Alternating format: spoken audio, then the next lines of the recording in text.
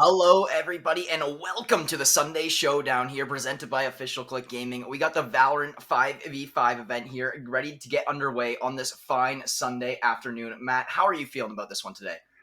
Honestly, Valorant always makes things exciting compared to what we're used to seeing. So I'm super excited to see what we're going to go ahead and see today with all these teams. 32 teams going to be going at it for $100.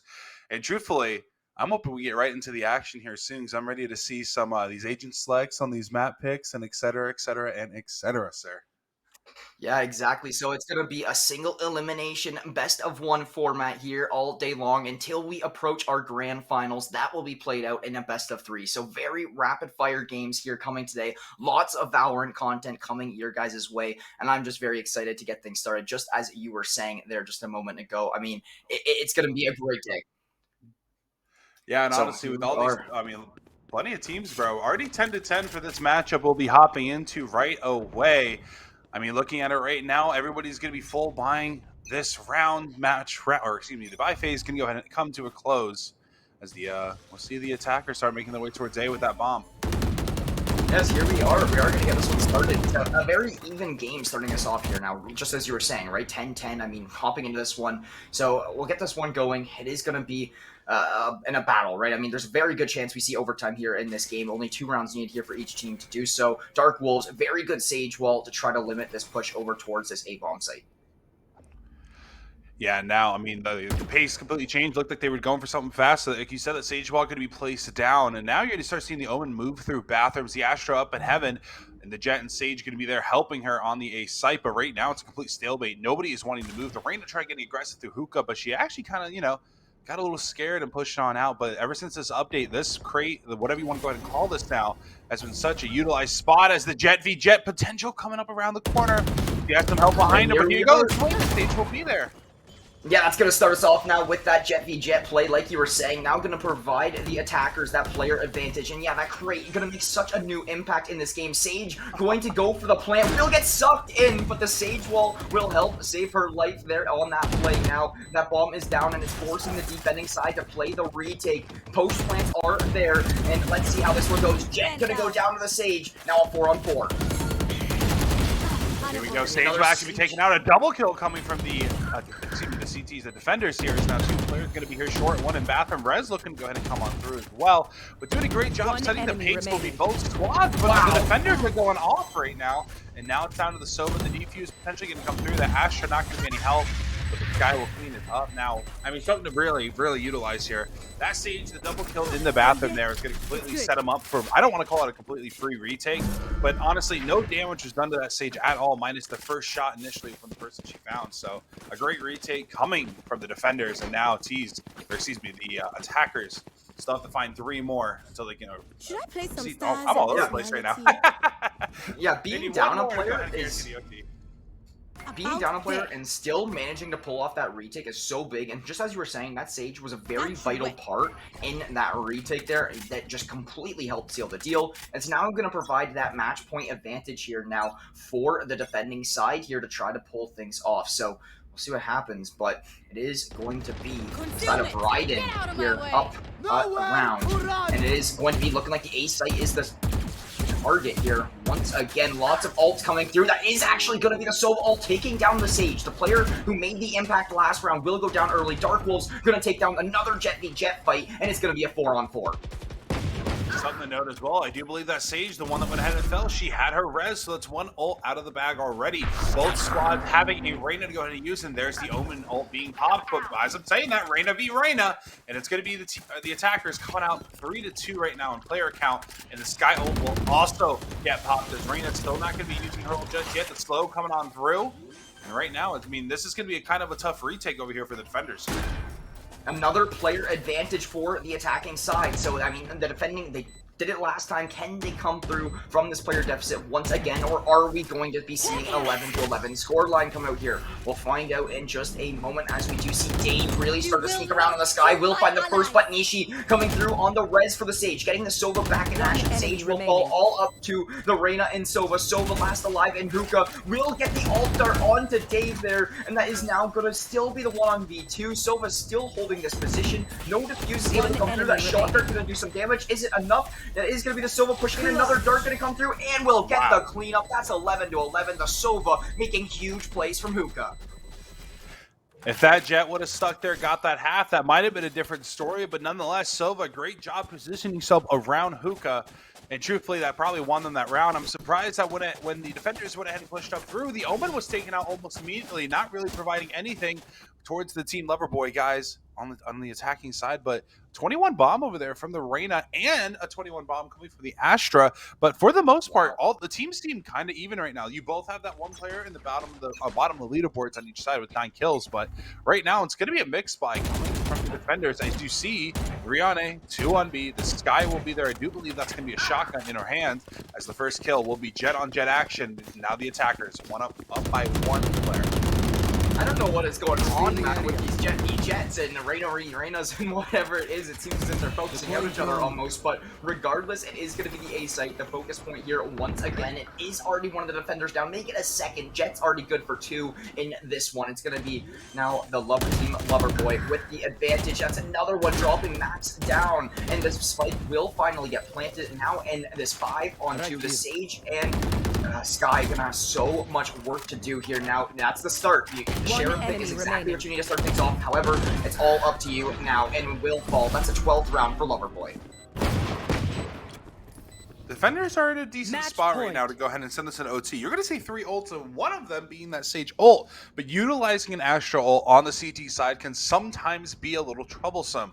Majority of the time, it is more of an attacking tool rather than a defending tool. But the Reyna can't be used defensively, obviously, just, kind of being fast, peeking around corners, trying to get a little aggressive. But honestly, if they go ahead and see any advancement onto the site, cutting the site in half or even blocking through windows, I think this should be an A play here. But the Astral is super just deadly when it comes to the side of post plants, more than the actual trying to contest them right now, because you could obviously give them free rotations and whatnot. But in comes Sova, and it looks like it's going to be another A hit, while you see the early rotation from Sky already coming from B. Hey, don't fix what ain't broke, and that's exactly the thought process here from Loverboy. The A site has been working for them, so they're going to keep it going. Reyna's on the ult. It's going to be another Jet fight. This time it is swinging in the way of the defender. Spike going to go down early on, though, from Nishi, and will sneak out here now. 4 on 5. The retake will be looking to come through from Ryan Sage, while not going to last too long there, as Silent will mow it down on the Astra. And we got some Astra utility coming in as well to try to open up this site a little bit. And there's the ult, the Astra ult, to divide up the site here a little bit now and help out the defending side. But it is going to be trades 1-for-1 early on. Only 2 attackers left, still a 3-on-2. Nishi looking for 1 for Showers, will find it. And that is going to be a 12-12 overtime game.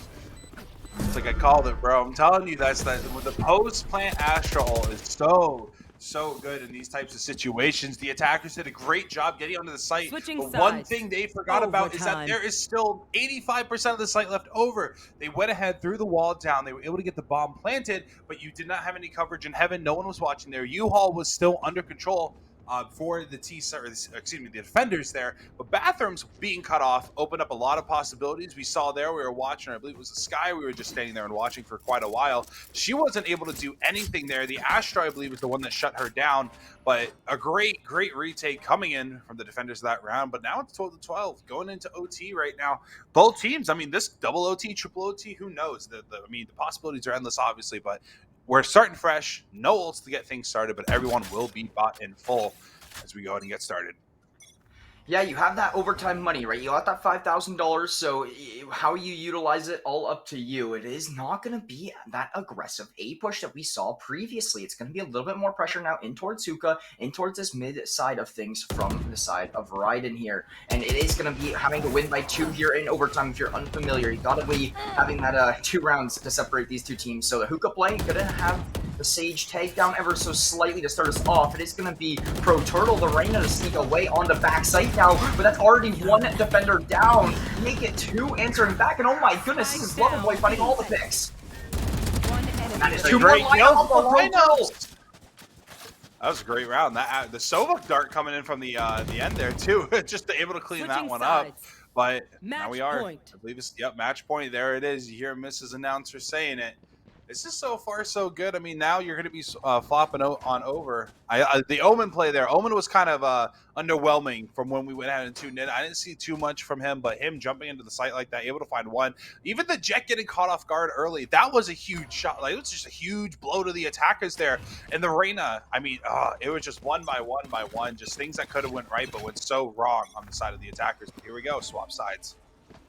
Yeah, swap sides indeed. Now, if you are the defending side, this is a must-win round for you here, or else it is going to be out of the tournament and packing your bags home, because it's a single elimination. You have no second chances here today.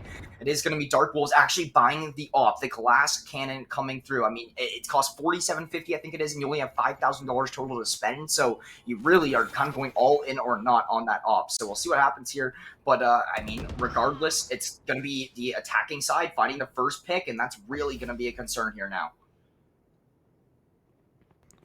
Dude, that's just a stare down without them even knowing. The Sage is completely ready for the Sova and vice versa. But Omen, big kill into the sky, and now it's a 5v3. This is something, if you are an attacker, this is exactly what you want. But Reyna all by herself on the opposite side, it's going to be in a 1v3. I'm not too sure what she's going to be able to do. But here comes the Sage, and here comes the Jet. She'll be able to find one, retake the site. Here comes the healing. Give it to the person that can heal herself. It's perfectly fine. Who cares? Yeah, so here we are, this 3-on-4 retake trying to come through. You do have the Reyna and the Jet both so low, and that is going to be the Reyna going down. Now trying to get a trade is Dark Wolves, but not able to find it. That is going to be a Hey Bunny finding that one, and now a 4-on-1. This might just do it justice, Matt. That will clean it up. Nishi capping it off, and it is going to be, I believe that was Loverboy, or I'm not 100% because it does side flip all that time often. Flip, yeah. But regardless, you know, they did find that win in the overtime play, 14-12, a very, very good game, and a great start to the Sunday showdown for Click Gaming. Yeah.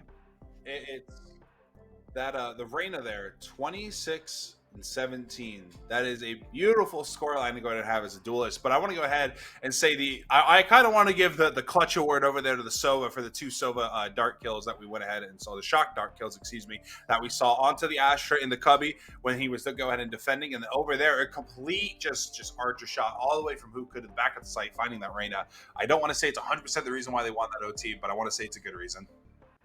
Yeah, it's really tough, though, if you're like Dave and Silent there, right? You go 25-20, 22-19, you got plenty of assists, and you just can't clean it up. So a tough one there, but hopefully you can take away some learning experiences from it and kind of bounce back from it, maybe in scrims or whatever it is going forward in the week. But the next match up here will be the New Mexico Tech Miners versus GLHF, or Good Luck, Have Fun. Let's get this one started here, Matt. Or yeah, already 11-9.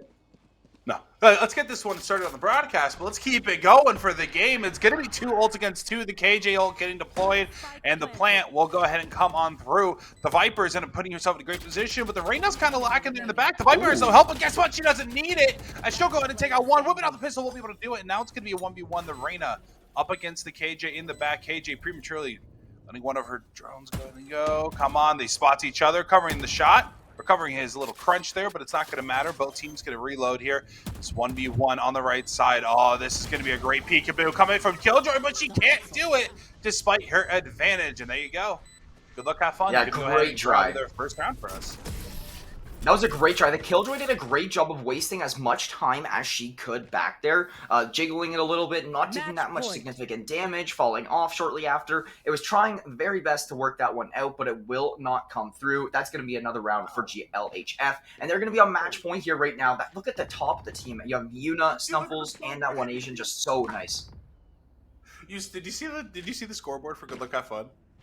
There was 3 people, 20 bombs, and there was 2 below 10 kills. Yeah, I saw that, yeah. Oh, I didn't see the bottom 2. I only saw the top 3. They had 9 and 8 kills, bro. The hard carry coming from Good Luck, Have Fun. And they got 3 ults to work with here. Hey, man, they're just having fun. Dude, they're vibing out, bro. That's all that matters. They're here to have a good time, and that's exactly what's happening. But Sova ult popping as well. Wow, we have like, what was that, 7 ults to work with, but won't matter now as the Sky will get taken up by the chamber. And now it looks like we've gone to the B site, as there you go, Reyna on the flank will take out the Sova. Yeah, great start this one. Now a 3-on-3 here, but look at the flank here from the Reyna, still causing problems as the Jet finds an ult pick as well, and that is now going to be all up to the Brimstone here, onto the site, and will get shot down. That is going to be the Reyna doing it justice. Good luck, have fun, we'll find the win here in game number 2, and wow, some couple good games so far, but they really did a good job of cleaning that one up. I really wish we could have got to see both those teams from the start. I want to know what happened, bro. Look at that scoreboard. 24, 23, and 23 right there for the top 3 players that look have fun. And then the bottom 2 players in the lobby, oh god, they had 5 and 4 kills, not 9 and 8. What a massacre, bro. I don't even call it a massacre, but what a carry coming from Good Luck Have Fun. But like we said, hopefully that's what they're there for. They're there to go out and have fun. It's a shame we'll be seeing the New Mexico Tech Miners already out of that one, as they all kind of performed together as a team, but it wasn't enough despite, practically being a 3v5 the entire time. But, I mean, moving on from that, the Reynas, once again, actually the Duelists this time, doing what they do best, and that's top fragging on the side of Good Luck Have Fun. Yeah, that was a very good job. I mean, right, like, if you're going to take the Reyna and Jet, like, I even say all the time in my own ranked games, if you're going to take the Duelist frag out, please. So, we actually do see it come through there. The Reyna and Jet really putting up numbers. We are going to get ready to hop into our next game here in just a little bit as we do get that all situated on the back end of things. But what a start to this Sunday showdown. I mean, it's a great afternoon for some Valorant. We've seen some great plays come through here so far, some great 4-on-5 retakes. So, we're going to be heading to our cameras here real quick as we do hop into the next one just momentarily. But Matt, what a good day so far. What a good start. Yeah, I know too. Like I said, I'm a little upset we didn't get to watch both those games unfold live, like 0-0 all the way to the end, because it seemed like a lot of good Valorant that went ahead and went on there. But nonetheless, we're going to be giving you guys just jumping around the tournament as we see fit, and giving you guys hopefully the best of the best so far, what we've seen so far. And I think we're 2-0 right now for what's it called, for the amount of games that we've picked so far. But here we go, the picks and bans, and let's see what happens here. You're gonna be seeing 2 Duelists already insta-locked on defenders. Yeah, that's actually crazy, right? I mean, that's going to be very, very big here for the defending side to try to find those frags that they do need to find here. That's going to be the Jet, the Reyna, or sorry, not the Reyna, sorry. Oh, who wants the Astra? Is it going to be Narcos or 8? One of them, are they going to be fighting the Astra on their own side? What's going on here? So this is going to be, I think it was Fewer Clan. Fewer Clan and Flickstars. Okay, all right. Yeah, we're something like that. Yeah, so this is going into this. Go ahead, sir. Sorry. Yeah, sorry. Match 35, Fjord Clan versus Flickstars, like you're saying. But yeah, truthfully, going into this would be putting you in round 3. Very good positioning. Whoever does find the winner of this one, and would guarantee yourselves, I believe that is top 16 at that point. I want to go ahead and say this right now. I'm looking at the agent select. I'm going to go ahead and give it to the attackers right now. One big little stigma I have about buying is that you do need flashes. I'm not seeing any operators with flashes right now on the side of defenders. You have the Raze, you have the Jet, you got the Sova. Like, the team comp itself is very, very good, but I'm a very big person when it comes to maps like this. You need to have these flashes to go ahead and check these clear corners, especially into places like Hookah. And when you're initially pushing into U-Haul, those are and even bathrooms, those are 3 huge spots that you're going to need somebody with the flash. Over here on the attacking side, you have double flashes. You have the Sky, which is a very good agent to go ahead and have flashes on, and the Reyna, who's arguably probably the best operator in this game when it comes to just everything, truthfully. I mean, you can heal yourself, you can flash yourself, you're invincible, you can move fast. Yeah. Dude, what is there, like besides smokes, that's the only thing she's really missing. Yeah, honestly, like, what are you missing there, right? So, I mean, it's going to be a Reyna able to maybe come out here and just be the ultimate fragging machine. So, we'll find out here in a minute. But, yeah, you can see Flickstars on the left, Fjord Clan on the right here for this game. Getting started, this is going to be round number 2, I do believe. Yes, it is, round number 2. So, let's get this one going here. I mean, happy to see that we're going to be in from our start of the game here now. And we get to cast right from the beginning and see how these teams can compete. Yeah, that's going to be both of the flashes now down on the side of Fiora Clan. They're going to be forced to back up. They did a good job finding one, and Photo in the back finding one for himself, catching him off the rotate. I love the skin so much. As he's going to go ahead and push forward, trying to find the range, but Shogagoon, it doesn't matter. She'll take her out, dash it on through. She wants his kill. Photo not going to be able to do it. A double coming from the Viper, but it will be The Rays coming on in, cleaning her on up, and it will be the Flickstars. I mean, I actually think they went ahead and found the first pick, lost one, then they went ahead and found another. So had man advantage the entire time. That flank coming from the Jet, was Mr. so big. Photo, I do believe. Yeah, no, that was like the play to win it. Absolutely no. They got bombed down right away. East side of the map. Dude, no bomb presence, or there was no presence on B side. That is actually, for Pistol, not a big deal. But if they keep that up during these buy rounds, that might be trouble, because you're already seen it. That Jet seems like she likes to row.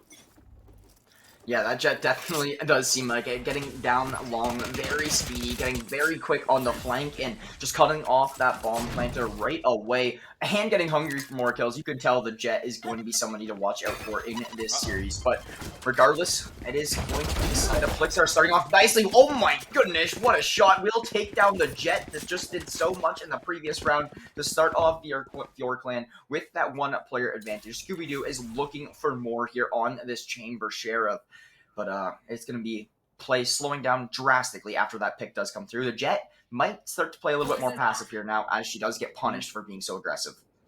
It's funny because I was just about to say that too, and I'm like, all right, Jet, you're 1 for 1 so far. Maybe try it a few more times, but the Astra Star are going to go ahead and come on and play. It will be the Suck and the Smoke there. One more still left on the site, and there it is. It's going to be the Stun. Spike will still go ahead and get planted. Oh, wow. What a big kills. Big kills. Excuse me. 2 of them coming in through for the Defenders. Flickstar is going to be evening things out on 3v3 now, as, I mean, the arsenal for both these teams really isn't there. The bomb will, oh, the Viper. The Viper's in such a good spot. How many kills is she going to find? She'll find 1. As down goes to Reyna, it's now going to be a 1v2. Just get this bomb down, Raze. That's the key. You want to go ahead and get that bonus. Yeah, you got to at this point in time, right? I mean, you need the money. It is going to be Flickstars already up 1-0 in the game, so just try to get some economy under the belt for yourself. The defuse will be there. That's going to be a second round for Flickstars, turning things around nicely after losing the Jet very early on in that round. That's exactly what Flickstars needed to do here in this one. They're just going to rotate this defuse around just to wait to see who wants it for their ult, and ultimately decision will be made. Defuse will come through, and they're just trying to delay the time here right now. Yeah, you know, a little bit of a tactical timeout. Yeah, honestly. Yeah. Maybe telling the Jet to slow down. Right. Yeah, I was like, hey, Jet, just stop.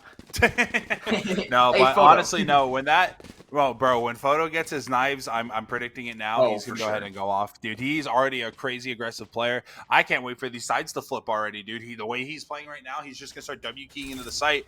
And you know what? If anybody's going to be cracked, it's going to be that cracked out Jet main there. So I'm hoping to see some great action coming from him. But a 2-0 start for the Flickstars, a great way to get things started, especially on the CT side. Is now we're going to be seeing mix. I believe mix buys on both sides. I think the attackers will go ahead and have a full buy here, but they're hugging towards A once again. 3 going up short, and there's the Jet again in an aggressive spot. Wow. Might be able to find more. No, she's going to back up fully. That's going to be a Vandal down there for the Fiora clan, and she's going to be playing. Oh, this is a good spot. Oh my god, the Jet gonna get another one through the Astra Smoke, and the Judge plays coming in so big here right now. A 5-on-3. That's gonna be another one going down. Scooby-Doo finally there to answer back and get a trade out onto the chamber play. And Scooby-Doo still looking for more here on the backline, but that is gonna be all ready to just shut things down for Flickstars. Flickstars is starting a clinic here to start us off. Yeah, that Jet's hunting that Viper right now, bro. He wants the kill. Give him the 3K. No, he can't do it. In the back, she's looking. Oh, okay, Viper. That's going to be 2, and he has the intel on the Sova. And now the Raze, he knows that both of these players are on the A site now. He has the bomb in his hands. This is actually kind of doable. Having that intel is huge. Now you just got to do a good job clearing these corners. Smoke going down. Maybe he'll TP. Yes, he will. Getting that bomb down. He'll have enough time to get the bomb down if he completely just W keys. There's going to be one behind him now. Maybe it's going to be a bit more tricky. Great call with the Viper goo going down, and the bomb will now go ahead and get planted. He's going to be surrounded, though. 1 hookah and 1 for CT. Ooh.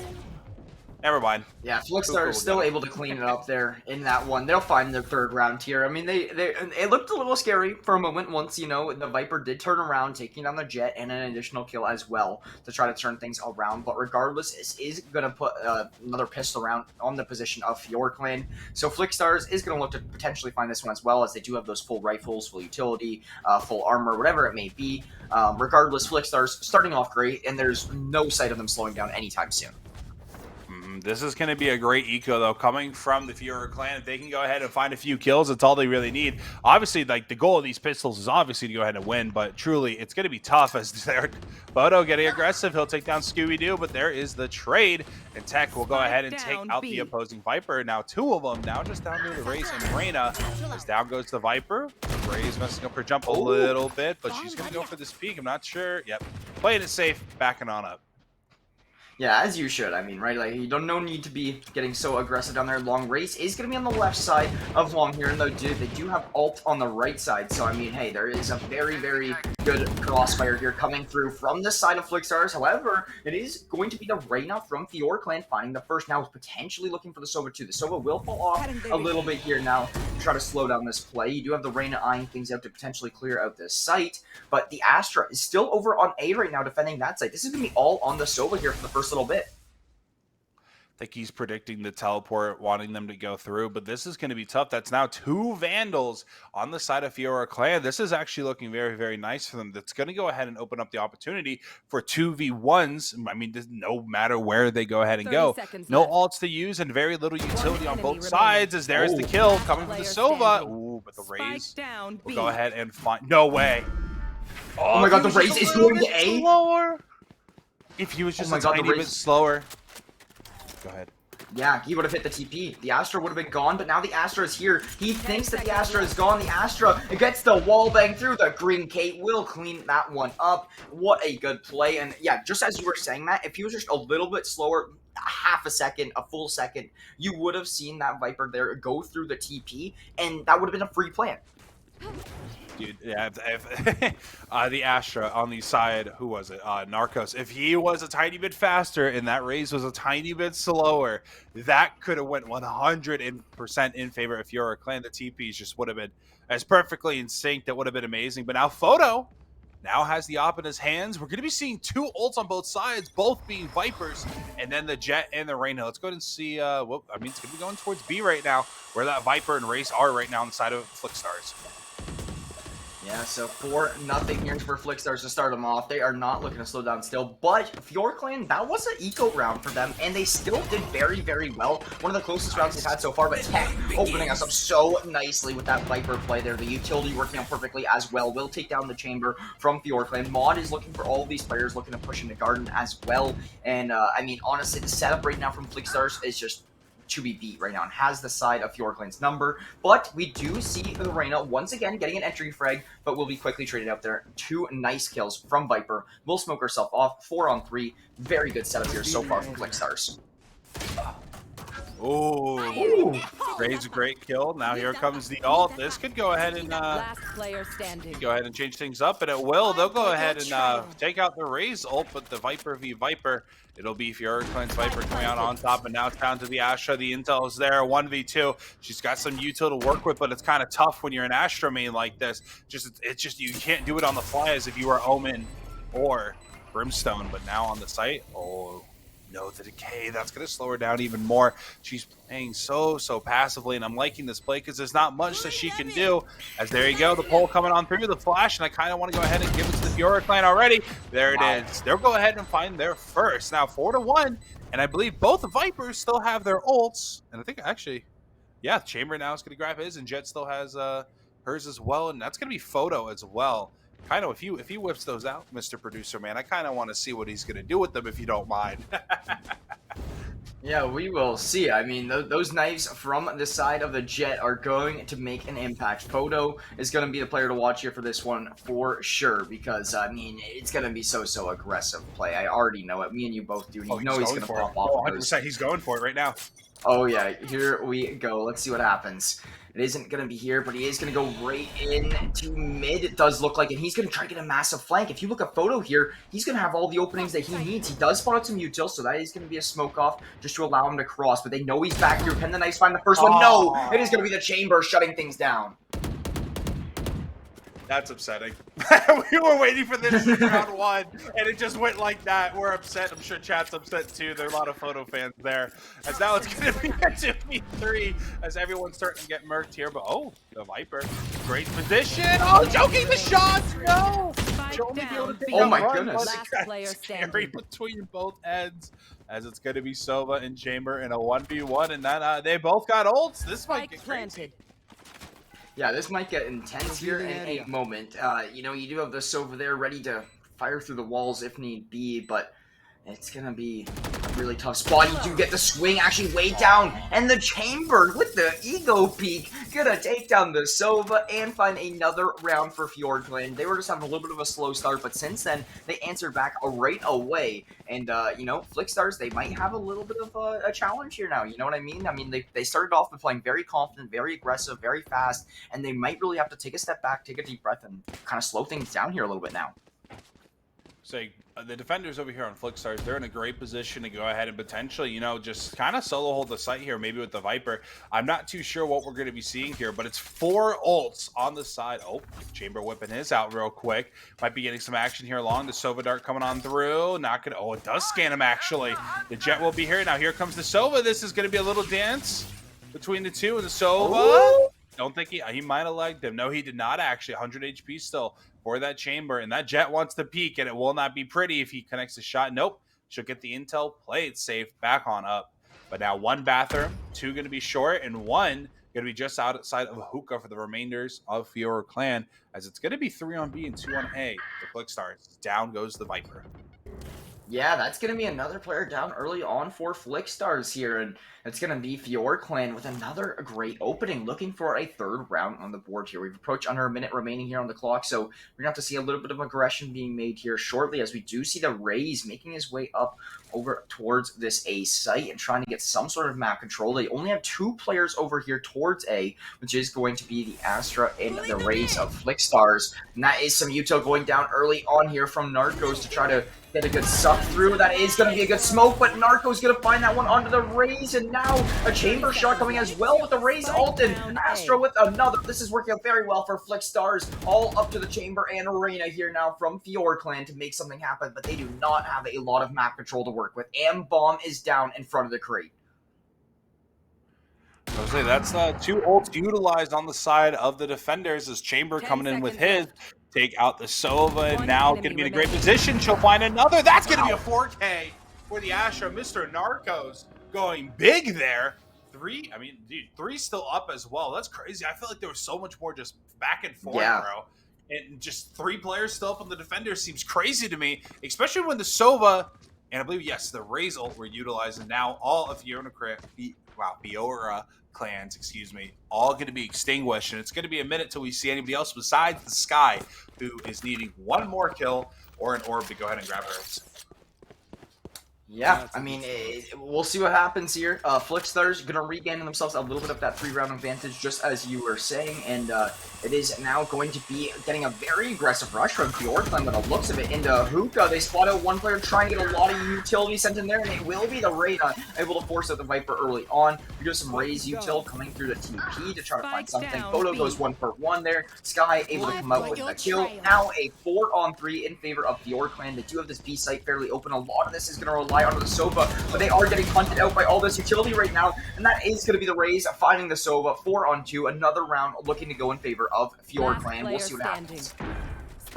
The Astral went down there, but it's not going to matter. That was supposed to be a 3v4 retake, just completely went south. The Skyle completely throwing them off their toes, as now they're going to be, you know what, Mod's going to be in a 1v4, and honestly, this should be a save. I don't think we should be seeing anything else coming from him.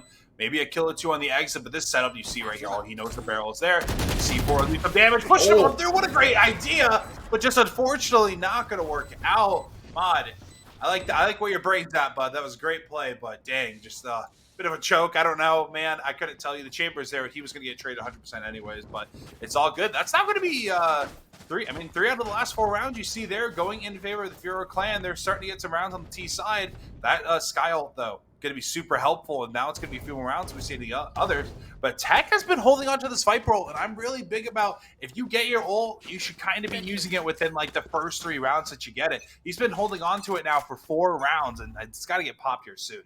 Yeah, you could be almost, realistically, you should be able to get your ult twice and use it twice and a half. It's kind of my rule of thumb, I'd say. It's not always followed, right? But, you know, holding on to something for 4 or 5 rounds, I mean, it gives you the opportunity to potentially get it twice and a half, but, you know, you're limiting yourself here now. So we'll see. But regardless, it is going to be FiorClan finding another round on the board and starting to make this one a little bit more of a closer game than what we saw from the start. This was a 4-0 start here for Flickstars. Since then, it has been in the 3-1 in favor of FiorClan in the last 4. So very good comeback here from them, just looking to continue with what they can do. And it is going to be Flickstars still so aggressive. Look where this Viper is, Matt. I would say Viper could go ahead and cause a lot of trouble here, but no, she's not going to be patient. She'll get aggressive, and she will be catching the Reyna off guard. She was not ready for that one. But down goes Photo, as now the Viper will go ahead and take out the Viper. Now going to be a 2v3. A lot of damage has been done, though. 3 players extremely weak, 2 of them being on the FiorClan, and 1 of them being the Sova on the side of Flickstars. Got to go ahead and get something going here as the bomb making its way towards B, and this Sova could be he could be a little bit of trouble. Astra having kind of a free ticket into the teleport. No, the chamber will be there as soon as I say that. It's going to be an all-important kill, as now retreating back into the site will be the raises. Oh, I don't even know what just happened. Oh, okay. The boombot went on through, yeah. The boombot was the thing that found the kill in that one. It's going to work out there for the Rays. Oh, we love to see some good boombot action here on the Spine Sunday here today. So, what a play. It is going to be Flickstars now only leading by 1 here over FiorClan. FiorClan has definitely started to make an impact on this scoreline here.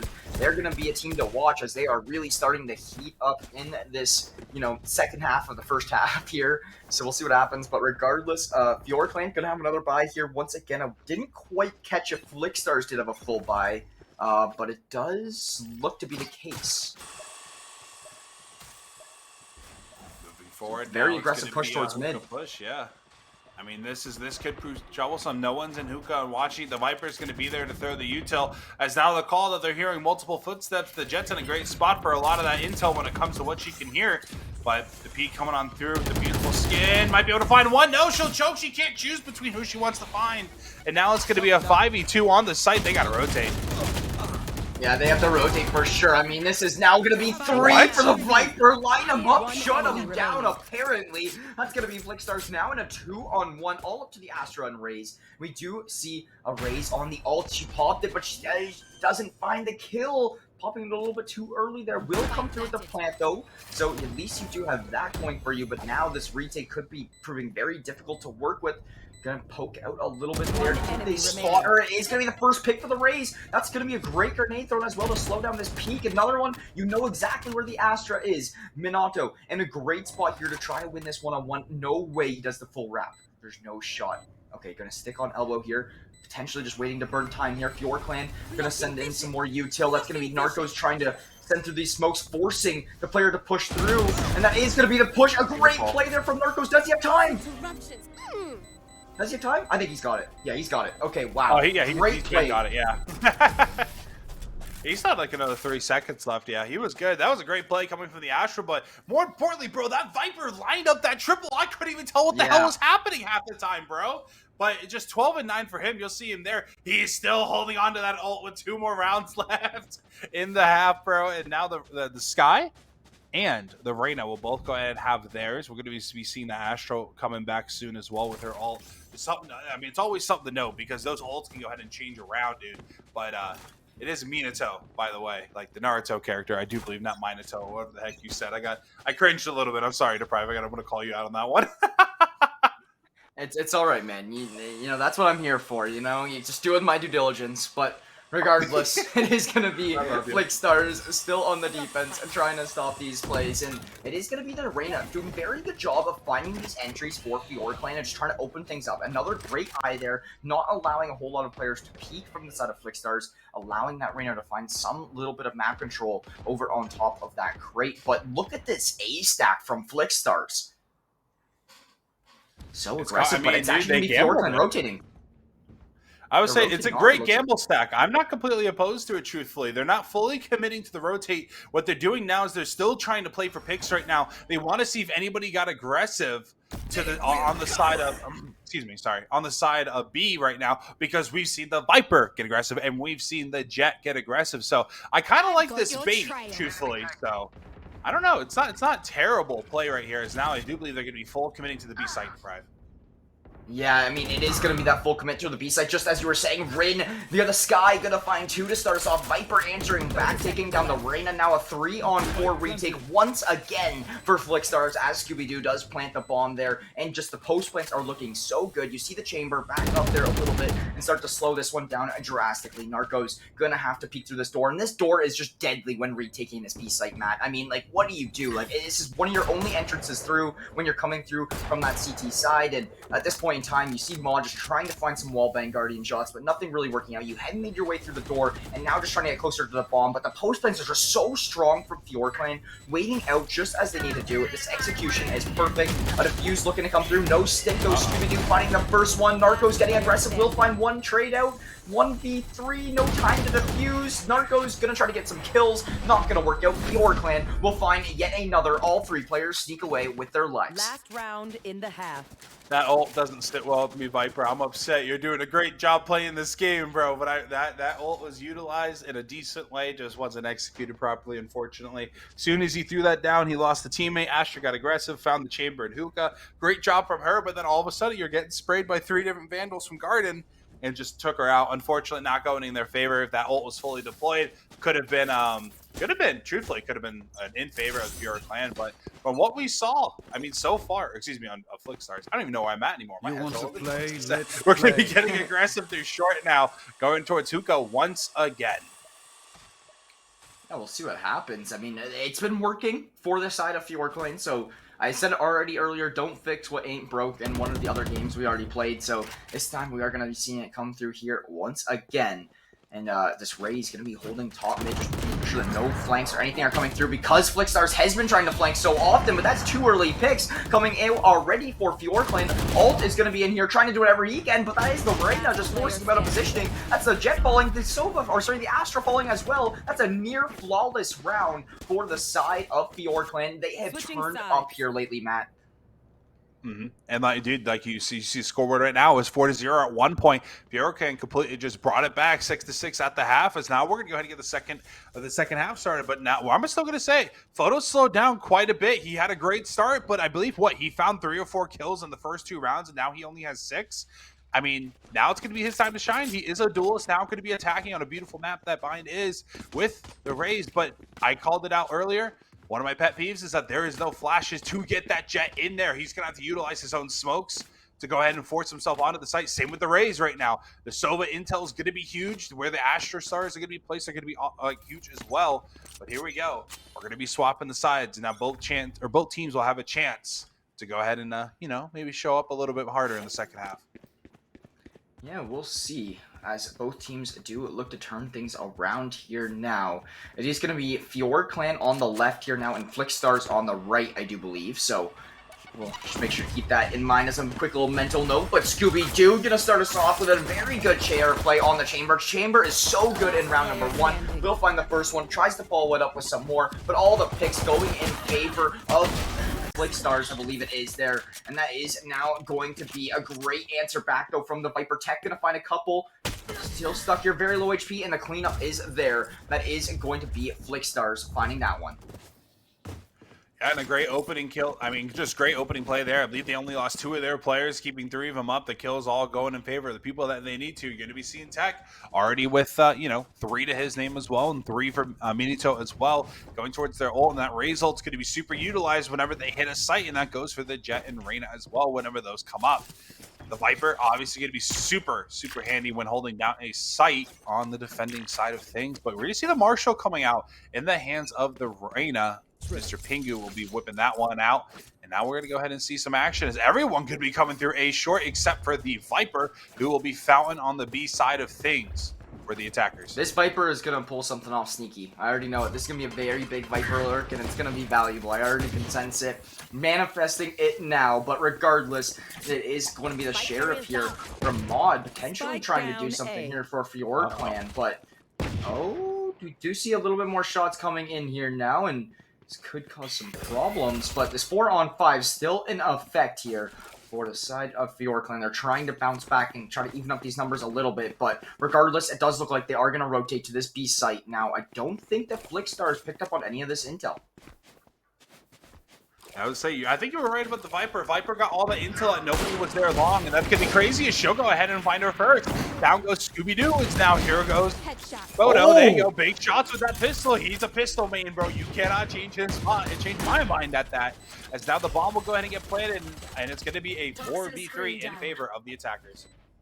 Yeah, and now this is where you have the side of Flickstars in a very bad position if you're Fjordclan. This is exactly where you want to be here right now. This is going to be the 3-on-3 in play. Rin taking down Mod to even up these numbers ever slow slightly. Tech will take down that raise there now to put us to a 3-on-2. Some very big deagle shots coming through from Sheriff shots.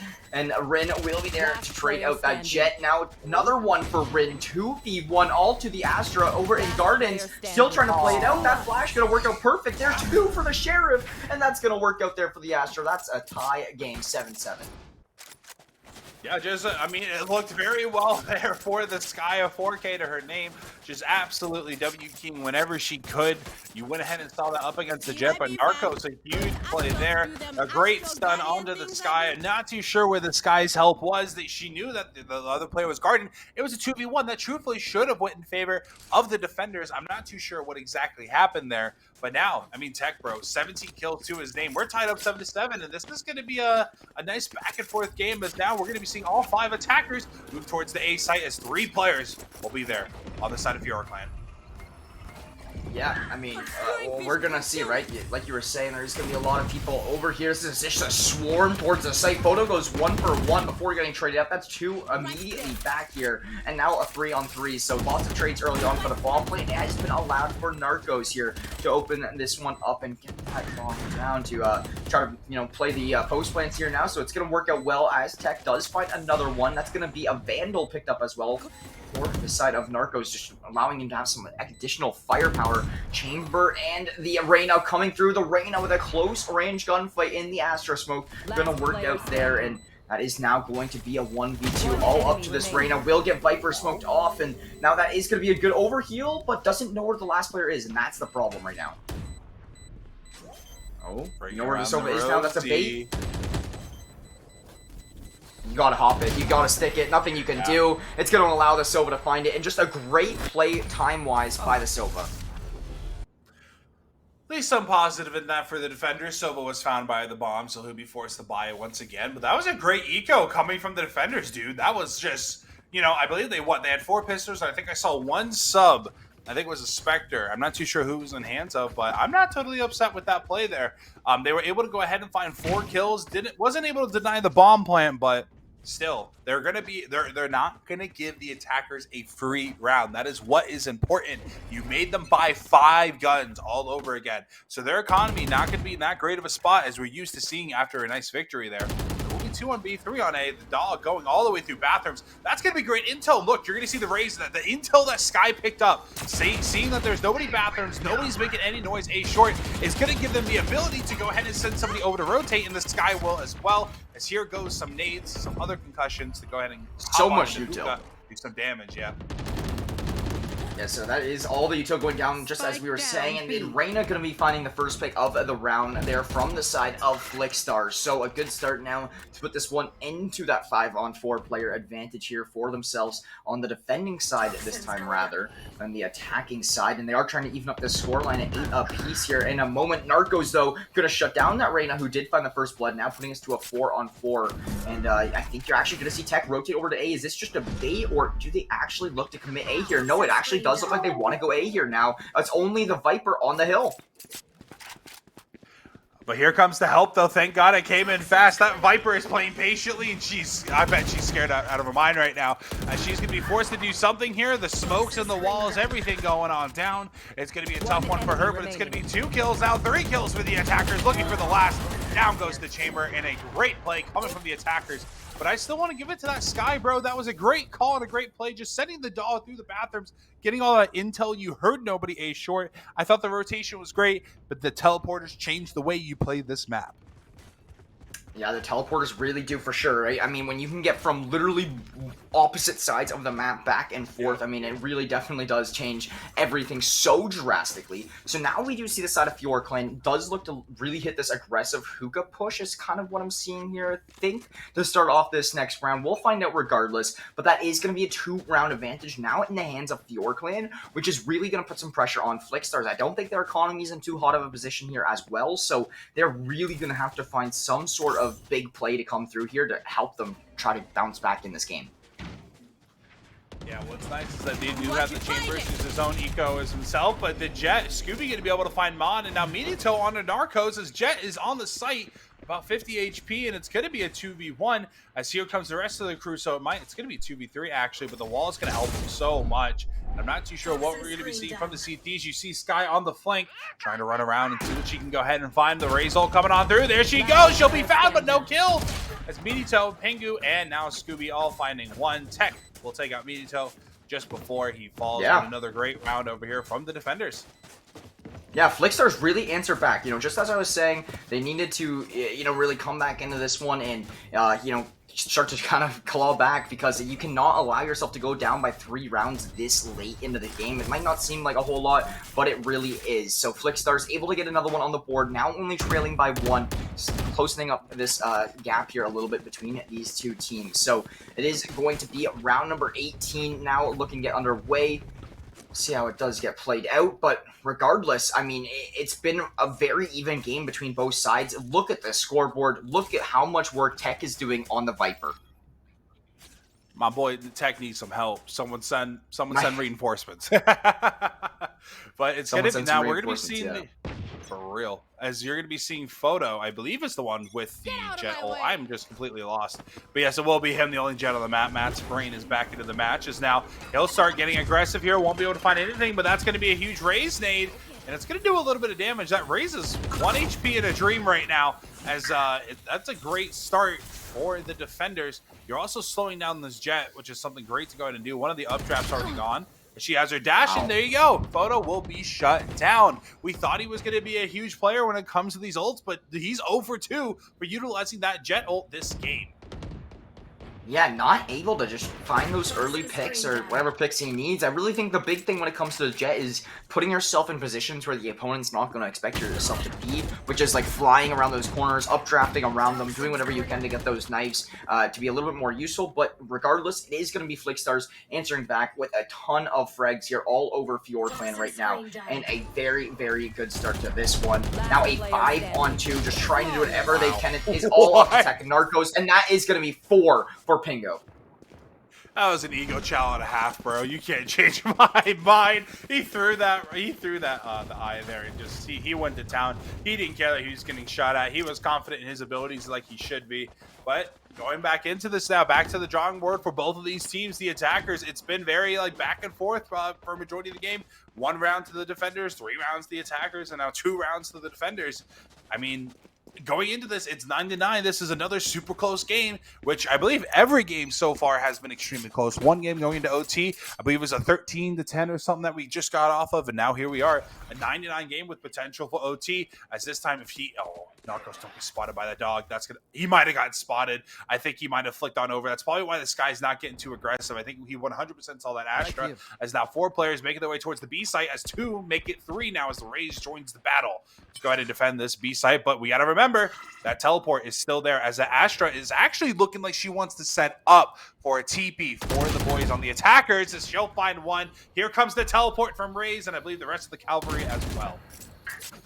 Yeah, the rest of the cavalry indeed here as well for sure, because this A push is really starting to look more committed here now, as they do see lots of rotations coming through. You have 3 players from the side of Flickstars here to play defense on it. Ults coming out from either side. That's going to be a big raise. All not going to be utilized fully, but the picks are there regardless for the side of Fjord Clan. Now a 3v1 all up to the chamber. Will get shut down. That's another one for Fjord Clan, and a 10-9 scoreline.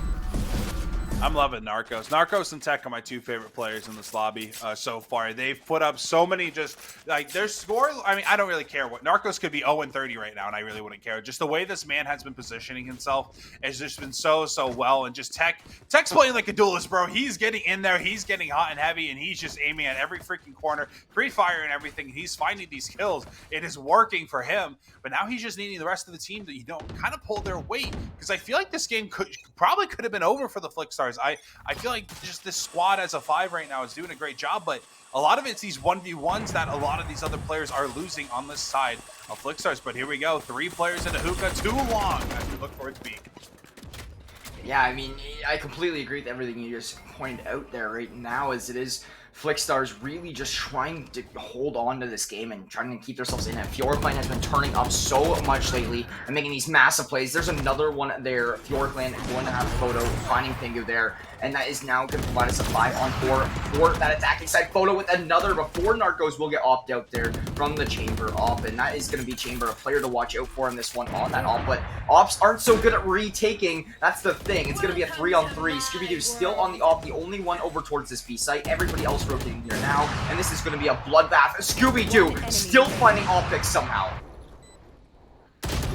He's in a... Oh, never mind. I lied. Tech's still alive. How dare I doubt him? I was like, he's in a great position to isolate 1v1s once again, but it's all good. Another round going over towards the Flickstars. The Chamber doing a great job. Like I said, I'm a big fan. If you are losing a round, if you're finding kills and making the other team buy, it's not as bad as we think.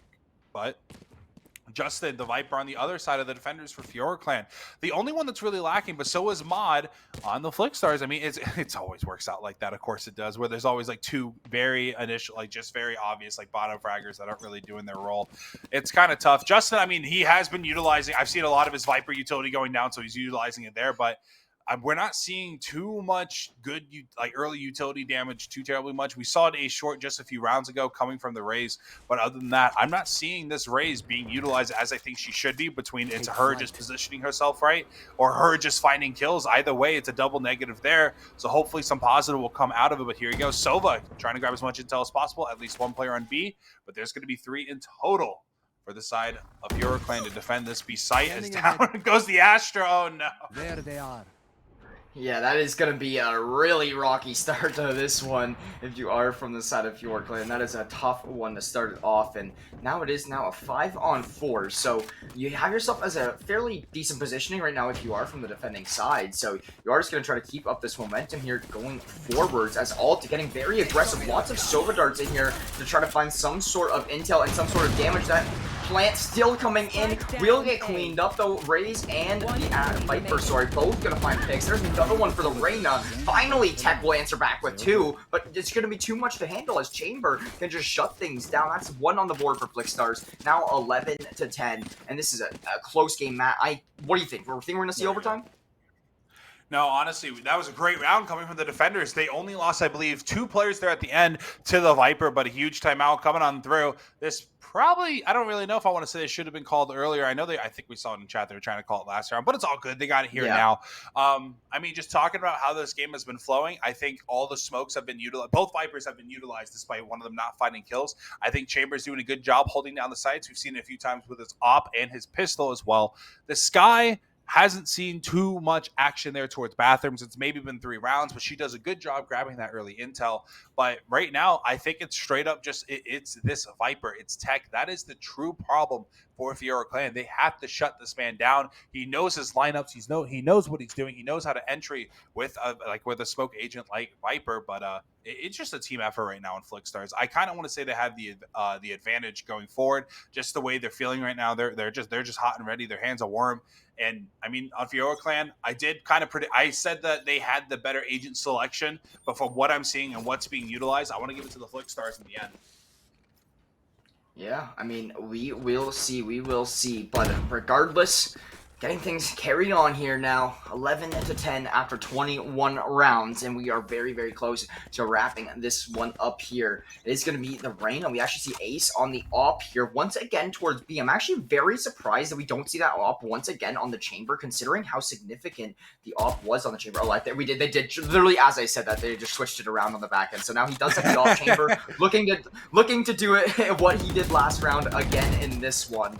And ooh, a couple wallbang shots. I don't think anything's really going to connect onto anything, but Scooby-Doo just trying to find this opening. Once this Viper wall falls, he should see some sort of intel. Lots of util sent down, though. He's actually going to... Oh, my goodness. Photo. All the util going to put him out of position. Photo going to line up, too. Now a 5-on-3 in favor of Fior Clan. I wanted to get a clip of that, and it was like at this moment he knew he messed up. That I saw. What we see? The Nova dart, the grenade coming from Raze, and the Astropole. Everything went wrong there. I believe it was for the Reyna. Is now 1-1, 4v2. The attackers looking to seal this round up, sending this to 12-10, but it's not over yet. The Raze is still going to be there, but Justin's going to go ahead and get... Ooh, he'll actually find Tech. Now 2v3. The time is running out. I'm not too sure how the economy is as a whole right now where the defenders are, but I think a save here is definitely the move. I'm not too sure if that was worth it at all, actually, for Justin, but attackers will find the round, and now we're going to be at match point here, 12-10. And series point. Boy, that was point. Yeah, series point. Just that util, bro, we both have the same reaction. What the hell? Yeah, dude, okay, because like, I know, okay, like when you're in that situation, you're slamming your desk. Like, what do you? There's no other way. There's nothing you can do. You literally isn't. You're like, okay, I'm literally playing this round as best as I can. I'm not in a terrible position. I'm in a very, half decent position. The Astra slow comes out, a smoke comes out, a Raze grenade comes out, and you're like, oh my, like, chill. So regardless, it is gonna put Fior Clan match point 12-10. They're gonna have the upper hand over Flixstars right now. And I mean, honestly, 2 rounds in a row is what's needed here from the defending side, but it's not looking easy because this B site aggression has been so big and so successful. Oh, dude, like you kept saying it first half, and if it ain't broke, don't fix it, and that's what they're going with right now. They know there's a Raze here, but Scooby-Doo with a big pick on the mod, and now it's going to be 3 ults versus 3 ults. The only one popped will be Chambers right now. We haven't seen success with photos yet, but both of those players seem to be sleeping a little bit. Not too sure what either of them were doing, but it will go ahead and go in favor of the defenders. Justin could be able to find one, and now it will be a 5v2. As still, Chamber the only ult still up, the TP coming on through. I think they're trying to bait the players to go ahead and rotate. I think that's exactly what's going on. They want to just get this bomb planted. The Raze will still be here. This kill's going to be big, but that will be a judge in the hands. Utility getting thrown back and forth between the two. None of them going to be affected at all. As she wants this Viper kill. Oh, she wants this kill on the Raze. She really, oh god. And then the Viper kill coming on through. Not too sure. Oh, there you go, Tech. Able to find Meatytail. Now going to be a 2v4. Still in favor of the catching those moving targets. Yeah, it's going to be Narcos, though, with one that's now going to push to a 2-on-3, but just as I say that, Narcos will be getting traded out from Rin, but they have a general idea kind of on where Tech is, but not a great clue, because if you look at the map right now, 2 of which of these players from Flixstars are on B, where you do see this player from 10 seconds left. His way up on the site. Tech could have a plant here, but Rin is going to be very easily able to contest it, but Tech played that perfectly, Matt. Literally, and he has ult. The player found the kill. He has an ult. He can just ult up. He does it, and oh my god, this could be a game over for Fior Clan. A 1v3 clutch all onto the Viper if it works out, and he's not even playing the ult. Oh my goodness, Matt. This is going to be a great opportunity. The sideline gets the intel one. He hits the intel. No, he'll choke it. Oh, no. Wow, that was so my close. Favorite play of the day. That would have been, that probably would have been our favorite play of the day, and I don't know if it would have been top, because that would have been amazing, phenomenal play coming through. But Flixstars, regardless, will find the round win. Will force this one to an additional round. Will we see it overtime? It all comes down to this round. I mean, Flixstars still in a must-win situation. However, they're closer. They're closer and inching closer and closer to closing this one out. Honestly, I think what I'm going to want to see here from the Viper is maybe get aggressive on one of the sides here. I truthfully like the Viper play hookah, just ulting in there, completely shutting it down. If you hear something, you start throwing your util, just start spraying through if they're in that smoke. Cloud. But I think they're going to be, oh no, I think that's exactly what's going to happen. Is that what I'm going to see? Are they listening to me live? No, they're a minute behind. Doesn't matter. It's going to be 2 on B and 3 on A. And B, if it ain't broke, don't fix it. That's what they're going to go. As you're going to see the Jet ult get popped, Sky getting the intel, no one's there. You're going to see the Reyna start rotating on over. And this is about to get a hectic round to go and maybe potentially either end it or send this over to match point for overtime. The Viper ult is there. This is how I wanted to see the knives get used from Photo. Photo's still somehow keeping his life. Will find one. Looking for another one as well onto the Reyna there, but will just get focused out. Now a 3-on-3 though, so a lot did happen throughout that whole engagement. That's going to be a big Raze ult kill coming through from Flickstars, putting FiorClan now into this 2-on-3. That's going to be Tech though, finding one big one with the Bulldog. Narcos still looking for one on the backline. Could get a big elbow swing here momentarily.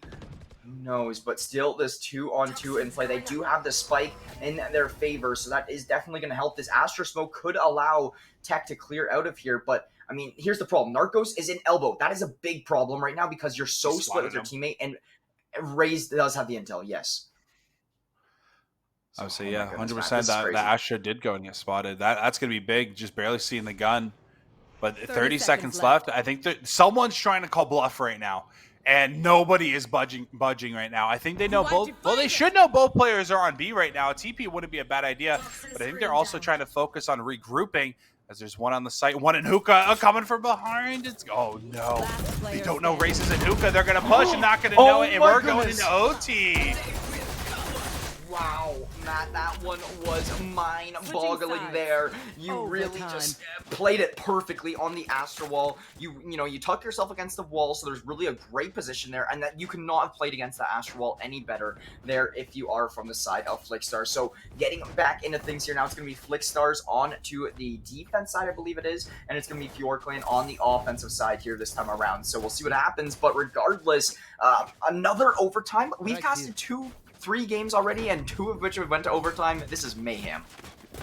Hey man, it's better than getting blown out. I like games like this so much for sure. Dude, if I'm casting a 13-1, hey man, I'm not having a good time. When it's stuff like this, where we've seen content be produced on both teams, where they're actually like playing this game seriously, we're not seeing anything too trolly. We've seen a few things, I think, from Photo that have been a little trolly with Scooby-Doo finding the first one. It's just everyone's giving it their all. And it's just awesome to see that from this community. As now it's going to be very aggressive. Sova, you got to back up there, buddy. As he'll find one, Photo finding another. Tengu, before he falls, will take out the... Oh, God. It's trades galore right now. Yeah, it's a 2-on-3 here right now. Flickstars is the only team with the Astra and the Raze here left right now, and they're going to be forced to retake once again through the CT side. So Narcos and Mod are going to have some problems to deal with here. Let's see how they can do it. I mean, Scooby-Doo going to be going up in here, and Hookah, all the post plans from the rest of the team are going to come through. I mean, you have the Raze right on site. So, I mean, I love this setup here right now. I think it's going to work out perfectly. You have the Raze just forcing Mod to push through rather than you getting aggressive. Mod will get tagged down ever so slightly. Narco's going to be coming through here as well. Spots out one onto Justin. They know the last player is probably in Hookah. The Raze Green is going to force the player out. The kill is there for Narcos, and perfect play there. You think Narcos is hyped? You think Narcos is hyped? Oh, 100. Nice little celebration there, bro. That was a great retake. Was that a 2v3? I think it was, but dude, just amazing play that we're gonna work. I mean, we've been seeing here all night has just been absolute just stacked gameplay. Almost a 30 bomb for Tech. He is now 28 and 21. Photo waking up quite a bit right now. So is Mod. So is I. All of them were kind of underperforming a little bit, but now Photo. I see him in chat. Everyone's a Photo fan in here. It seems like, and your boy is starting to perform on the side of Flickstars. But now they're 1 round away from sealing the deal here. As we're going to be getting aggressive bathroom side, and the Sky's not going to be ready, Jet! No, he's going to throw away the play! What a great idea! Wow. Just completely choked. I wish I could have seen his point of view, and now it's going to be a 5v4 in favor of the FiorClan boys on the defense. Yeah, and I'm very interested to see what's going to happen here in a second, right? Because, I mean, at this point in time, you have the round advantage, but you're down a player, so what do you what's the play call here, right? I mean, you try to just keep jamming out A, you try to rotate things over, play for a pick. I mean, it's kind of looking like it's going to be aggressive. A is the call here, as they do look to flood in. It's going to be Raze v Raze winning on that one. As is Tech, though, looking to answer back. Tech spots at 1, gets the first, but Reyna there for the trade. Now 2-on-3 for FiorClan here to work out, and It's going to be the Astra and Sova against the Viper Chamber and Reyna. That's another one. Scooby-Doo taking down Narcos. We're going to see a 13-13 scoreline here, Matt. Unless Sova can come through with the clutch. There's two! Only a 1v1. Can you end it in regulation? Oh, he teleported so close. He backed up into the teleporter there. Oh my goodness. Overtime. I want to go into the instant replay. I need to see every like micrometer there. Where was the bullet? Where's the TP? Who had the better ping? I want to know, because on my end, he was in the TP when he died. I can't believe his body just fell in through. I think that's exactly what happened, bro. That was insane, but 29 and 22 now, bud, for Tech. He only found one kill that round, but now we're going into double OT, and this is Valorant, so this definitely makes things a lot more interesting, as we're going to be seeing three players kind of making their way three players towards A, and you're already calling the fast rotate on Flickstars. This might bite them in the butt here. Yeah, it really might. And I think that's one thing that you really got to pick up on, right? Is a lot of these defenses that we've seen have been rotating very, very early on. And that is going to cause some problems, right? Because, I mean, when rotating so early, it really leaves the next site so vulnerable. Like, if you look at A here right now, if they could push into A, this is a 4-on-2, strictly up to the Raze and Astra, when it realistically should be a 4-on-3. You also do have an Astra wall come through, I believe that is. And it's going to allow for the site to be opened up like crazy here right now. I mean, despite the early rotate, they did a good job bringing themselves back here, but Mod and Braden going to go ahead and both find a kill each. Down goes Justin, down goes Narcos. Narcos being one of those better performing players on Flickstars. He'll be taken out extremely early, as now 40 seconds left in this round. 3 players on A, 1 on B. That Jet, Mr. Photo, is going to be watching long all by himself. As the boys on Fiora Clan, they got to get on this site. They really don't have anything to use. They use quite a bit of the utility. I can only imagine they have a little bit left, as there goes the Reyna I, going to be getting themselves into the site, as the bomb will go ahead and be planted, and things are about to get hectic as Sova finds one. Yeah, it's going to be hectic indeed here now. It's going to be a 4-on-3 on the site. Bomb is down, and it is the retakes. They're going to come through. There's 2 for the Reyna. Tech will finally trade it out, now putting us into a 2-on-2. It does not get more even than this 13-13 2v2. It's best of 1 series here, and now that is going to be a defuse in a stick. No, okay, so just a bait out there, not any stick coming in. Is now going to leave it all up onto the chamber. Scooby-Doo finding the first, leaving it all up to Photo. Photo been a player to watch all game long. Can he keep up the pressure? A little bit of a bait. Will find the kill. Plenty of time for the defuse, and it'll come through there. That got extremely scary there. Tech officially hitting his 30 bomb. Photo finding, I believe, 1 kill there at the end. Just a great round again. Like that early rotation, we both called them out on that. That really could have hurt them, but they did a great job sending 2 others right back over to get that rotation. And Tech finding 2 actually, 31 kills for him. Now you have Pingu. They're Reyna on the side of Fiora Clan that is looking for 1 more to hit that 30 bomb. But everyone starting to wake up a bit now. There's no excuse for, sorry gameplay, truthfully. You guys have been playing for about an hour or 2 now. Everyone hopefully is well warmed up now, despite if you had to buy before this game. But this matchup is crazy, and you know what? There's situations like this where I wish there was a losers bracket so we could potentially see a rematch. But props to both these teams for, staying just aggressive, just staying, just in the correct mindset. We're not seeing anybody trolling or giving up just yet. Everyone is fighting to win this match. Yeah, so it is going to be the attacking side. Looking to end things out here. Tech will find the first one, making it very difficult here for the defenders. You're in a 4-on-5, and it's a must-win round for yourself here right now. That's another one going down, as Narcos will take down the Raze from the opposing side. 4-on-3, and look at how aggressive Photo is here right now, Matt. Photo is so far in and can cause havoc. Nobody else is able to even rotate through the CT spawn. They know where the chamber is. They know he's stuck in elbow. They have him pinched in there, and honestly, I think this is going to wrap it up here, unless we couldn't see the chamber go crazy. But no, Photo will be there for the cleanup, and that is going to be the attacking side win. I believe that was Fiora Clan with that one, so very, very good stuff, and that will send them over to round number 3 here now, and the losers will be, unfortunately, sent packing. But I completely agree with you, right? This is where we do wish we saw losers, and we could potentially see a rematch, because that was a great game. Yeah, dude, Tech and Narcos will by far the best players in the entirety of this match. Just the way they've worked together, the cohesion between the two. They were working together, setting up these just abilities for example, for the Raze, the Sova, just everything was being utilized. But Up next, I mean, Flickstars, they're going to go ahead and win that one. They will be playing the Alchemist Esports after this, are coming up next year soon. But guys, we're going to take a little bit of a short break. Me and Deprive will be right back in a few minutes with some more Valorant action, so don't go anywhere.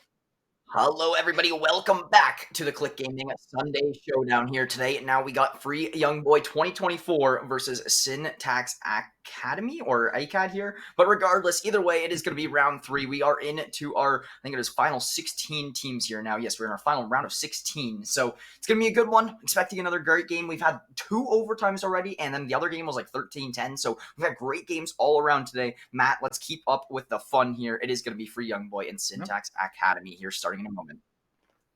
Yeah, dude, we've been very blessed with the games that we've gotten so far. Only missing a few rounds so far. Could be 5-1 for the side of Free Young Boy. As now, I mean, scoreboard-wise, everyone performing except for Silver. Really, he's that 0-5, but we won't talk about it too much. Still early on in the game. Maybe he's an attacker-sided player kind of thing. But right now, so far, we're going to switch in on over. 3 players on A, 2 on B, technically 1 actually watching mid. So it's going to be kind of tough right now for Syntax Academy to go ahead and maybe do something here. As 3 players are looking to line up in garage to push out this Sky and Astra. Yeah, we'll see what happens here now in this one. So, yeah, it's going to be, for Young Boy off to a great start here in this one. They're looking to force out this B site here once again, as it is going to be 2 going in favor of the side of Syntax Academy early on, or ACAD. And it is going to now be a nice kill there from Petites. That's going to be Tenny falling there. 4 on 3 here, as we do have the bomb plant coming through. It's going to be a retake, but they do have that player advantage to work with. It's going to be Astra to be a problem, though. Here's Astra finding one early on. Going to poke out, trying to find a player in CT as well. Astra doing some work. I'm telling you now, that Soba was yelling at that Astra to move. He wanted to shoot that corner, but that little bit of delay is going to cost him a kill. Going to be a 3v2 regardless. These guys got to go ahead and retake this site. They have the man advantage, a Jet ulti use as well. And it's going to be going up against the Soba in the sky. Here comes the heals. Everyone on the side.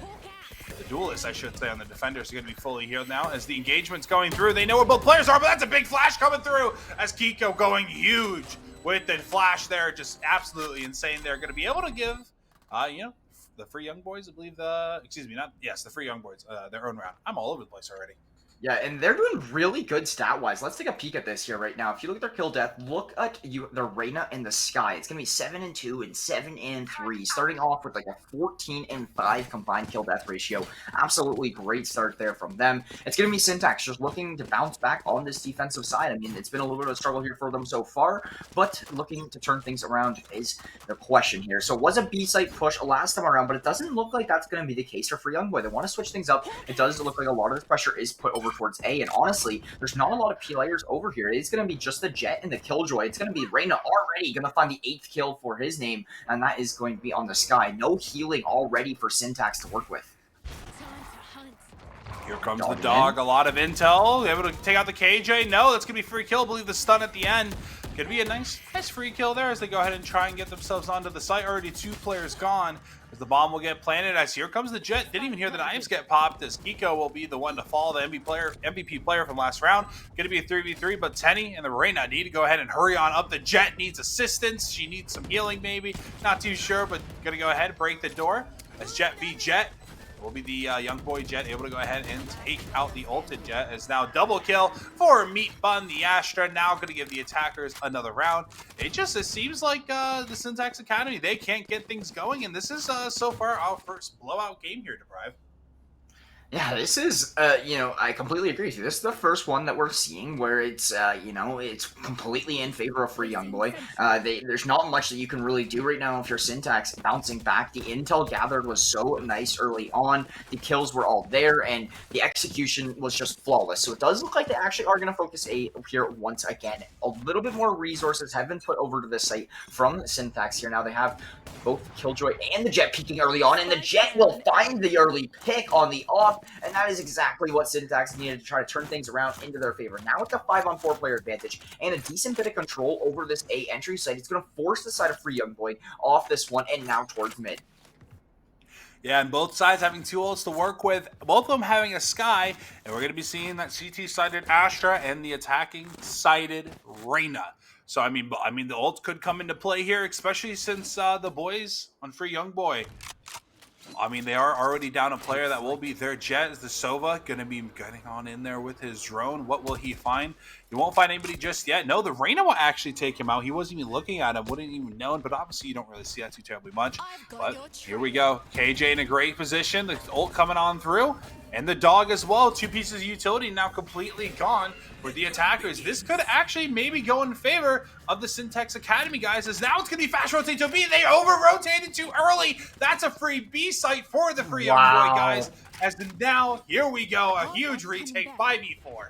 30 seconds. Yeah, that rotation just killed the side of Syntax there in that one. However, it is JPEX answering back, taking down the Astra. So you do have a 5-on-3 retake. So the retake isn't, you know, going to be the worst here now, having those player advantages to your name. You know somebody is in that wood positioning the logs, and it is going to be now JPEX finding that kill. However, we do have the Sova answering right back, but doesn't matter. Silver and Desico going to find those for the side of Syntax. Round number 2 will be put on the board for the defending side.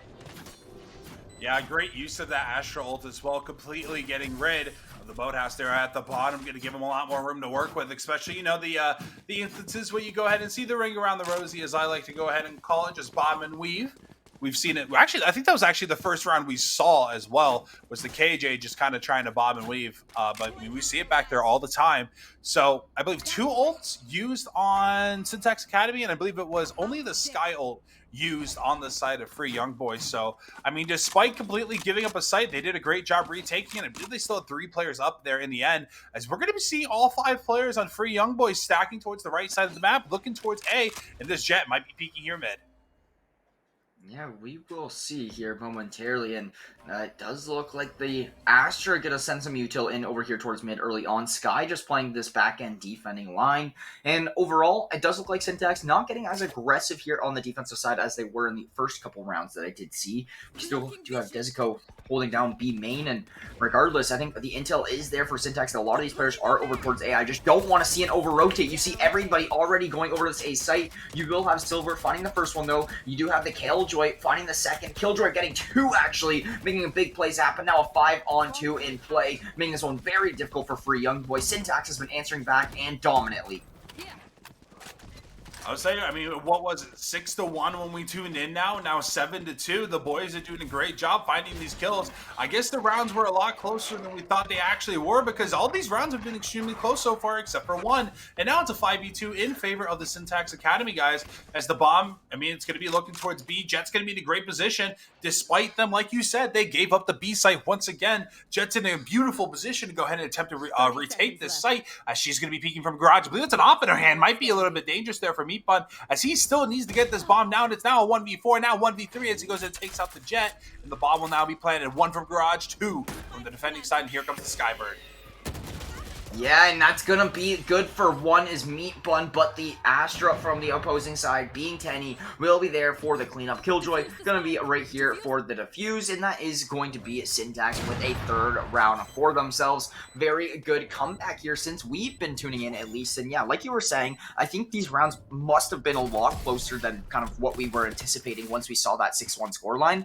It's been Syntax Academy just really making some big plays happen and actually working things out nicely.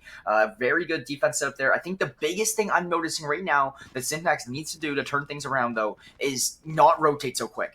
We've seen it countless times. They worked out for them the past couple rounds, but it's going to cause them problems if it keeps up. Yeah, I mean, what's one great positive about them over-rotating, though, is that they're not awful at retaking. So, I mean, I'm agreeing you with there as well. I like the idea of having, if you're going to overcommit to a site, at least have a player mid. That is always one of my pet peeves, is that if they do go ahead and start pushing, and you're playing there in market, you will be able to hear the footsteps. You can get your teammates an extra 5 or 10 seconds to start moving their butts over towards the opposite site. But here it comes. The offensive Astra wall is going to be a huge play, as 2 players, 3 players will go ahead and fall. It's going to be down to the KJ and Reyna. I mean, if they wanted to, they could extinguish both ults. Won't matter now. KJ, just go ahead and hold that. Maybe try and save here at this point. It's a 1v5, a great attacking side from Free Young Boy, as KJ will go ahead and take out 1, just trying to dent this economy as much as possible. But I'm sure that flashbang tasted wonderful, as now she's going to go ahead and try and find 1, maybe 2. Getting shot from the side. She is lost as she is alive, and now she's dead. She will now obviously be taken out. 4 still up, able to dent the economy just a little bit, but nothing too crazy. Last round, we'll see it here. Full buys obviously going to come as much as they can. Not too sure how the economy's looking on the CTs, but I do believe the attackers are going to have plenty to work with. Yeah, they will have a lot to work with. They've won a few rounds here now in a row, and I think they've won 3 of the last 4, something like that. I mean, they're going to have a great try here now, right? So it's going to be Syntax really looking to bounce back. The only thing is that Free Young Boy, out of all these teams here right now, is going to have this 8-4 advantage going into half at a minimum. 9-3 if they do win this round. So going into the defending half, I mean, you're going to have such an advantage here, which could really hurt Syntax losing all these rounds early on. Yeah, so I think we had to figure we have to go ahead and consider as well. KJ is definitely a defensive-sided player here, so I mean, personally, I think I'm better at attacking KJ because I know how to play sneaky with her and just play like a rat. But hopefully, we'll be seeing that coming from their KJ because she's kind of going to be the wing con here. I want to say, is she going to be able to utilize herself on the attacking side? Because at a minimum, they found 3 rounds on the CT, and that isn't very good for this map right now. You want a minimum of really 5 to go ahead and give yourself that push. Yeah. But I mean, you're seeing it here. The duelists are doing, I mean, what they need to do. I think the Jet was at the bottom for the side of Free Young Boy. But other than that, I mean, they've done a great job taking over these fights, especially since they've kind of just been handed to them for a majority of this match. But 5 players, all arches in a main. It's going to be a tough one here if they decide to push. Only Jet's truly on the site right now. Yeah, Jet is really kind of like the only one really there. Yeah, like you were saying. And there is another Jet already on the site ready to contest. That is going to be Desgo, able to find 1, though. Now putting it to a 5-on-4. And it is going to be the knives from the opposing Jet, though, taking down Desgo. Now making this one a 4-on-4. Making a 4-on-3. It's another ult coming through from Free Young Boy. The Sova ult being used. You got to use all the ults here now. Anyways, it is the last round of the half. So a great ult used there to find the kill. But that is Silver and Dog finding 3 all up to the Astro. They know where he is underneath Hell, and he will be spotted out. A great round there from Syntax, and like you were saying, the retakes from the side of Syntax have been phenomenal. One thing to note here that really went well here, KJ popping her ult, doing a great job, obviously putting them at bay. It caused 2 of the Pete players on Youngboy to back up, but the Sova said, I got my ult, could completely negate out the KJ ult. A shame, though, that everyone backed up. They didn't think of that sooner, and you could definitely tell that that was an afterthought. If that play would have been called, KJ ult, hey, JK guys, don't back up. Let's keep getting aggressive, because you took 2 players out of arches there that went all the way back to top of mid there, just completely giving them in favor. It was then a 2v4 on the site. Young Boy, that was a very tough round for y'all. Sova, props to you. I just wish that was thought a little bit earlier. But here it is, the 8-4. Let's go ahead and see how Syntax can go ahead and do on the attacking side now.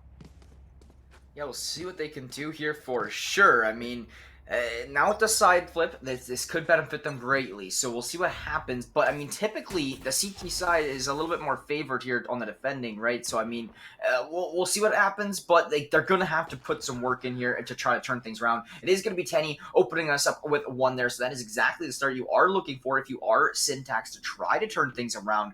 But with that being said, I mean, it's pistol rounds. Anything can happen. 1 pick isn't going to make or break the difference.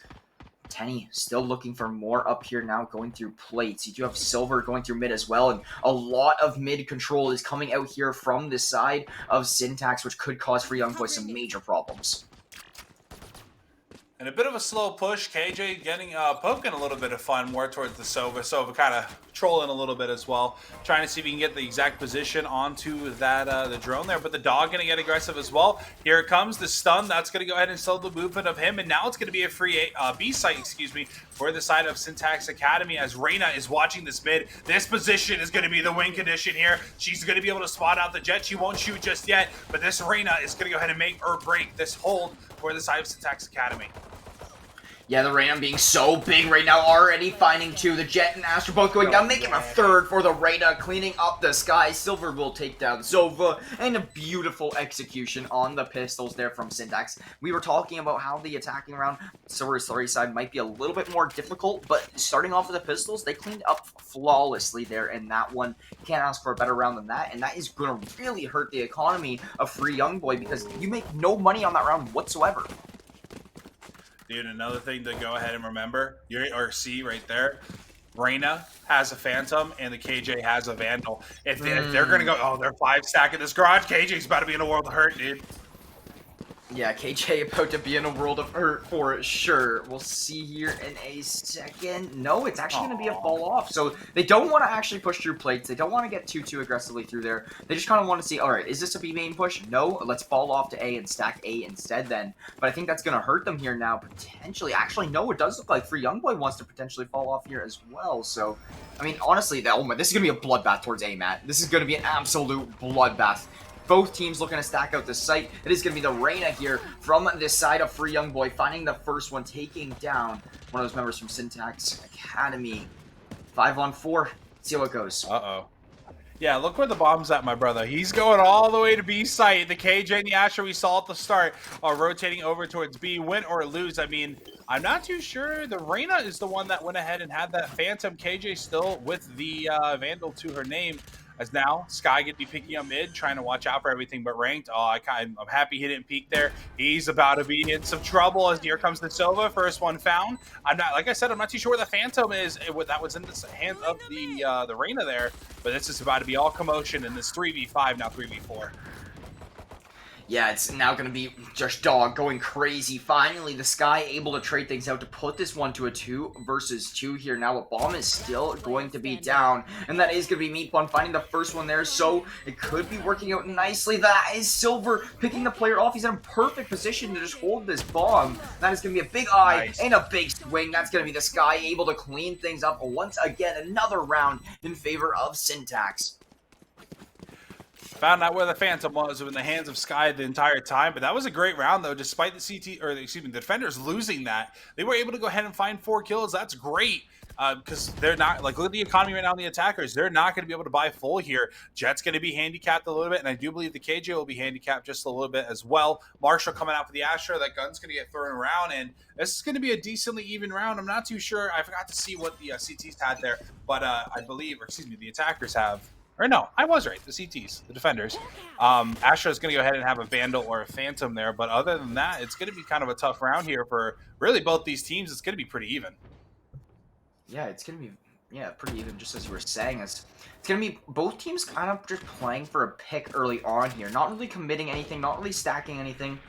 Playing for an opening more than less, and it is going to be the Reyna there, actually, and the Jet there from the side of Free Youngboy, finding the first 2 picks, taking down the attackers from Syntax. Now, we do see the remaining 3 being the Jet, the Sky, and the Reyna. Look to push out A here. It's only really the Sova from the side of Free Youngboy on A right now. We do see more players coming in to rotate now, but this Reyna Eye and the Dog could be so big to open up the site. We do see the Dog in a swing from Desco, just a little bit too early there. Gonna get him punished. Now a 2-on-5 in favor of Free Youngboy.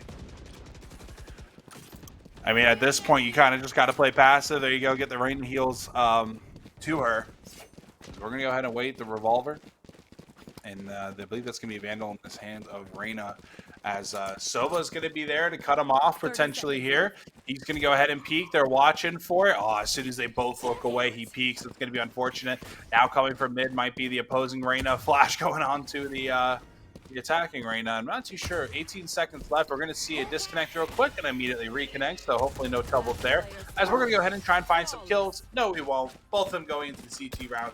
And like you see there, a flawless victory there coming from Youngboy. Yeah, maybe just trying to fix some ping or something like that. We are actually going to see a timeout come out under play here now, and Leia's clearly voicing her opinion about that one. So we are going to see that. But yeah, so the pause coming through, but Syntax has really started to answer back very nicely. Yeah, honestly, we came into it, it was 5-1 or 6-1. There, it was a blowout to go ahead and get things started, but it's a 6-9 game. I mean, truthfully, I think Youngboy is getting a little bit too, I want to say, comfortable right now. But it's going to come down to obviously the fragging power. Who's going to be able to find the first and second pick? I should go ahead and note that the first pick is just as important as the second pick, because I mean, if you trade, it's not worth it. That early intel, I mean, the intel's there. Yeah, that's great and all. But if you're trading off that initial pick, it's not worth it at all. If you can get one pick, be humble and back up. That's a big problem with a lot of players nowadays. They don't know how to humble themselves when it comes to those early picks. But I don't think we've seen an op yet in the second half or going into round number 4 of the second half. And I'm not too sure what JPEX or Ranked are going to be doing here. They have some money to work with, but I think they might be giving Desico. I think he's the one having some trouble here getting back into the game at least. I'm not too sure anymore, but Big Booty Latino 42, the Reina for defenders is going to be there. Just vibing. Yeah, just vibing indeed here now. So both these teams competing. I believe this is to go into top 8. Yes, it is. So both these teams competing for a lot here now. This $100 prize pool, $75 first place, $25 second place. And that's what exactly these teams are looking to find here. And honestly, if you're Syntax, I don't think you're crazy concerned, right? Like, yes, you might be down 3 rounds. Yes, you might be trying to still bring your A game. But regardless, you've been bouncing back nicely. And oh my goodness, Dog gonna fall early on, getting a little bit too aggressive there on that play. And Kiko now gonna be pulling out the Dog from the defending side, trying to get lots of intel here onto the side of Free Young Boy. Or sorry, I'm gonna give it to him. I know what that KJ was trying to do, but God, that hurt me to watch. I'm not gonna lie. He was trying to I'm like, where's my bot shooting? He's getting ignored, and then he gets shot out as soon as the smoke dissipates. But Tenny with a big old double kill, and Kiko and Mr. Jet are gonna be able to find a kill of their own. Gonna be 2v3 in favor of the defenders, and Desico is gonna go ahead and get aggressive, trying to find the Jet. There it is, and one more is gonna be in the back, and it will be a teammate. Yeah, this is now gonna leave us a 2-on-2 here, yeah. Only 35 seconds on the clock. They do have Spike going into sight, but it is going to be the Raider trying to cut things off. Will go down there to Silver now to open things up for the Jet in the sky. Free Young Boy going to have to make some big plays, a.k.a. Kiko here in this one. He's got a Phantom in hand coming through hot and ready. Will he spot out this first initial player? Yes, the Jet going to have the back turn to Kiko as he does make his way up in through Cat. And that is going to be some utility sent out to get an idea of where this opposing player is. Does he try to go for a little bit of a half or something here? Yes, he does. Does he go for the full stick? Not anymore. Not after that Dog comes through. He's going to try to hide underneath Hell here now. Very good play here so far from Kiko to get himself away from this play. That's going to give himself now a little bit of a flash to use to open up this site. He's going to bait it out here one more time, potentially look for the play. No, he's going to go for the stick, and it is going to be Silver calling him out on it. I wanted Kiko to have that one so bad. He played it the best he possibly could. Nah, bro, that was beautiful. Sky versus Sky, that was as best as you can get. My only concern, as soon as he heard that Dog, he should have hopped off. That was the big play there. That was my only concern. But other than that, both those guys played that extremely well. I actually I didn't care who won that round. That was just a great result in total, or just a great round, like in total between that 1v1. And now both teams are going to be in a... Oh, God, the Odin's coming out with the Sova. Oh, I know it. Are we going to be seeing that B play? I think that's what we're going to be seeing here. Yep, you hear it ripping on the opposite side of the map. It's going to be another 5v5. We got 2 ults to work with on the side of Syntax Academy and 1 to work with on the side of Free Young Boy.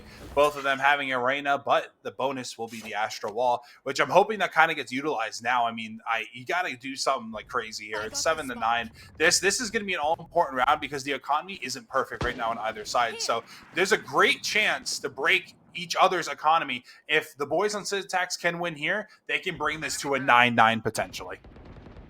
Oh, 100%. The economy is going to have such an impact, but the Jet will find the first. Quickly enter back as Tenny, but the Odin play going to come out and trade Tenny through. Oh, the good old Odin coming in here and making an impact, but it is going to be Syntax now down a player in this 3-on-4. They are really looking to focus out this A site, however, looking for the Reyna from the side of Free Young Boy first here as he does sneak his way into Hell, but Silver going to be getting shot up from Tree as it is going to be 2, and then one of the no-scope from Desco on the scout there will find the first one, tries to go and do some more, but Kiko will find the kill. That's going to be Free Young Boy finding their 10th. Not getting that door closed fast enough, opening it up, so Astra can go ahead and find an easy double kill. 10-7. Economy a bit in shambles on the attacking side. We'll see it now. You're going to see the Spectre get forced up from Tenny. I mean, honestly, right now, you got 2 options here. You can kind of stack, or you can kind of spread out and play passive, truthfully. And we've seen it on the side of Young Boy. They like to get aggressive after the first few seconds of the round if they don't hear anything. They like getting that forward positioning, so in case there is a rotation, they go ahead and play off of that. But there you go. We're going to hear it again. The beautiful Sova with the Odin. Not going to get anything on his dart, but he'll still spray anyways, just in case, positioning himself to potentially do it again. But look at this mid-control coming from the attackers on Syntax Academy. You're going to be seeing 4 there, or excuse me, 3 there, now 2 there, as Reyna, Big Booty, will go ahead and find his first kill of this round. Now going to be a 4v5, still in favor of the defenders. The knives are out. Yeah, I mean, it is going to be for Youngboy having the defending advantage to begin with, and now having the player advantage as well is just going to benefit them even more. They have the jet knives out as well, so they have all these tricks up their sleeve ready to use when need be. You have players pushing through the smokes already. The jet's going to get all the intel needed for that. Only one knife left, and that is going to be the side of Desco and Silver finding the entry frags. 4-on-3, the player advantage has flip-flopped here now, as we do see Meatbun looking for something on the opposing side of this garage, but it is going to be the Reyna and the Sova finding 4 of them, shut them down. What a beautiful play there to shut down that A push. Great round. I mean, they were able to go ahead and completely take advantage of the attackers not having any money or anything at that round. So now, I mean, they're just one more round closer. They need two more to wrap things up, and they will actually be playing the winner of NYK. I'm assuming New York Kings and Sleeping Giants Esports. That's who they'll be playing. Either of these teams moving on into the next round. So, I mean, still plenty of Valorant to be played here, but also it could come to a quick end depending on how Syntax Academy plays these next few rounds. Yeah, we really will see how all these, teams play these next rounds. It's actually pretty cool. We actually had quite a bit of collegiate teams here in this tournament today, Matt. So that's nice to see as well. But 4-on-4 to start us off as some early trades come through. It's going to be Dog getting shot out by the Sova utility there and finally cleaned up there from Meatbun on the Astra. So it is going to provide another player advantage for the defenders, being free Youngboy, looking to close out this game here now. It's a 3-on-3 though, as we do see Desco answer back, but that is going to be the Reyna finding another now, putting it to a 3-on-2. Syntax is having a really tough time trying to find these opening picks here. A player right on the other side of Silver. He's going to need to get the spike somehow, and the crossfire from Syntax right now is just locking down this bomb. Or from the side of Free Youngboy, sorry. I don't see this round going any other way. I think this is 100% going to be Youngboy's round. As soon as the Astro Wall drops, it's going to give him even more of a playing field. The Odin does go ahead and get dropped from the Sova there, but giving himself away. That's going to be a great opening. I'm not too sure what the boys on Free Youngboy are doing. They got extremely passive, but oh no! Oh my goodness, okay, Silver. Okay, Silver. Oh my goodness. That's a clip and a half. That is a beautiful shot. What a flick. Gonna snap on the opponent's head over there towards the vents, and it's gonna work out beautifully for the side of Syntax. You know, that was a round that me and you both were kind of heavily doubting them on, but turned it around. Great shots, and they pulled off the inedible. And honestly, I think part of that is just Free Youngboy not taking contact on those fights, not trying to get those trades earlier. Dude, that was tough. I mean, that Sova dart, as soon as I got hit, I believe they saw one positioning. All three of them should have peeked that. I mean, I guess the positioning wasn't awful, but you had two people. There were two people that were watching Tree. The Reyna was watching it from the cubby just outside a garage or whatever it is, and then you're going to be seeing the Astra just straight up just playing there anyways. But this Jet's what I want to keep my eye on. She'll be able to find two. Down goes Silver, and JPEG's now going to be a 3v3 with a minute 15 left, and she'll find the third down. And that spike down, they have this position just locked through. The defenders have had everything just shut out by the seams of it here right now. We do see Dog coming through here, trying to find something on the back line, as well as the Astra. Just both of them just looking for some sort of an opening. Some alarm bots go down, just looking to potentially see if players are playing in certain corners or whatnot. The op peak gonna come in, but the Astra Wall is what makes things so much more difficult to deal with. They're just gonna try to clear out all the angles before the Astra Wall gonna go down. A nice little try from Dog, but he will find the kill regardless, putting it to a 2v2. They know there's going to be another player right around here. Swamp Grenade goes down. It's going to help out win the gunfight. Tenny finding the first one there onto the jet, leaving it all up to this last player, trying to find a cross, but will go down to Tenny Spectre. Beautiful play there from Syntax, and another round that, honestly, I had them doubted. Yeah, the Jets rolling over in their grave right now. That beautiful triple to get things started. It was a 2v5 if I do recall, and that was just a beautiful little comeback coming from the attackers. They were able to go ahead and do it now, 11-9.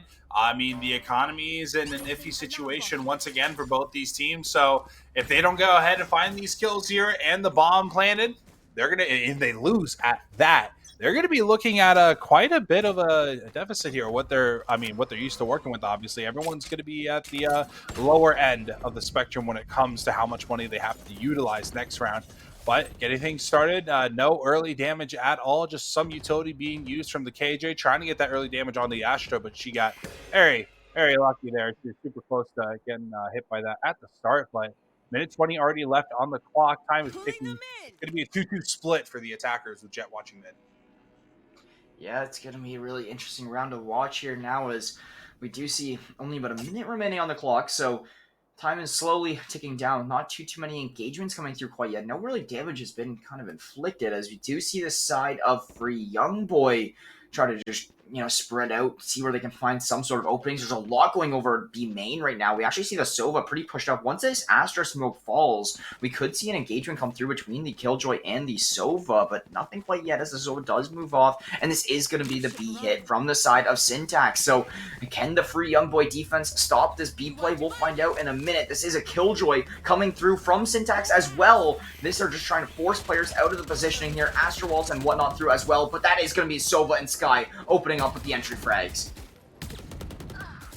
The Astra Wall throwing Silver off a little bit, but he'll go ahead and find one. Now going to be a 3v3, but this bomb's got to get planted here. There it goes.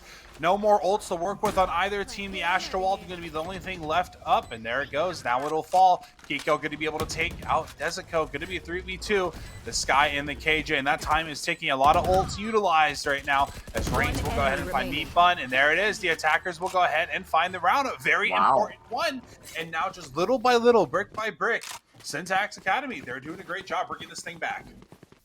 Yeah, they're doing a fantastic job. Now we can look at the scoreboard. Look at how even every player is in this lobby, Matt.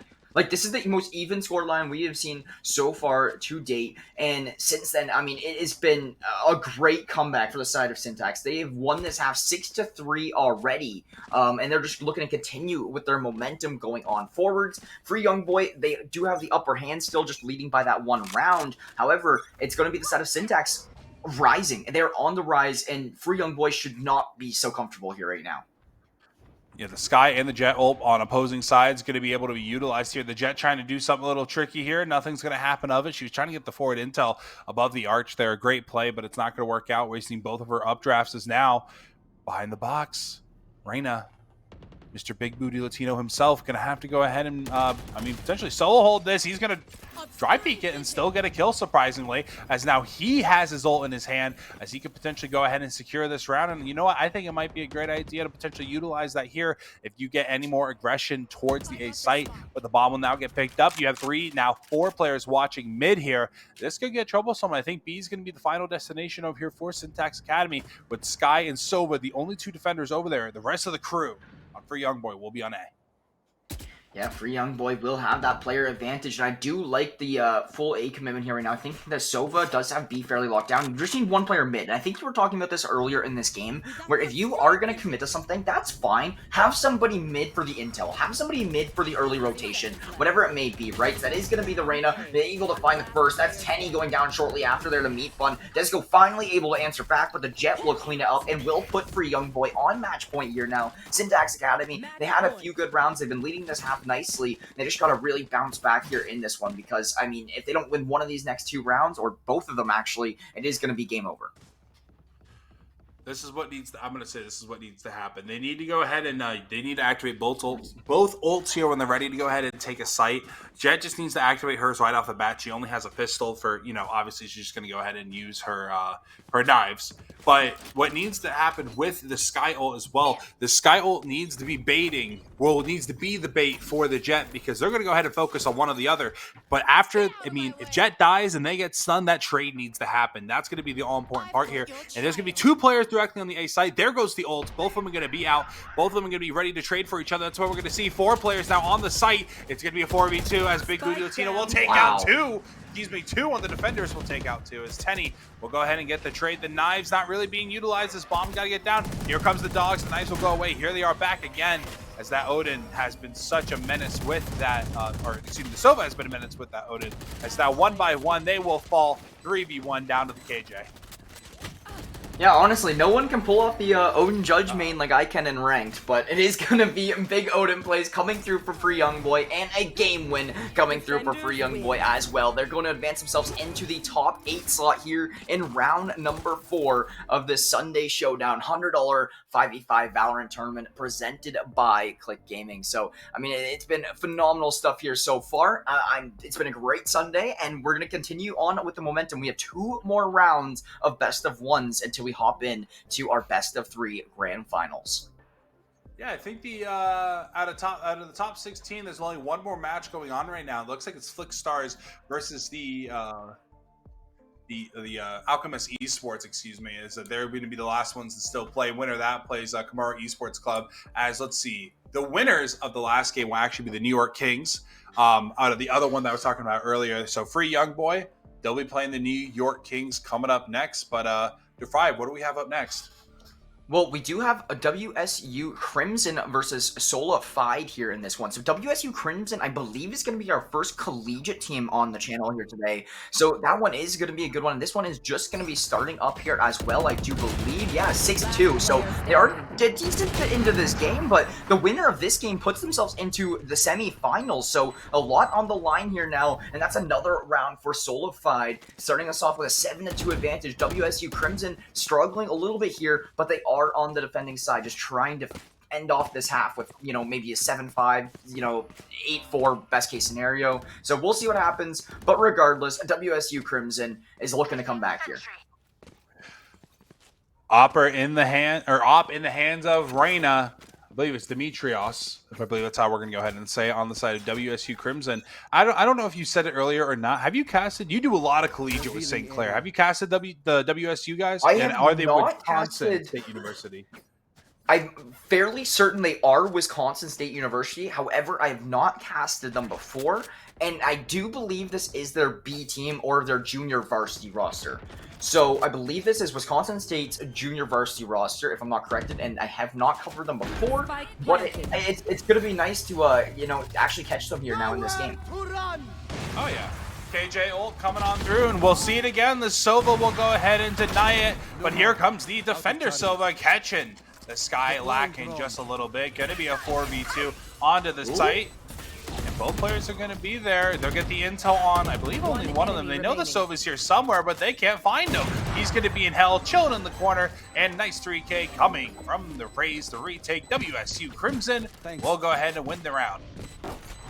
Yeah, WSU Crimson doing a great job of trying to turn around their half, right? There's not a whole lot of time left to do it, but now is your time. We got about 2 more rounds while they are on the defending side, so we'll see how they can play. But regardless, I mean, if you are WSU Crimson here, how many rounds do you think you're looking for on the defending side? Personally, I'd say, honestly, 4 is fine because this map is attacking favored. So, honestly, if WSU Crimson can just find one of the next 2, I think they should be A-okay going into the second half. Yeah, and my only thing right now, thinking about at the halftime swap, is that KJ's in her, you know, in her element once again. We had this problem with the last game where the KJ just was not performing on the CT side. You flip things and she goes on the attacker side, that she starts performing. I think it's going to come down to her, and then looking at the Solified guys, it's going to come down to the Chamber, who is one of those people that are made to lock down these sites all by himself sometimes, especially when he has his ult out. So, honestly, go for the last 2 rounds. I think that's going to be huge, but I do agree with you. When on a map like this, 4 is a minimum. It's a tough map to defend. You have 3 sites. And speaking of 3, we'll see 3 on A, and Asher getting aggressive through mid. I wasn't even ready for that, as down goes the Chamber on the side of Solified. Yeah, this is a 5-on-4 now, and, you know, honestly, the WSU Crimson is going to be off to a fairly good start here in this game. So, I mean, we'll see, or sorry, this round, but then they continue with the momentum here. They're going to find another one. They do take down, I believe that was Kopatotic here, and it's going to be now Soul, going to be Aussie finding one as well. So it has been turned around here a little bit, taking down that first player from the side of WSU, and Slimmy finding one as well. So now we got a 3-on-3. Wraith finally going to answer back, taking down the Jet, and that's actually spiked down in mid right now, so that's going to cause some problems here for the side of WSU Crimson, because they're going to have to go and try to retrieve that one now and then play off of it. Never an easy task, especially when you have Slimmy or Slimy, whatever it may be, coming through here on a massive flank. Oh, they know exactly where Slimmy is, or Slimy. I mean, they can. He's making so much noise right now. They know exactly where he needs to be, and Slimy's still finding them. Oh my God! What? Wow. Okay, What? all right, Astra, all right, man. The Astra on CT, bro. All right, call a timeout. Nuh-uh, we need a timeout. We need to talk about something real quick. That was 110% your kill, Mr. Astra, Mr.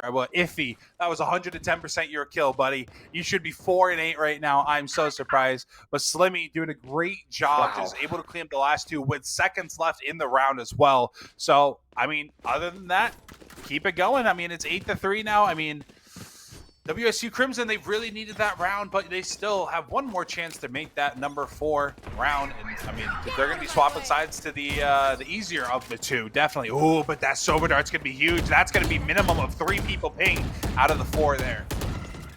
Yeah, that's a lot of intel gathered early on in this round. And a quick correction for you guys all back at home. This is Washington State University, sorry. So, not Wisconsin, it is Washington. I just did confirm it there. So, good to know on the back end, but they are looking to still answer back, right? We came in here, they were down 7-2, they found one and went 1 for 1. It is going to be Demetrius finding a big pick for the side of Washington as well. Looking for more here now against Solified. It is going to be a full A site in their control. Or full A site, not really going towards it, though. It's going to be the C site focused out for the side of Solified. Aussie finding one there, taking down the Killjoy, and everybody regrouping back towards that T spawn. And it does look like they actually want to rotate everything over to A. It would be a 4-on-1 if they do decide to commit A. Or now it's back to mid. Now going to be a 3-4. Yeah, dude, they're playing off that pick. That's huge. That's one less player off the C side. They know that Reyna was A. Astra's still MIA, and they know the Sova C side as well because of that Sova Dart earlier. He's going to get the intel. This should be a fast rotate ASAP coming from the defenders, but truthfully, I'm not too sure what we're going to be seeing right now, as the dog will go ahead and come in favor. Down goes Sova. Now going to be a 2v4 on the site, as Astra and Reyna need to regroup ASAP. Dude, the Sky Dog is so good for gathering intel and just stunning these players down. It's going to provide the side of Solify just such a head start in this round, having that one. And now it's going to be the final 2 players, both looking to potentially push through Garage. But I love where Aussie's position is. He's going to flash himself out of the smoke, peeks out momentarily, but he's still holding this angle here right now, running right into the Reyna, pokes out, knows the Astra's popping utility, and that's Aussie has with a big play there from the side of Solify. Switching sides. And there you go, 9-3. That is not a nice number if you were just now switching to the attacking side. Those CT, I mean, WSU not utilizing that KJ enough. She's 1-11. She has no assist at that, so she really hasn't been utilizing herself at all. And I think that's going to go ahead and kind of prove, little. I don't know. I just want to say it's a little sad, little crying face next to the in chat for me. But I mean, also the Astra's not performing as well. It's kind of tough just as a whole right now and getting anything going. But I mean, Solified, now you're going to be on the CT side. It's going to come down to how this Chamber is going to go ahead and play for me. With 2 players kind of lacking on the side of WSU, I believe Chamber was the one that was a little lacking on the side of Sola. So people got to start waking up. You've been playing. This is probably everyone's either a 3rd or 4th game now, depending if you got the bye first round. But there you go. Demetrios will go ahead, take out Stout. That will be the Chamber I was just talking about. That's going to be a B site. This is about to get hectic. Ooh. Big Sova Dart will take down the opposing Sova, being Solified, and now this is going to be a 4-on-4 here now, and WSU Crimson, they will have that advantage being on the attacking side now, and quite reasonably so, because they are allowed to get this bomb down so quick like they just did. However, we do have Slimmy coming through here quick on the trades, but Wraith and Hilbert are here to find some of their own. We do have Wizen looking to do whatever he can on the backline of the site. Just no picks are able to get found early on, and now this is just a ring around the rosy over towards the site. This is going to be, nice. Looks like Solified's round maybe, but no Yogurt answering back now. Wizen all left and right there for the cleanup of WSU Crimson. Will have a very successful pistol round and played that one pretty well. Let's go, Bert. He found the win condition. This is how you win if you're WSU Crimson. KJ gets a kill. It's a wrap for the round. He actually found 2 there. That's insane. He found 2 got kills a really there slow on the start. pistol. Maybe it's an attacking-sided warrior or a pistol warrior. One of the 2. Dude, I need more pistol warriors in my life. I lose every pistol I play in Valorant. You can't change my mind. I mean, sometimes, sometimes I feel myself whenever I buy the Ghost, but I kind of elect into buying armor and just kind of W keying because I'm really bad at this game. That's why I cast, though. That's why I don't play. But here we go. Down sewers we go. Two of the defenders will be there, Sova and Jet. And Demetrios will go ahead and take out the Copacetic, I believe. And now down goes Zan. These are cool names. I'm liking them a lot. Oh, he's going to get bumped up by the Rays. Trolling a little bit, trying to get up into heaven. He'll miss both. Getting aggressive. Wraith finds Slimmy. One more in heaven and one more in C. Wow. That will be the sky. Making his way downtown, walking fast as dead bodies pass in. He's trying to make it over to the A site. As Stout is trying to do his best to stay alive. And as now this guy will go ahead and fall. I can't even focus on the play when Matt is just making parodies in the middle of rounds, just calming them, but Demetrius will find that one. WSU Crimson successfully making their attacking rounds work. Just walking down the street, walking by dead bodies, whatever may happen. But yeah, WSU Crimson will come through, and they're really starting to make an impact on the scoreline with the first 2 rounds going in their favor. Yeah, I mean nothing too crazy I've seen yet. Just very straightforward Valorant being played here for these last few rounds. It's going to come down to, you have the Reyna ult to utilize. It's going to be a bonus round. This is going to be a big round here for WSU Crimson. The side of Solify, they will be buying, and it's going to be, I believe, all ARs, I should say, Vandals and Phantoms here. But this Jet's going to be proven to be a difficult problem. She'll get smoked up. Excuse me, it's an Astra. I lied to you guys. As Suck will come in and go on through. The chamber going to be utilized as well, slowing him down just a little bit. One of the chamber TPs, and it's going to be a complete flood to the C site. Going big. Wraith and Demetrios both able to find one, and now Burt. This round is all in favor of the attackers as it's down to the Jet and the Sova in a 4v2. Yeah, what a game, and that is going to be the side of WSU Crimson here. Now just with the great player advantage, but oh my goodness, the flank from the Jet gonna find 2 before Demetrius was able to turn things around, leaving it all up to the Sova here now in play to make something happen, and that is going to be the side of Copacetic. They're going down, or finding Yobert, sorry, to put us into a one-on-one, big 1v1. Sova finds it, and that is Demetrius, like you were saying. No need to peek there on that play. So with like 12 HP in a dream, dude, I don't know. Burt, I'm gonna call you out. Shouldn't even have moved off the site. I understand the idea. I don't know if the utility was down. If it wasn't, it should have been. You didn't have the money. It's whatever. I'm not a fan of that play. Both players just could. He gave Sova what he wanted, despite the Jet coming up from behind, getting that double kill. Don't get me wrong, that was great and all, but the true killer was both of the players not playing around each other. They went their own separate ways. Demetrios is having a hell of a game. You see it there, 15 and 12, but Burt is not doing good. He's not having a great game at all. He's had a better second half, obviously. Going to be, multiplying his kills by 4. It's just playing together and playing time. That would have been way better than whatever the heck I just witnessed.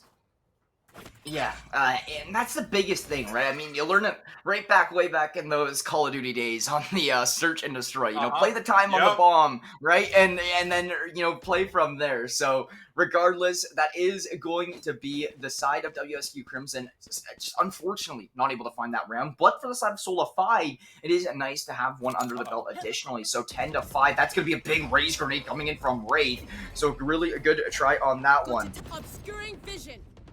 But here we are. It's still a 5-on-5. Lots of damage done. I would say you can go, sir. I thought you were Ray goes through Demetrius. Gonna find that one, and that is gonna be Aussie coming through. Big frenzy kill, and Aussie could be finding another one. The back is turned to him here right now, and it is gonna be a great play. Demetrius with the spin around will not be allowed to go down here in this play. It is gonna be Copacetic finding one there, taking down Wraith. 1v3, still so much more to do on this play, and it is going to be looking like another, oh my goodness, could have a chance, but the long play is just going to be so difficult. Those utility is what's going to be the killer here. Astra utility on retakes is so hard to deal with. Let's go, Burt. I like it a lot. Oh, it's funny. That was great from Burt. That's what I wish they would have did with the Reyna. Even if the Reyna kind of like going back to 2 rounds ago when I got really upset. Even if the KJ had one of those things that just threw it on the site, Reyna can kind of play aggressive and around just to kind of delay the time But that was a great play. I believe it was both Iffy, the Astra, and Bert, the KJ, just playing passive. Let Reyna do her thing. She has her flashes. She can just run around the site, truthfully, and that's exactly what happened. But Sova in a 1v5, he wasn't going to be able to do much anyways. It's great that he went ahead and found 2 or 3 kills there at the end. Like I said, not giving them a total free round here. But now it's 10-6. Demetrios going to go ahead and get things started. Ooh. And here comes the Odin spam. The second time we've seen it. Is that in the hands of a Sova? I'm going to lose it if it's in the hands of a Sova again. I think it is, too. I think it is. I think Copacotic is. Look at the chat. It's a Sova thing. Stop doing that, bro. It is a Sova thing. Sova vibes are diff or something. But oh my god, the trigger disc. The trigger discipline. He's using util. He finds the first one. Demetrius doesn't realize what's happening. Demetrius doesn't even know what's going on. That's going to be Aussie there with a couple before Yobert and Dynasty able to trade things out. Now at 2v2. That's going to be another big one. There's lots of damage on the Astra. No kill there, though. What is happening, Matt? This is now going to be a 2-on-2. So much damage has been done. So many players are weak. Yobert finally able to put a plant through. Dynasty gonna shut down the Odin player being Copacotic, and it's now gonna be a 2-on-1 all up to the Astra from Solified. Yeah, this is probably the most interesting round we've casted. Slimmy, I'm rooting for you, bud. I really am. Sova with his shots. I don't even know anymore. Here comes the fake. Sova's going to be able to get it. Yeah, so 2 major things that went wrong that game. Yeah, great trigger discipline on the Sky. I do not know why Astra did not clear that corner. Able to go ahead and pick up 2. And then Sova whiffing all of his shots onto the T-side Astra. Yeah, or maybe it was a CT, vice versa. I'm not too sure. It's just, I don't know what the hell we just casted, bro. I could not tell you. Yeah, that was just mayhem in that round. But regardless, WSU Crimson only down by 3. So considering we joined this game, they were down 7-1, I think it was, Matt, or 6-1. It was something like that. But they really made a good comeback here in this game. Dynasty gonna find Copacotic early on in that Sova v Sova fight, and it's now going to be another one in favor of Demetrius. We have WSU Crimson here absolutely turning up in these past 2 rounds with 2 early picks in this one. Yeah, Ozzy's gonna try and get aggressive alongside. He'll be taken out by the KJ. Slimmy, excuse me.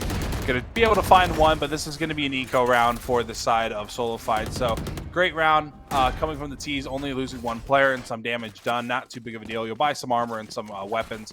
So now we're at 8-10. I mean, we truly thought, Solified looked like they had this thing in the bag, but this T-sided Crimson guy, this Crimson squad, they're doing a great job so far. Bert, now he's 6 kills now for the half. He had 1 going into the second half. I don't think if he has yet to find a kill ever since we've started half number 2, but I'm not too sure what's going on. Is it Demetrius just having a beautiful first and second half on top of with the rest of his teammates? I don't know. Or is this truly a KJ diff? My boy really dropped 1 kill half number 1 to completely just turn it around. Now 7 to his name. As we're getting aggressive through mid, B will be the destination. It's got to be at this point. Big double kill to get things started for the attackers. Iffy and Wraith both finding 1. Iffy finding his first. Yeah, so now we got ourselves in our 5-on-3. It's been Crimson just taking early player advantages, rushing this one right in the B and getting the plant down. It's been working so much, and they're going to continue to do it here. Copacotic, though, will find 1 with his pistol. He could be looking for more here. Now his view of Wizen going to swing through on the KJ, and Yobert going to get another kill. Yobert really starting to make some bigger plays here now, as he does find 2, and you get the clean there as well. Let's go, Bert, indeed. That's now going to be a 9-10 scoreline. WSU Crimson is on the rise. And Iffy also finding his first kill of the half as well. His first 2 at that. And him and, dude, was that 5 kills? No, that was only 4. That was 4 kills between Bert and Iffy. I think Wraith found the 1 with his ult. Yeah. 20 bombs for him and Demetrius. They're starting to wake up. It's 10-9. 2 ults to use. It's an Astra and a Sky ult. Both great ults on the defending side of things, especially for retakes at that. So, if they want to, they could maybe do a bit of a gamble stack here. Maybe sending 2 on B, 1 in Garage, and maybe 2 on A kind of thing. Kind of giving up the C site because they could easily retake this, especially if they play for long. It makes it so easy with that Astra ult. But the key to this is Astra staying alive as Wraith goes ahead and takes out 1 of those ults, and that will be Sky. Show fall. Now 5v4 in favor of the attackers. Crimson trying to get something going, and there goes the wall. Yeah, it's a 4-on-4 here now, just as you were saying. There goes the Astro Wall up and ready here now to divide up this site just a little bit as Demetrius will continue with his stellar momentum, finding another one there on the jet. That's 2 Sova darts landing on Dinsky there, but he will be able to make it out with his life now, and it's going to be a 4-on-3. He does have Stout's number back here, but Stout with a nice little Sheriff headshot, but he's not going to expect Iffy to come here and find one as well. 3-on-2, WSU Crimson going to have the player advantage as we do see Kopakotic and Slimmy try to retake, but Yobert diff, man! Yobert has been turning up in the second half. I would say, like I talked about it. I mean, he's gonna have to turn up half number 2. He is the attacker side of KJ. He had 1 kill half number 1. He is now at 11. If he having 3, he is now at 6. I'm not too sure what the other guys were doing, but they've been pretty consistent. We've seen Wraith, Demetrius, and Dinsky all on the scoreboard the entirety of this half. And going on to the other side, Slimmy's had a hell of a half. Ozzy's had a hell of a half. Everybody else is starting to wake up a little bit. We've seen some plays coming from Stout, and oh god, the Sova Odin's coming out again. It's always the Sovas, bro. It's because of that dart, but Jet's getting really aggressive. No shot. If he check your corner again, is he going to do it? If he gets aggressive, he better check this corner. But he's going to get stunned. He's going to check it this time. He's not risking it, but he still loses. How? What? Okay, to be fair, I'm not gonna say like how, like Wizen played that as best as he could on the jet, smoke it off, dash out so he's not shooting at the same location, and just shoot wherever that player was. Works out perfect for the jet there, and it's gonna provide the side of Solified a player advantage early on in the round for the first time in a long time. But just as I say that, Aussie answers back with 2. Here we are, Dinsky finally finding 1, and it's a 2-on-4. It's gonna be Solified with a massive player advantage as we do see the Sova and the Reyna look to take the A site. Oh, the chop going back and forth, 1 in heaven, and it's going to be down to the Sova. Dinsky almost lining it up. He'll find 2, potentially 3. He has 3 already to his name, but 2 more in the back. They're going to give him, hopefully they don't give him the 1v1s actually, but it's going to be down to the chamber and the jet. Yeah, he's gonna, if he gets this plant off, I mean, it gives him a much better shot of winning this round as well. Like, taking these one-on-one fights is gonna make it even better. That's gonna be, oh my goodness, so close to the 1v4, but Dinsky will be there for the cleanup. Solified will find that one, but what an effort. You gotta give credit where it's due to Crimson for that one when needed. Solified, though, taking the advantage, now leading, once again, 11-10. Yeah, that was a hell of a round. Sova, the one-man army. Truthfully, I don't think he should have been able to get a majority of those kills, but hell, maybe he's the one that had the better aim that round, and it's going to go completely in favor of them. As here we go, a timeout coming on through. 21 bomb for both Wraith and Demetrios as Bert. I mean, hey man, the reason why they lost, Bert didn't get a kill. Bert did not get a kill that round. That's why they lost. I know, bro. He's much better. 10 kills in 9 rounds. Yeah, so he's averaging over a kill a round. Like, he's getting like 1.15 kills a round, something like that. Deprived with the quick mass. I don't know if that's even right, but hoping for the best. 2 + 2 is 4. Hey man, your guess is as good as mine. I'm awful at math. Honestly, but, so I mean, here we are. Up in Stout's hand now. That's going to be, I think we saw it earlier. There was like round 5 of the second half. I think we saw it earlier. He got shut down immediately, or he was caught off of a rotation, but the money is there for the side of Solified to go ahead and buy a little bit. At least. There might be 3 subs. Oh yeah, Solified is on the defense.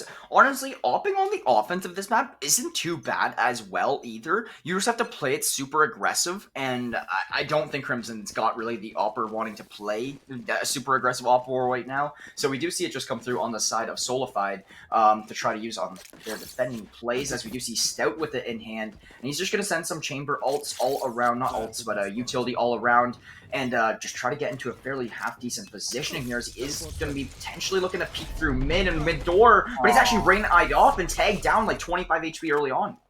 They found my trap. Yeah, I mean, hopefully he didn't catch, the Reyna didn't catch his teleport. The eyeball going to go ahead and butt. Oh, God, now he's going to get Sova darted.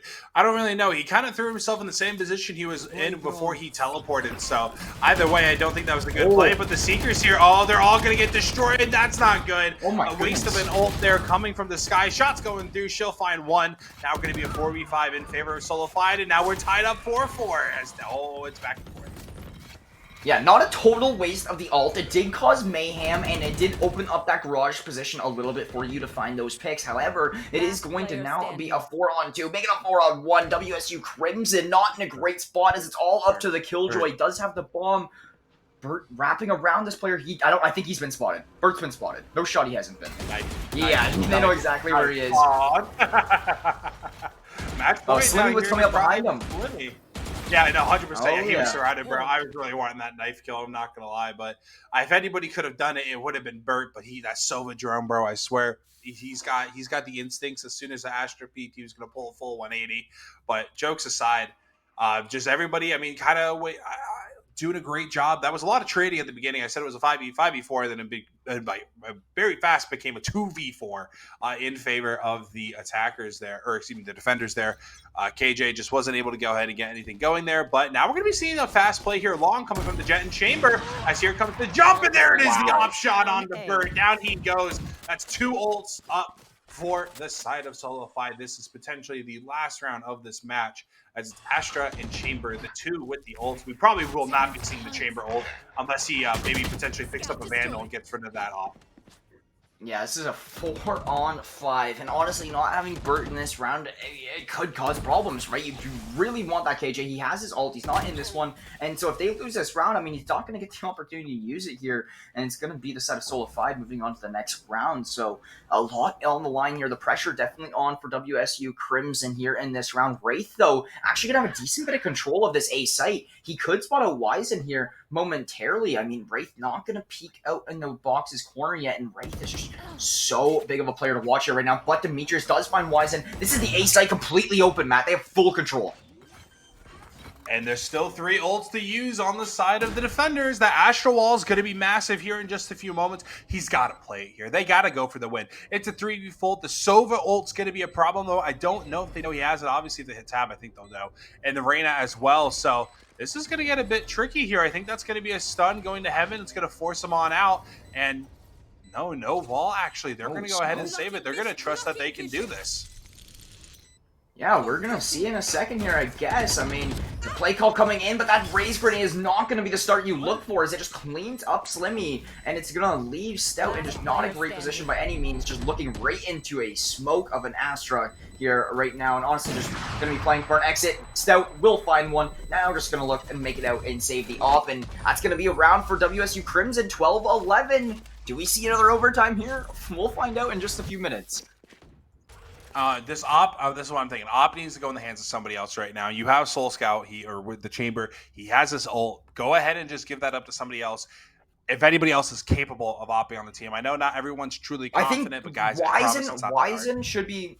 Wizen plays A, and he's a Jet. He should be taking the op because, okay, good, perfect. That's exactly what I want to see. Because the Jet has the dash, so as soon as you shoot, you can dash out of the play. Makes you a lot safer of an opper. And then secondly, you're playing A anyways. You typically have those a little bit more long angles. So actually, he's going to get in an engagement here early on. The Jet is going to be peeking up through A, and he finds it. Exactly what I was looking for. We'll get the op pick, and we'll dash off. That is exactly what we were just talking about. It's going to really provide some value to the side of Solidified, giving them an early player advantage here now.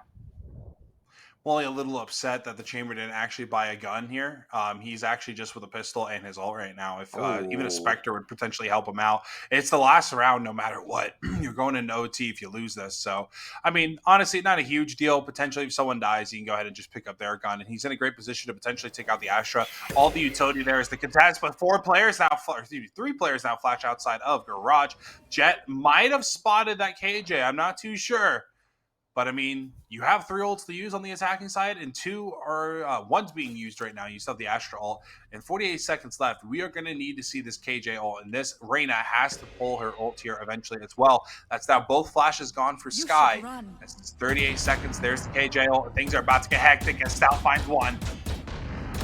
Oh, so he knows they're hitting the KJ ult there. They actually destroyed it through the wall just because of the sound cues. Very smart play. Yobert will find one for WSU, though, trying to turn things around, taking down Wizen. And now a 3-on-4 here. The Sova, Killjoy, and the Reyna here against the 4 players from Solidified. A lot of aggression coming through here now as they do get a player tagged out. Some damage has been dealt. Nice. It's going to be Copagotic and Aussie.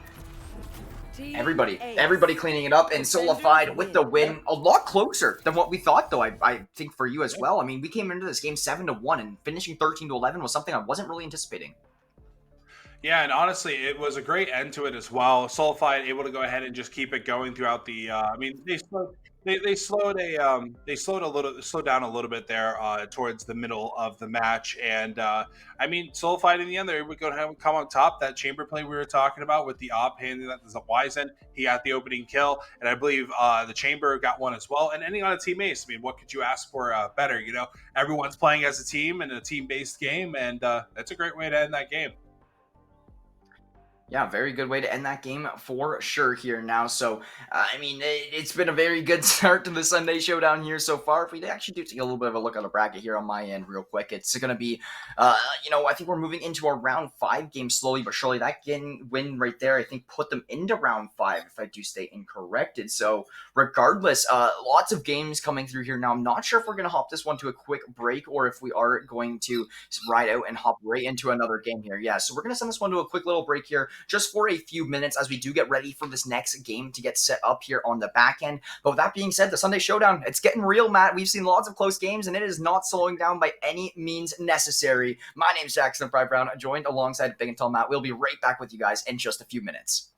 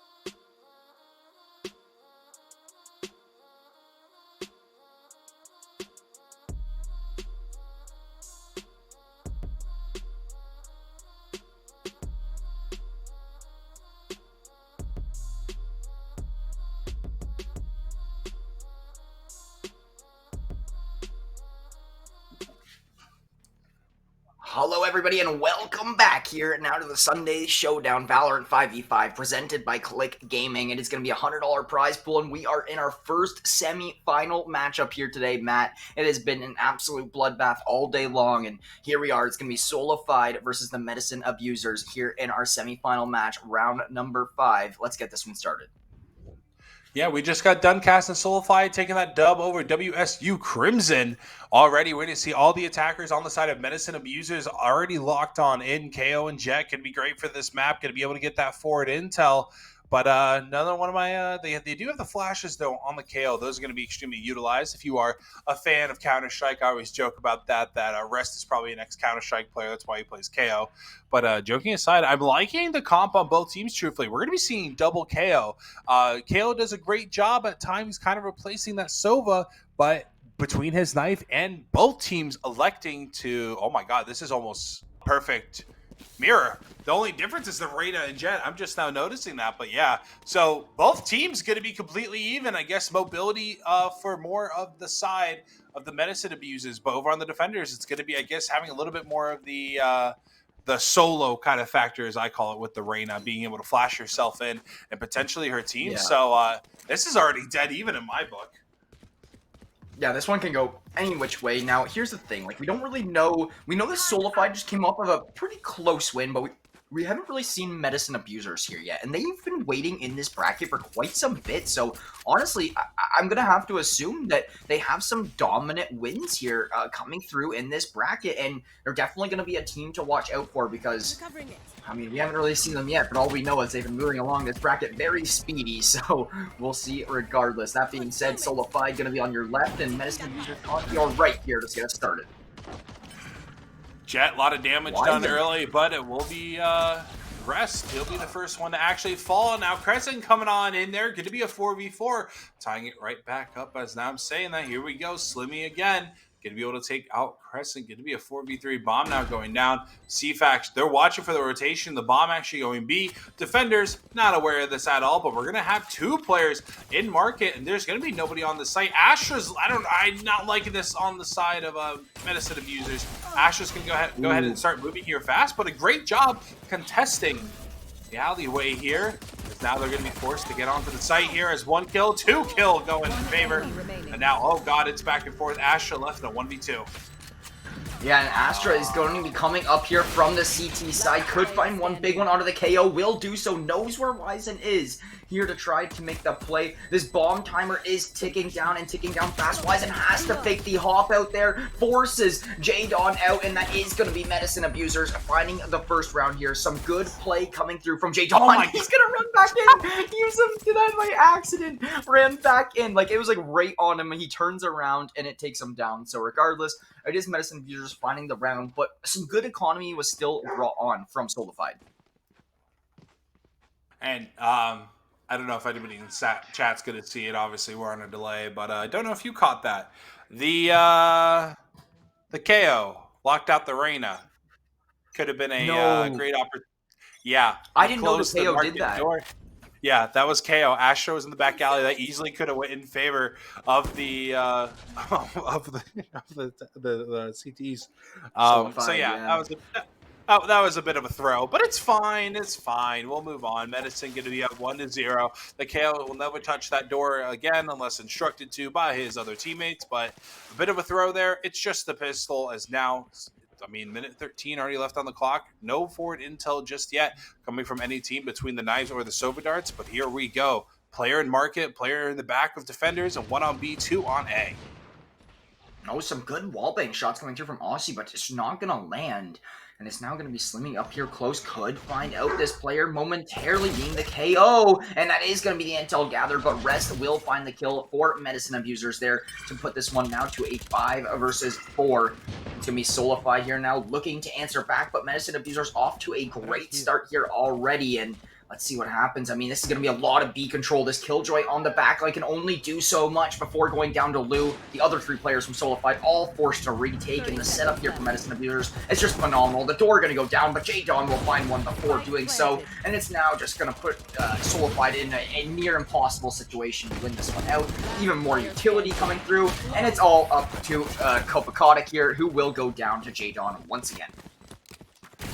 There we go. That's a wrap for the round. 2-0 start for the Medicine Abusers. And now they're going to be on a bonus. It's going to be, you're going to see the one Bulldog. And oh boy, I love this skin that he has. I think he has the whole entire collection, bro, when Astro initially got released. He had the knife earlier, I swear he did. Or maybe that was the guy on Solified that had the Astro knife. He's got the butterfly now. But anyways, enough about the skins. Oh god, it's the Sova Odin again, dude. It's again. He's come back. He's going to complete. It's oh god, too. It's same Sova. Dude, look. They're all here as well. Oh, they're going to be in for a world of hurt. This is not going to go well. The knife goes down, but here comes the... No, he's not going to spray. I'm upset. The Jet getting on the site. He doesn't know where to look, and he'll be taken out by the KO. And that's going to be He was just overwhelmed. Down now for the CTs. Oh, yeah, there's nothing to do. Yeah, well, I mean, honestly, I think that the gamble there you take in those situations is maybe, instead of trying to shoot that Sova Dart first through, maybe just start shooting. Like, that's what I usually would say to my recommendation is, you know, you're wasting the time with the Sova Dart. By that time, the Jet was already coming through, already flying in, and it's really going to help out. But Medicine Abusers, regardless, going to be now in a 2-on-2. Aussie will find one seat back for a trade now, all up to the right now, being Wise in here to come in and make a play. Both these players are on the backside of site, just holding each other's crossfire. No swings are necessary to be made. The util coming through. The dismissal, though. Go down, tag down to 25. He does not know where this Brena is, but CFAX and the Odin will get it done. Yeah, it's a huge bonus round on the side of the attackers. They started that round with, I believe, just one Bulldog and 4 Spectres. Going to go ahead and come on top of that one with the round win and a Vandal. I see this as an absolute win. It is fine. They're all going to be able to buy. Only one person surviving, though, able to get the bomb down. And Astra already used her ult. That was actually a really, really good ult there. We're going to pretty much divide this back of the site. They didn't have to worry about the market and then obviously the defender's hallway there. So a great positive engagement there. 3-0 to start. Solified's got to get something going here. Yeah, Solified's got to get something going in indeed here. Now it is going to be the A site getting focused out as it is Rest finding the first one, taking down Aussie. Now a 5-on-3, and this Medicine Abuser squad is just starting off with a rampage here. 3 rounds already, now a 5-on-3 in this round. Bomb plant already coming through. Stout is going to have to make big plays on the Sheriff flank, and Kopaconic does find the head of Crescent to at least start things off now into a 3-on-4. We have a big flank coming through here still as well from a couple of these players. It's going to be the Killjoy from Solified that's going to have to make this big impact, but Stout, he doesn't have a lot of time. Like, I mean, it almost looks as if Solified's playing exits. Oh, Slimmy going to find one. He does look to try to make an entrance now. Stout goes down on the back line, so Slimmy in tree and one in heaven here to make something work for Solified, and this is the potential play coming through. Slimmy going to go down, leaving it all up to Kopaconic. They know where he is. He's going to get forced out from J-Dawn, and that is Medicine Abusers finding their 4th. Great round so far, bro. I mean, they're able to go ahead and keep breaking the economy. Keeping people alive is also a nice big factor of attacking. But J-Dawn, bro, the Astra 8-1. My guy is having a beautiful game. Wow. 2 assists as well. I mean, on the side of Solified, everyone's kind of, you know, obviously on the lower end of things. Everybody dying every round. Medicine Abusers doing a good job making sure they're clearing everybody out of this game on the opposite side of the team.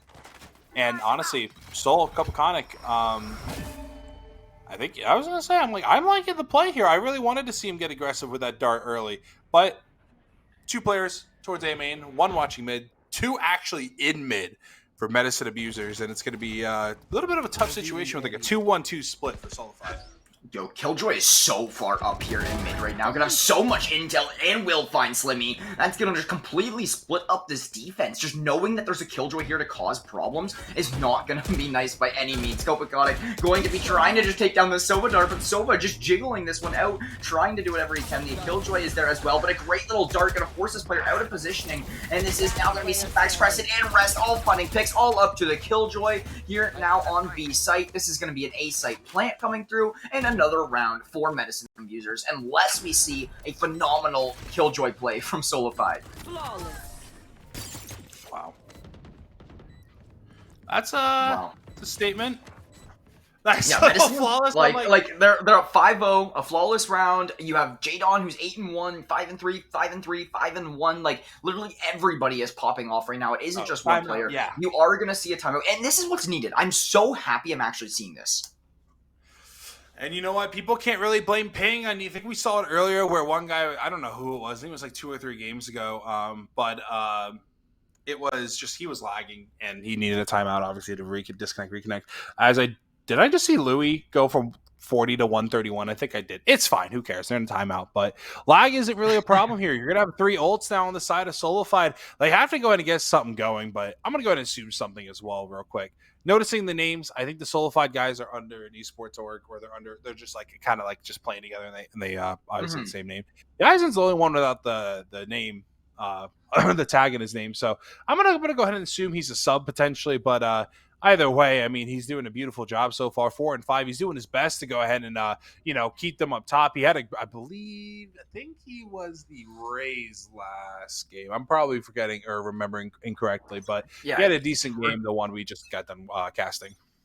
Yeah, he's had some good games all day long here, from at least what we've seen from our standpoint. And yeah, like from what we've been assuming, saying that he isn't part of Solified like the remainder of them, it's doing a very good job, right? He could just be one of the guys' friends just coming through, maybe helping out the squad because one of their players is not able to come to the tournament for today or whatnot. But regardless, yeah, he's definitely keeping themselves in this one. But here we are. It is going to be round number 6. So far, all 5 gone in favor of Medicine, and Crescent and J-Dawn want to keep it that way. Too early on. The Killjoy utility is there. Crescent going to find another 2. That's a 3K for him already, as he's already way back here in the defending spawn. Now leaving it all up to the Astra. Astra doesn't know what to do. Will look to go through mid here potentially, but Slimmy just stuck out in tree, trying to do whatever he can. Will find one on the Lou, but how much more? The knife kills trying to come through on the Slimmy. They're going for it. They're surrounding him. He gets one before Res comes through with the knife. Oh my goodness. Oh no. Oh no is right, Matt. Leia getting mad at the Carvana truck up front for some reason. Guess he's dropping off or picking up a car. I'm missing out on this knifing action. I'm upset. I don't know, man. I got to see the knife at least, but I had to go calm her down real quick, or just to yell at her, I guess. But besides the point, 6-0 for Medicine Abusers on arguably, I don't really know. I think this map's a little bit more even. I kind of want to go ahead and still give it to the attackers. They're being a true 3 lanes, mid, A main, and garage, obviously. But you have a lot of forward intel that it's not really being used on either side. But as I'm saying that, Louis would go ahead and get detected from the knife, and maybe that Jet. So I don't know if it's Solified just not using their abilities correctly, not placing them well. They don't know any of the trick lineups for Sova as well that can go ahead and give them that forward intel all the way in the back of A main. I don't really want to say it's a common spot, but they're definitely not utilizing it at all. But this mid presence is going to be huge here. If Sova just stays put, this could potentially be 2 or 3 kills. Nope, he shot. He made a noise or something, because Ozzy's going to go ahead and go big, finding 2, finding 3 for Ozzy, as Crescent will go ahead and shut him down. As it's going to be a 2v2, and there's going to be the KJ and the Reyna ult to work for on Solified. This is Solified's best opportunity they have had to win around all game long. And just as you were saying about that Sova and mid, yeah, in good positioning, but just got double swung by the one side and had 3 more players coming the other side, so it was just very frantic at the time. So regardless, though, this is going to be very big. If they can catch the Reyna off guard here, they can, and they do. That's going to be wise and going down, and this is going to be full A control. That is now going to be the Killjoy just way back there in defending side of spawn. This bomb plant is going to come through towards the very back of this one, and it's going to be planted for tree. So regardless, I mean, it's going to be Stout with a lot of work. He's had a little bit slower of a game here so far, and he's trying to turn things around here now. Crescent going to kind of have a general idea of where this player is, I do believe. And we do see the engagement, but that's Stout winning it. And this is anybody's round to win here now, Matt. Like you said, the 1v1 coming on through. Louis off site, but he's got the ult. This is all but kind of in his favor. It's going to be secured 100%. The KJ going to be trying to find something here. There goes the drone, and I think the ult will go ahead and come on through. Oh, he doesn't even need to use it. He's just delaying the inevitable. He doesn't need to. Like, KJ's got a stick or something. He just got played with. Yeah, that was just beautiful from the Sova, I'm going to be honest, right? Like, why use the ult when you don't need to? He still had those shock darts. He still had the Sova darts to gather the intel, so he could just keep jiggling, fire out whatever he needs to. It's going to completely not allow Solified to hop it. And honestly, it's just going to be a great round for Medicine Abusers once again, picking up their 7th, and they're going for a flawless win here, Matt. I hope so. I want to see at this point in time. I'm all for it. Like I said it earlier, I'm all for even games, but you know what? We've seen a lot. We've seen a lot already. Yeah, I think majority of this is the first truly one-sided match we've seen all day, but they're gonna W key on in. I don't think they care too terribly much. A great Sova dart, not gonna be able to find a kill, but he'll get a shot on it. Here comes the Asha, and now the KO. They'll both find one each. And now, oh my goodness. So that is now going to be a 2-on-1 for Medicine Abusers, looking to take on this one here, and that's going to be an 8-0 lead here now. But I just got word in my ears from production that Flickstar's game is 20-20 right now. I'm rooting for them, bro. They're going up against the Alchemist Esports That's guys. Alchemist Esports. Yeah. Yeah, I would say Winner they're of that still place, waiting. Comrie. Yeah, the Kamari Esports Club, who I don't know what they've been doing, but obviously, I mean, they're in quarterfinals right now. NYK versus Free Youngboy, another game that's going on. But this is the semifinal match. Winner of this goes to the championship. Well, they'll be waiting a little bit for their opponent. There's still 2 or 3 matches that need to be played. And we were kind of saying that, well, when this one ends, we'll go ahead and hop on the quarterfinal match. I don't think that's happening anymore. That game is taking way too long. We're going to be, we're going to hop into the semifinal match. Wow, no, I was right. The quarterfinal match towards the end, but now we might be able to get to watch the entirety of the quarterfinal match, judging by how the Flickstars and Alchemists are playing and how these guys are playing now up 8-0, now 44. Yeah, everything's just going in our favor to get some more Valorant content here for today. It is going to be Aussie finding one there, but Lou, quick for the trades. 3-on-3. This is another great opportunity for Solify to find one of their earlier rounds, but it is going to be still a 3-on-3. Plant's going to look at it come through. Aussie actually does start us off nicely. Lou does have the intel on this one player, finds the first, spots out the second as well. This is now going to be a 2-on-1. The KJ is down. If he can get this res off, it would be so bad here for the side. Oh my god, Aussie's just baiting out with the res. Look at this. Lou is just waiting for it. And Lou running into it. Lou, get it. I was with you. Yes. Wow. I can't believe he just Louis, the disrespect on the KO, bro. He sees this is gonna be an interesting next matchup, bro. Oh no, 100%. It's 9-0, bro. Dude, their economy's through the roof right now. They've only it's been a few situations where it's come down to 1v1s or like XV1s or whatever. They haven't really been dying too terribly much. And every round so far, Solified has. I mean, everyone I think is going to be at 9 deaths. I don't think they've been able to have the opportunity to save one, so it's been a complete blowout so far. And there's been maybe 2 or 3 rounds that were close enough for maybe Solified to find a kill. But here comes the Sova ult super early to maybe slow him on down. KJ will be finding the opening kill and jet onto the site, trying to find one. Walks past one, does not matter. Takes out the Astra. Down goes the KO. Crescent with a nice double kill. Now going to be down to the KJ in a 5v1. Yeah, that's going to leave it all up to Solified here now on the KJ. And he's just stuck back there. Defender spawn has been spotted out. Crescent with the 3K will clean that one up. Medicine now going to be leading 10-0 here. They are looking to send Solified packing as they are just looking to advance here to grand finals. And we actually do have an update on the Flickstars match as well. Alchemist Esports has won it, and they will be going up against the Kamari Esports Club up here next in the quarterfinals. So a lot going on the other side of the bracket, but in the meantime, Medicine Abusers is looking to just find their ticket to grand finals, and they'll be waiting for an hour and a half or so for the next match. I'm upset. I was rooting for Flickstars. Back to this match. 10-0. 3 more rounds to wrap this up potentially. There's still 2. Never mind. Both ults are completely gone now as both those players will fall. Crescent finding one of his own. Looking for the team ace as now KO is going to be up in heaven. Reyna in mid. Asher looking to take her out. No, I's going to actually go ahead and take out J-Dawn. And now Crescent could be able to find a kill of his own. It's going to be down to the Reyna trying to do something. Clickety click click. That's all they're going to need. As now, 2 more rounds and just a bunch of flawless gameplay. Medicine Abusers just kind of hugging at this point. Yeah, I mean, honestly, right? I mean, like, what do you do if you're Medicine? They clearly have the upper hand, you know, mechanics-wise and just space knowledge-wise, so they're just using that all to their advantage here right now and just continuing on doing what they do best. It's 11 straight for them here already, and they're just looking to close this one off. They have to play at least 1 round, though, on the CT side, so we'll see how that goes regardless. They're just looking to end off this half nicely with a 12-0 finish and go in and find their one round on the pistol. So we'll see what happens. A very aggressive A push here once again. A lot of info has been revealed, and CFAX almost actually going to get forced out of his position here. A lot of intel and util used early on. An initial spike plant going to come through very quickly as well. He's going to be open. He will get shot down, but the spike does go down. That's the big thing right now.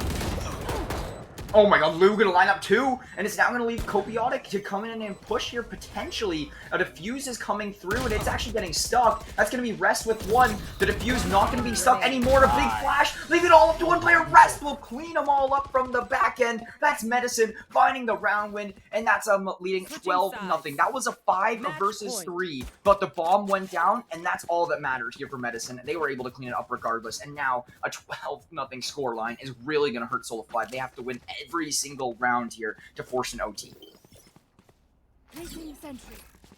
Yeah, I'm dumbfounded. I'm like holding my face. I'm like, I don't know what the hell I just watched, truthfully. That 100% should have been in favor of Solidified. I believe it was a 3v5 at one point. They went into the site, Jet was found first, and that's all she wrote from there. I'm very surprised they didn't, if they had utility, why wasn't it used and abused on the KO? You know where he was. And there's still a player mid. It was a 2v, like, don't get me wrong, it was a 2v5 at one point, 3v5-ish kind of area, but KO 1v3 at the site, the last player was in mid doing something, and that door was closed, so I don't know. Now it's going to be, there you go. There's that Sova dart I was talking about. That's what I was talking about earlier. The Solidified should have been using, but it's fine. We move on. We digress, and it's going to be one player mid here. Yeah, he's going to be that Aussie pick in mid starting us off here. It actually could be Solidified here, potentially able to find something 3-on-3. That's Stout with another one here, so Solidified having a player advantage, leaving it all up to the Sova Nasher, but J-Dawn will be here to shut down another player. Aussie and Stout, both here on the A main entrance, trying to find some sort of an opening. It is going to be J-Dawn with his Sheriff, though, already 3 kills in this round and looking for more. You have Stout tagged so weak, and that'll do it justice. 13-0 win for Medicine Abusers, and they honestly just did the abusing. They did not get abused. They did the abusing there in that one, and it is going to be the side of Medicine just completely cleaning it up. I couldn't even tell you what the scoreline was. I think every single time Mr. Producer put up the scoreboard, I just kind of ignored it. I'm not going to lie. I didn't want to see it. But here we go. 1-13 for the Sova MV. No, I'm kidding. I mean, everyone, they were plugging, truthfully. There wasn't anything too crazy going on.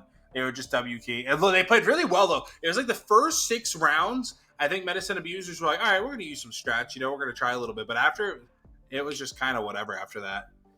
Yeah, I mean, after the first few, there's not a whole lot that, I think that Solidified's mental just kind of went right down, regardless, right after the first 6 or 7 right away. And then after then, Medicine was like, all right, that's when, once we started seeing them go for, like, those knives a little bit around that time is when we're like, okay, that's just going to be Medicine just kind of trying to start to pug here at the end of this game. So regardless, it is going to be Medicine Abusers heading into the grand finals here now, taking out Solidified of this tournament. And regardless, with that being said, we are going to see, I think we're either going to see Flickstars versus Komori Esports Club or NYK versus Free Young Boy. One of the two, not 100% sure which one we are actually going to be seeing up here next, but regardless, it's probably going to be a good game. So yeah, we're going to have NYK versus Free Young Boy coming up here next. So how are you feeling about that one? I don't know. We still got the Komori Esports Club and the Alchemist Esports. I think that's the only game being played right now. I think NYK already won. Yeah, I would say that NYK already won their matchup against Young Boy. I think that was, yeah, I would say. And you know what? I'm going for the Komori Esports Club. They took out, the Alchemist Esports took out Flickstars. I need some bit of vengeance. But honestly, this final up against the Medicine Abusers, we didn't look at them at all the entirety of this bracket or this tournament so far. But I mean, they played against Stanford Red. They played against Desire Rising, S4GE, and now Solidified. That was a tough match for Solidified. And if you know the Medicine Abusers in chat, are they normally this good, or is this a little sus? Joking aside, I mean, going the Komori Esports versus Alchemist Esports, that's probably either just getting started or around, maybe they're a few rounds in. But truthfully, I don't know either of these teams, but they beat Flickstars, so they got to be decent. It was like 22-20. But guys, we're going to send it over to a quick little break while we go to get things set up on our end. Don't go anywhere, but run to the bathroom, grab some popcorn, because we got a few matches left in this tournament.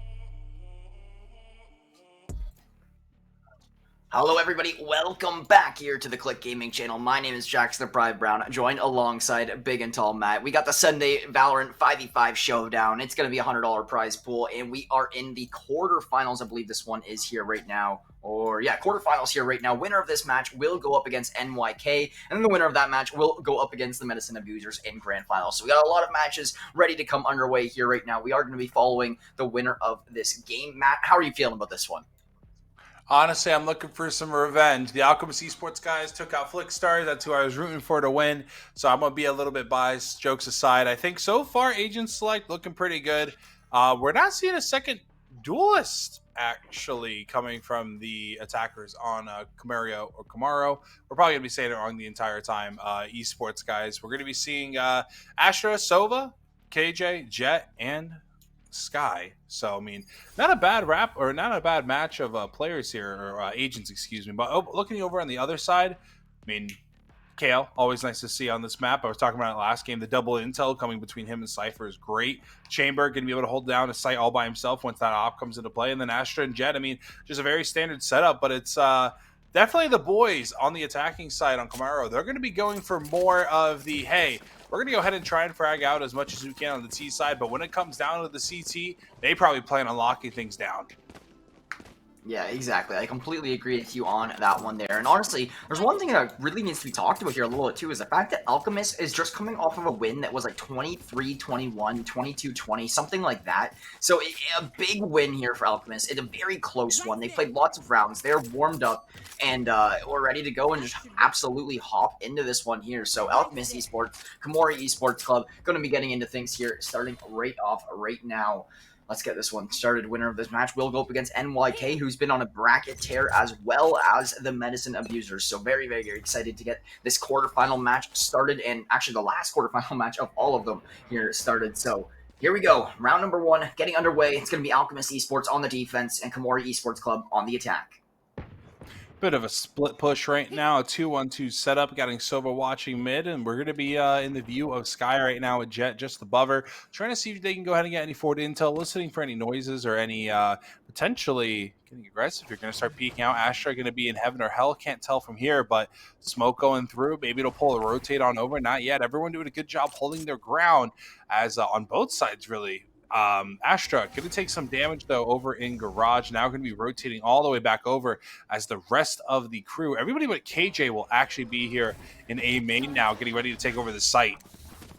KJ could cause some big distraction over there. He's actually going to have full B site to his advantage, and if he can get this call over to his team, we could see a very big rotate, but it's so far committed into A already for this side of Komori that we could just see this one go down here. A big flank from KJ is still back there. I think the Sova has the intel, so they know that KJ is back there now. KJ will go down to Legacy. It is now going to put us into a 3-on-4 in favor of Alchemist on the retake, but so far a decent hold from Komori. It's just all about getting the cleanup here now. We got Keko in this corner over there watching this garage tree peek, and there's the first kill coming through. Brokar gonna find one as well onto Cloud. Now a 3-on-2. Last two players from Alchemist are gonna be in heaven. Brokar getting a big Somadar will find the first one, and the Chamber down to 1 HP. It's a 1 versus 1 against the Astra. He knows that he's gonna have to make something work out here. The swing comes through, and Keko will find it. Komori Esports will take down round 1. Great opener coming from both ends. Going to be able to find plenty of kills on both sides, but it will be the T's coming out in front of that one. Everybody going to be taken out, but the Astra. I mean, big two kills coming from her, 3 coming from the Sova. You see it there. Chamber, Mr. Davidio, going to be 3 kills for him, and Sova, Mr. Legacy, will have 1 to his name as well. Chamber not able to go ahead and clutch it up there in the end, but like I said, the kills are going to be big. Going to be able to, help him out in the long run here, especially for ults.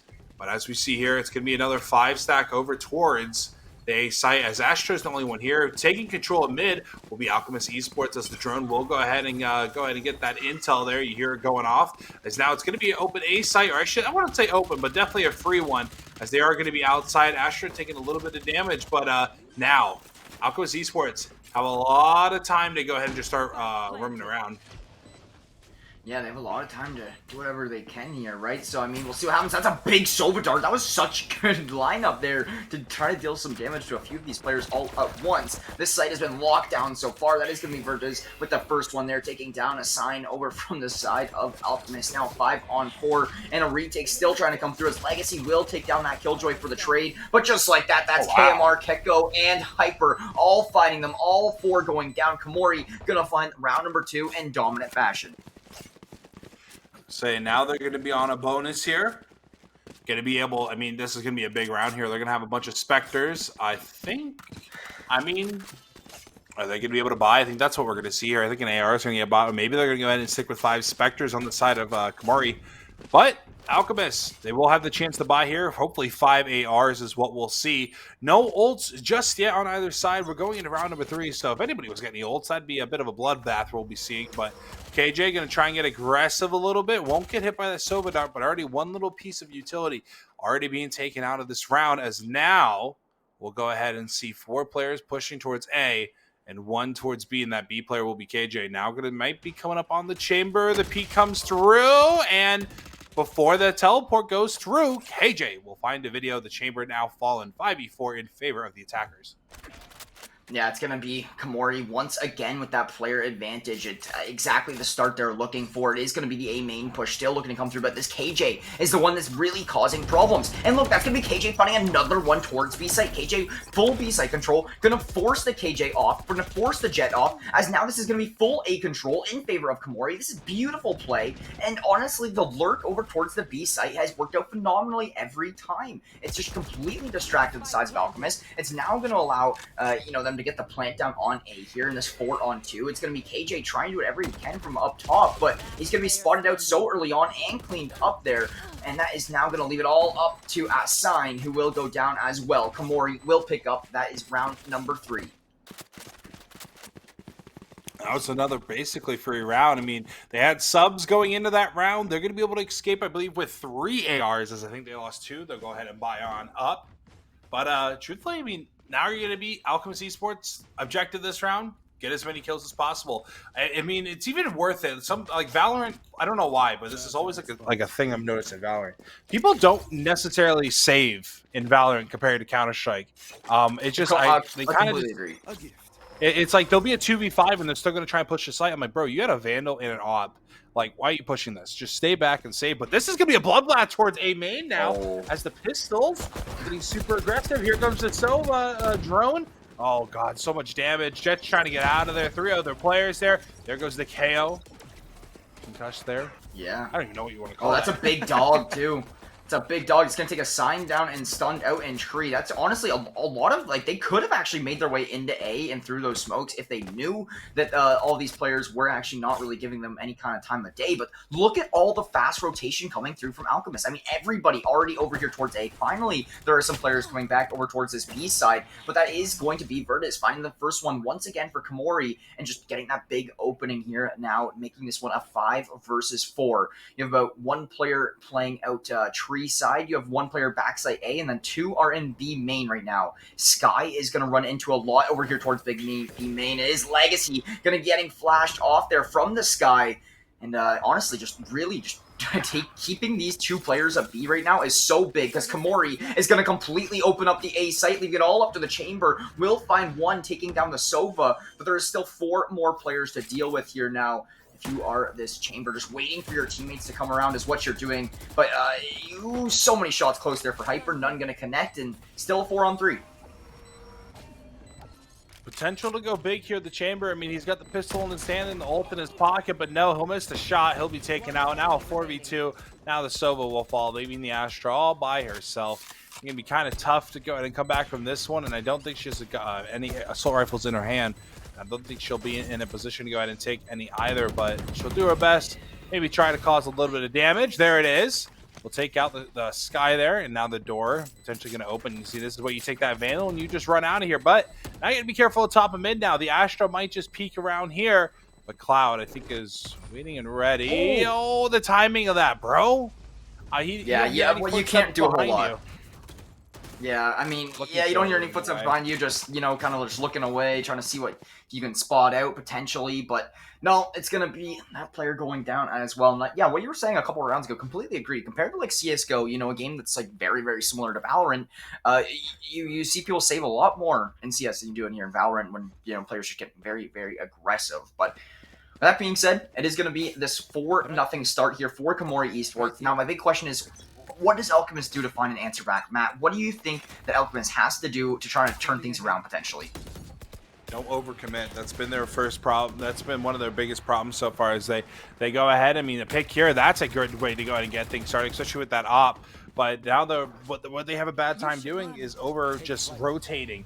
They've done it twice so far. We saw, I believe, 2 rounds ago with the Astra and the Sova making their way through Garage. They're doing a great job holding it down here. And they're very spread out as well. So say, I mean, a Sovidar does go ahead and come in, a Concuss, or even a Jet. I mean, you're not going to get more than one person. And that's truly what you want to happen. And they're all tradable. They're all in tradable positions right now between the KO and Jet, as I'm saying that Chamber backs on off. So this has great potential to go ahead and go well, but it also has great potential to be horribly wrong, as the Jet will whiff. Big kill. Yeah, that was a very close try.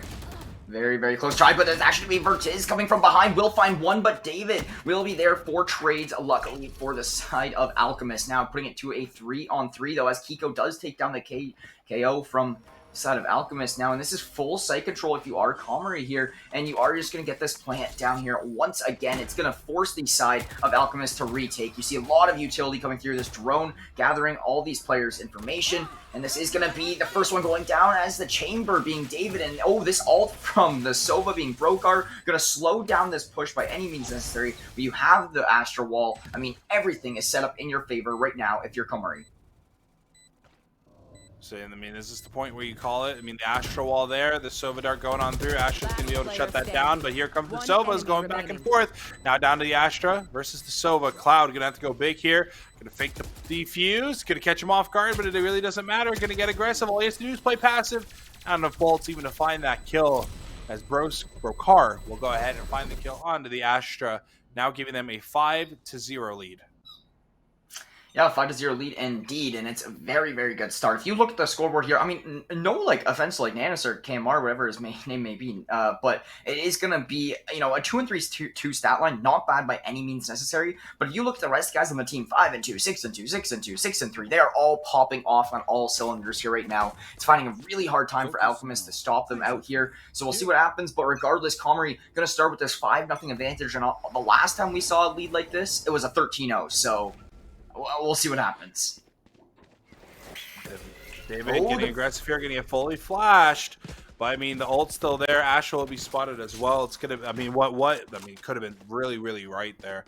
I mean, it was a perfect stack. Even one of the picks and backing off would have been worth it. But now you're going to be forced to play passively. Going to be 3 on A, and what was 2 now pushing through Garage. Jet will be found, and now it's just the Sova. Sova's trying to get a sneaky kill, and he won't be able to do it, meaning that now there is an open B site. Getting overly aggressive like that when you are down 5-0 is not the way. Personally, just even getting aggressive in Garage would have been enough, but the fact that you went ahead and went out there in the open, not going to be able to find either of the kills. You got the intel to player 2, KO Knife coming on through to potentially get more intel, but then just going to be back and forth here. KO last one alive now. Yeah, KO's going to be back there, and he is going to be flashing a few of these players, but it is going to be Nanis there, able to clean things up once again for Comrie Esports. That's going to be their 6th here. Can they get the plant for some extra money? No, it doesn't come through, but they don't need the extra money at this point. You haven't lost a round. You haven't, like, you're always getting this money. Finally seeing a timeout come through for the side of Alchemist, and honestly, this is something we probably should have saw 2 rounds ago. I mean, I think the timeout, I mean, honestly, it probably wouldn't have mattered 2 timeouts ago. But you know what? It being called in general, whether it was 2 rounds ago, 2 rounds in the future, honestly, I think it's good that they're even taking the time to call one. Both the duelists right now aren't doing too hot. Blaze and Assign are both 1-6 right now. Everyone 6 deaths. And you're on a side where, I mean, I think I did mention this earlier, how this the Chimera Esports guys, they're in a position to dominate on the CT. They could lose out the rest of this half, and it's still going to be a win to me. They have 2 people that are great at holding sites, being Astra and KJ, and you have a great supporting cast with Sova and Sky.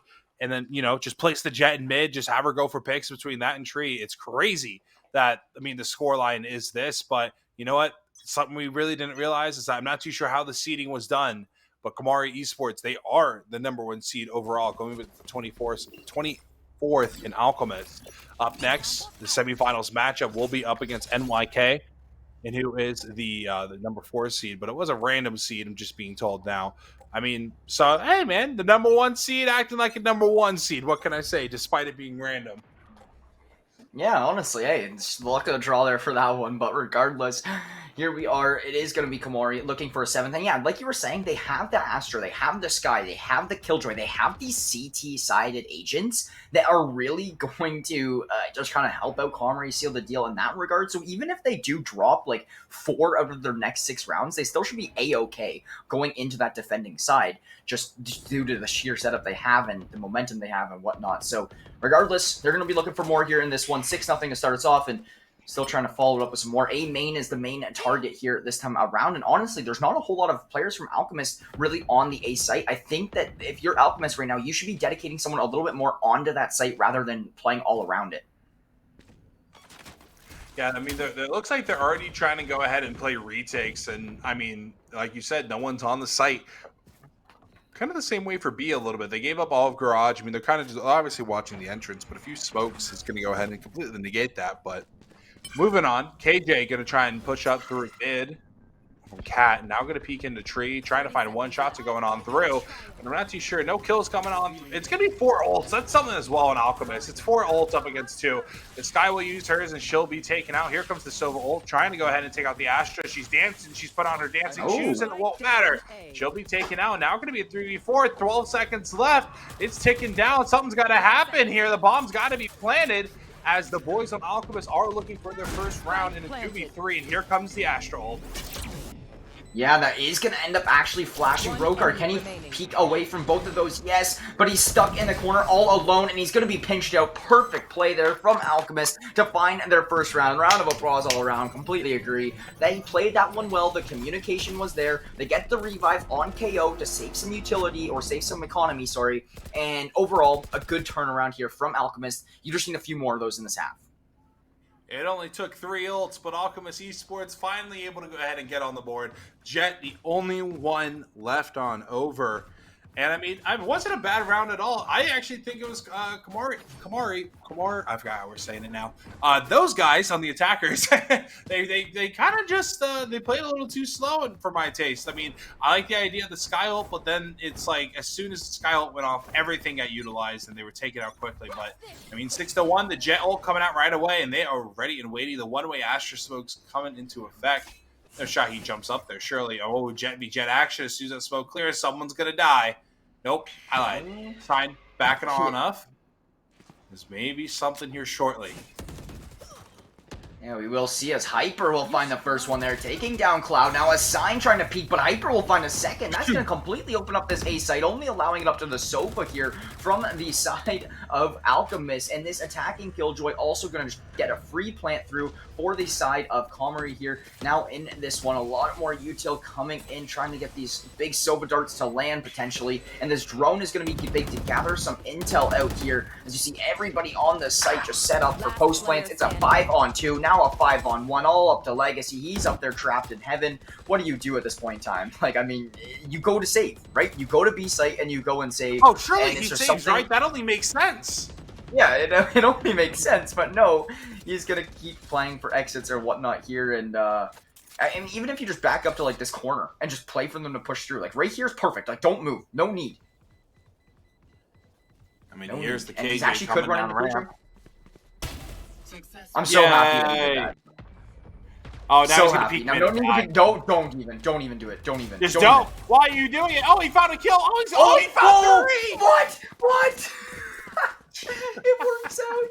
It works out. He was just beaming heads down there when he does peek up in mid. So it all works out, and it is going to be, you know, he might have lost the round, but a successful save. At least building some more economy for his team there. It is going to be 7-1 for Comrie here now, though, and there's just no slowing down in sight for the attacking side. That was probably the best play of the entirety of the match. Legacy, shout out to you, buddy. Now 7-7 for him, boosting his stats on those exits. It's going to put a small dent in the economy of Mario. But, I mean, truthfully, not too big of a deal. He's going to be able to... Uh-oh, here comes the Sky. Not going to be too big of a deal because they're on a bit of a spree right now. But, I mean, maybe an early pick here. No, nothing's going to happen of it right now.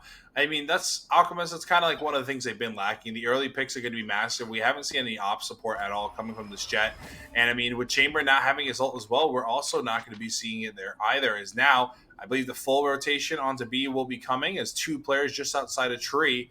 They're in top, or excuse me, they're in the middle of mid, outside a tree, trying to reposition themselves as there's one on A, watching on over. It'll be the Astro, but this is now going to be a 5v2, I think. Oh god, they're going to get spotted. Away we go.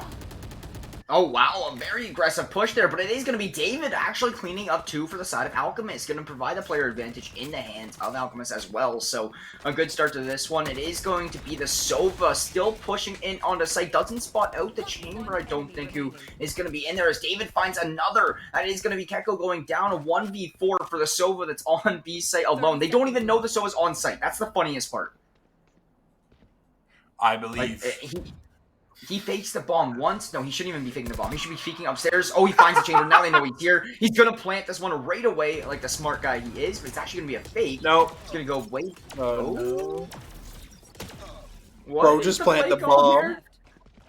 Yeah, like, they're waiting so hard to peek him out here. That is going to be the KO, getting the flash off and getting the kill, though. And that is a second round on the board for Alchemist in this one. Gomery Esports going to be falling once again, but regardless, it's going to be, like, here's the thing, Matt. We talked about it already.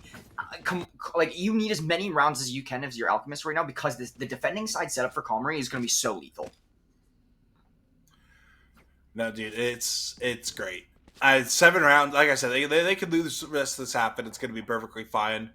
Komori, they're just doing a great job, just completely just keeping the intensity there. As soon as they decide to go ahead and hit a site, they're not getting overly aggressive.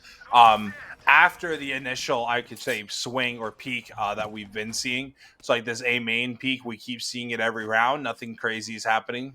I mean, they've gotten a few picks from it, but other than that, we've been seeing the same positioning from Alchemist Esports, but this Jet still is yet to be found here. And I think, oh, KJ might have spotted her. KJ, nope, they actually did it, but they will go ahead and start shooting at each other, trying to find one another, as the bomb potentially going to be making its way towards B, but here comes the Sova and a great dash as she's trying to stay alive. Yeah, David will find one, though, taking down the Killjoy, putting into a 5-on-4 for the side of Alchemist here now in this one. So, still giving themselves a good little shot here. But Alchemist, I mean, hey, they're starting to prove to do some work here. They're starting to play this defending side a little bit stronger here and figuring out the kind of the strat that Connery does typically follow here. So it's going to be the B retake forced to come through. But this number 7 player, that is going to be the Sova here for the side of Connery. He's going to be such a big player to cut off these whole mid rotations. Could spot out Astra here momentarily. And we should see an engagement come down through here in a moment. In mid... No, it doesn't look like anything's actually going to happen. Sofa's going to be flanking Garage, so that could be very, very big. It's going to be 1-for-1 on the site, 3 and 4 in total. Now 3-on-3 as Kiko finds one more, and that is going to be the Sky finding one as well. And the Sova from the mid flank will clean up the final. Comrie going to win that round, and honestly, I think the Sova coming through mid, yes, it might have only found 1 kill, but it was that extra little insurance to make sure that everything was going to work out. I love having the Lurk players of the Sova. I mean, like you said, it was only 1 kill, but the insurance, the value that was actually there was a lot larger than actually happened. Yeah. So, I mean, having a player like that Sova with the ability to lurk, especially if you guys can get onto site, having a lurk isn't bad, especially if it's going to be a 5vx situation where you can go ahead and afford to have 1 player off the site. So, I mean, good play coming over there from the attackers and now Alchemist. They're trying to go ahead and get something going, but it's 8-2, not too many rounds left in this half, and they have to go ahead and find something here quick. Yeah, they're going to have to find something here, and quick indeed, for sure. So, that being said, it is going to be a sign with another big off pick to open us up for Alchemist. 2 rounds remain in this half, and honestly, Alchemist is going to be looking for both of them. But Brokar will get the trade out on that offer, and this is actually a site control with a plant coming through. David going to be here on a big flank, will catch out Virtus, but Virtus will get the best of him. I don't know why he did not have his gun up when peeking mid there, but regardless, it is going to now be a 4-on-3, and it is going to be Alchemist stuck in a tough spot to retake. now on the site we go. Blaze will find one, gonna make this a 3v3, giving them a fighting chance, but Cloud can't do it. Neither can Blaze, and now Legacy gonna have to go big in a 1v2. He's got to do something here, but time's ticking away. He's being spotted all 3 times. KJ throwing down for bot, and now it's just gonna be down to this go. Oh, okay, taking his time. All right, Brokar, you're gonna be doing a bit of a choke dance right there, but it won't matter as they will go ahead and get the victory there. Now 9-2. Peek here. Oh, surely you want to. Yeah, Legacy, you're nuts, buddy.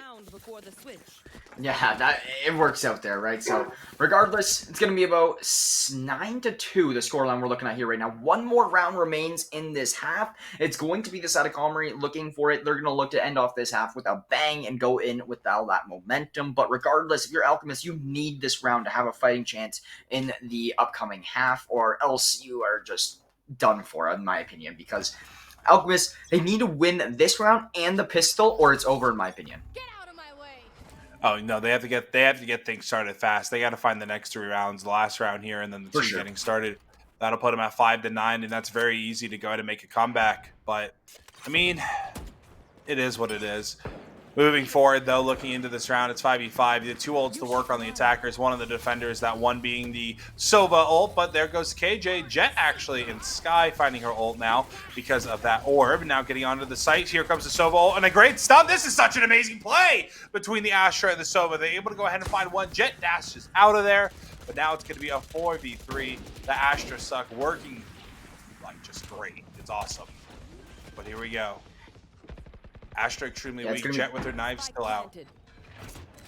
Yeah, 4-on-3 here right now. Alchemist does have that player advantage to use their favor, but that this bomb being down, it could cause some struggle. A sign finding the first one there, taking down Brokar. Exactly the start you're looking for. Hyper finding an answer back, and the sign and Legacy will get the cleanup. Alchemist Esports will find their 3rd round, and this is going to be a 9-3 half. So yes, it is heavily favored in Comrie's favor, but not the worst that you could see here. Alchemist at least making a little bit of a dent into the scoreline. Switching sides.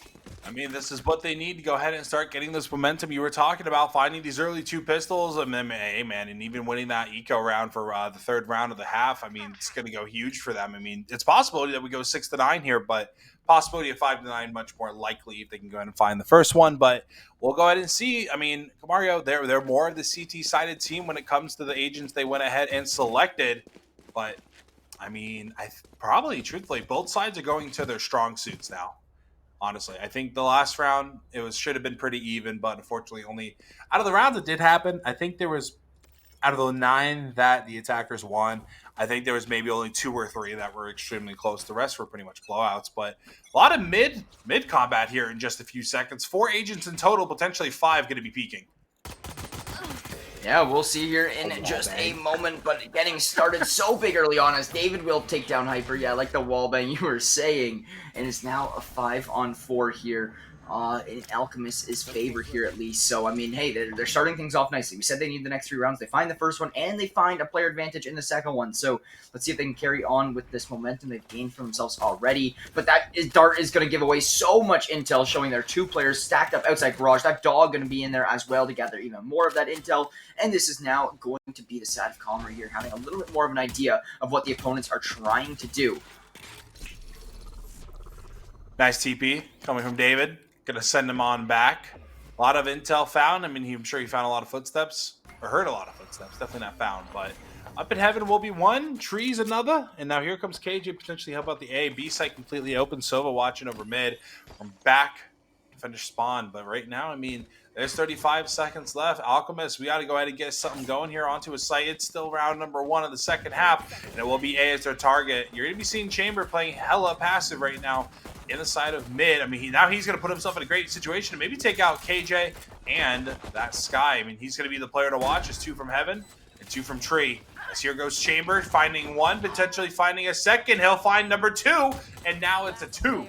B5, Alchemist potentially going to be able to find their first round here of the second half. Brokar going to be able to find 1 with that Ghost. Yeah, there's so much to do. David's going to come around on the flank. That's a 4K for David. David has been turning up in these past 3 rounds or so here, Matt. I'm interested to see the actual scoreboard here momentarily because, honestly, it has been unreal play here coming through from him because I mean, yeah, you can get a look here now. 14 and 12 and 1. He's really doing a lot here. Legacy's there for the help as well, but besides that, I mean, the side of Alchemist is really struggling in the kill department, and honestly, Kamori will really start to get slowed down here as well. They look really dominant starting us off, but now getting slowed down, it could cause some problems here for them. What I'm liking, though, seeing Cloud and Blade both there with 5 assists, despite them being on the bottom of the leaderboard, is very nice. I'm always a fan of that. Well, if you're not fragging, you're at least helping out, whether it's between assists or you're just straight up calming. Because if your comms are good, typically teams can go ahead and play around you. Or players, excuse me, can play around you. But now the opening pick going in favor of Alchemist is now more shots going on through. Bomb now going to go ahead and get planted. With 2 players directly on this site and 3 playing around it, this might get tricky for the Kimura guys. Yeah, it could actually get tricky indeed, as it's already a 5-on-3 here now, looking to potentially take down another one of these players. They do have David spotted out, and they do have him blinded out there, but, oh my goodness, he peeked out blinded there, Matt, and found the wallbang headshot.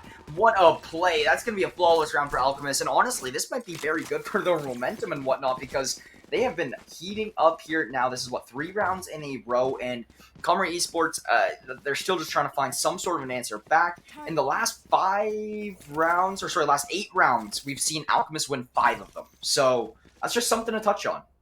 Or in the last 1, 2, 3, 4, 5. Yeah, in the last 8 rounds, they've won 5. Yeah, I was correct. I was second guessing myself. But regardless, yeah, I mean, it was it's going to be decided at one point. Yeah, exactly. Right. So crazy. They're doing a great job. I mean, making the comeback. This is now going to be their bonus round, which is nice. But you're going to see a Vandal already in the hands of David, as this is actually a great position for him to get aggressive. Still has TPs available. Hook and flash, but the Sova drone coming in is not going to help. As now, Blaze getting caught out by that too. That is no bueno. As now we're going to go ahead and move forward. 2 in the back of B. Sova rotating to cover mid potentially. Yeah, we'll see what happens here right now, as it's going to be a lot of a contest here towards mid. And we do have the bomb getting retrieved. Now, do we see this one go B? It does look like all the guys over from the side of Alchemist are looking to focus out B main here. And honestly, for the side of Comrie, they do not really have a whole lot of presence on B besides the Killjoy. And no ults or anything to use as well. So it's going to be a lot of pressure on this Killjoy if the B commit actually does come through. And I don't see why it wouldn't. There's only about 45 seconds on the clock, and they already have so many players back here. But we actually do see the Sova already rotate through the spawn, and we could see this one go over to A now. But honestly, I think if you're from the side of Alchemist, you're just trying to find some sort of an opening pick and play off it. I think I heard an Odin. I'm going to be very upset. Oh my god, I do. Is that the no, it's the KJ. Alright, I'll live with it this time, but if that was another Odin, I was going to lose it. But, moving on. Despite, I mean, it's going to be 3 on A. Oh god, they're moving around. The Astra's trigger discipline must be crazy, or she's completely smoked off. It's one or the other, but they're going to go ahead and wait here. Oh yeah, the trigger discipline was just there. As now she'll go ahead and Keko going big, finding 2. And there's 4 seconds left. Nothing to do. David, great call. Was going to start pushing that. Realized the time. Now backing up. And now it's going to be 2 ARs saved at least. I mean, but the spree going to be done and dealt with. Now 10 rounds.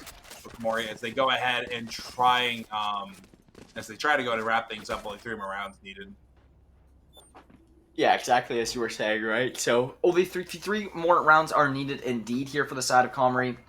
Alchemist, though, still trying to bounce back, but they're going to have to really start to play a little bit better than they already have, right? Because, yes, you've been doing very, very well. You've won majority of the last rounds. However, it's just you allowed Comrie to get such a lead that you have to go on a little bit of a spree. You have to win 3 or 4 rounds in a row to try to really come back here in this one. So we'll see what happens, but regardless, it is going to be Comrie with a big round win there, and they're looking for another. Once we see some of these ults come through for the defending side too, like once we see the Astra Wall, once we see the Killjoy ult, we're going to see a lot more difficulty here for the side of Alchemist actually pushing through. So far, so good, though, for Alchemist. They're doing a great job, kind of just, you were saying, pushing on through, but, I mean, they're playing very passive right now, which also isn't too bad of a thing, especially since I believe the Kimura guys are completely just out-aiming them in every way, shape, and form. But this Skye and Jet are going to be in a great position. Jet should swing now as she'll find one, but she knows that there's one more.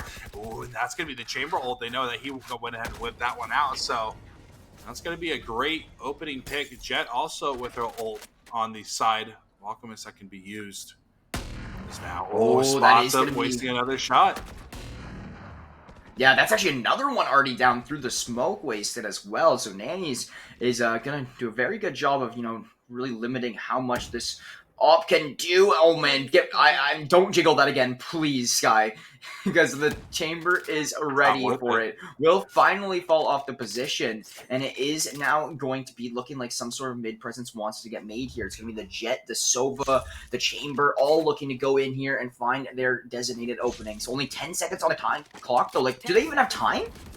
I don't even think they have time. They have to jet dash even to get on site, and that one player backside the Killjoy just has to kill the planter.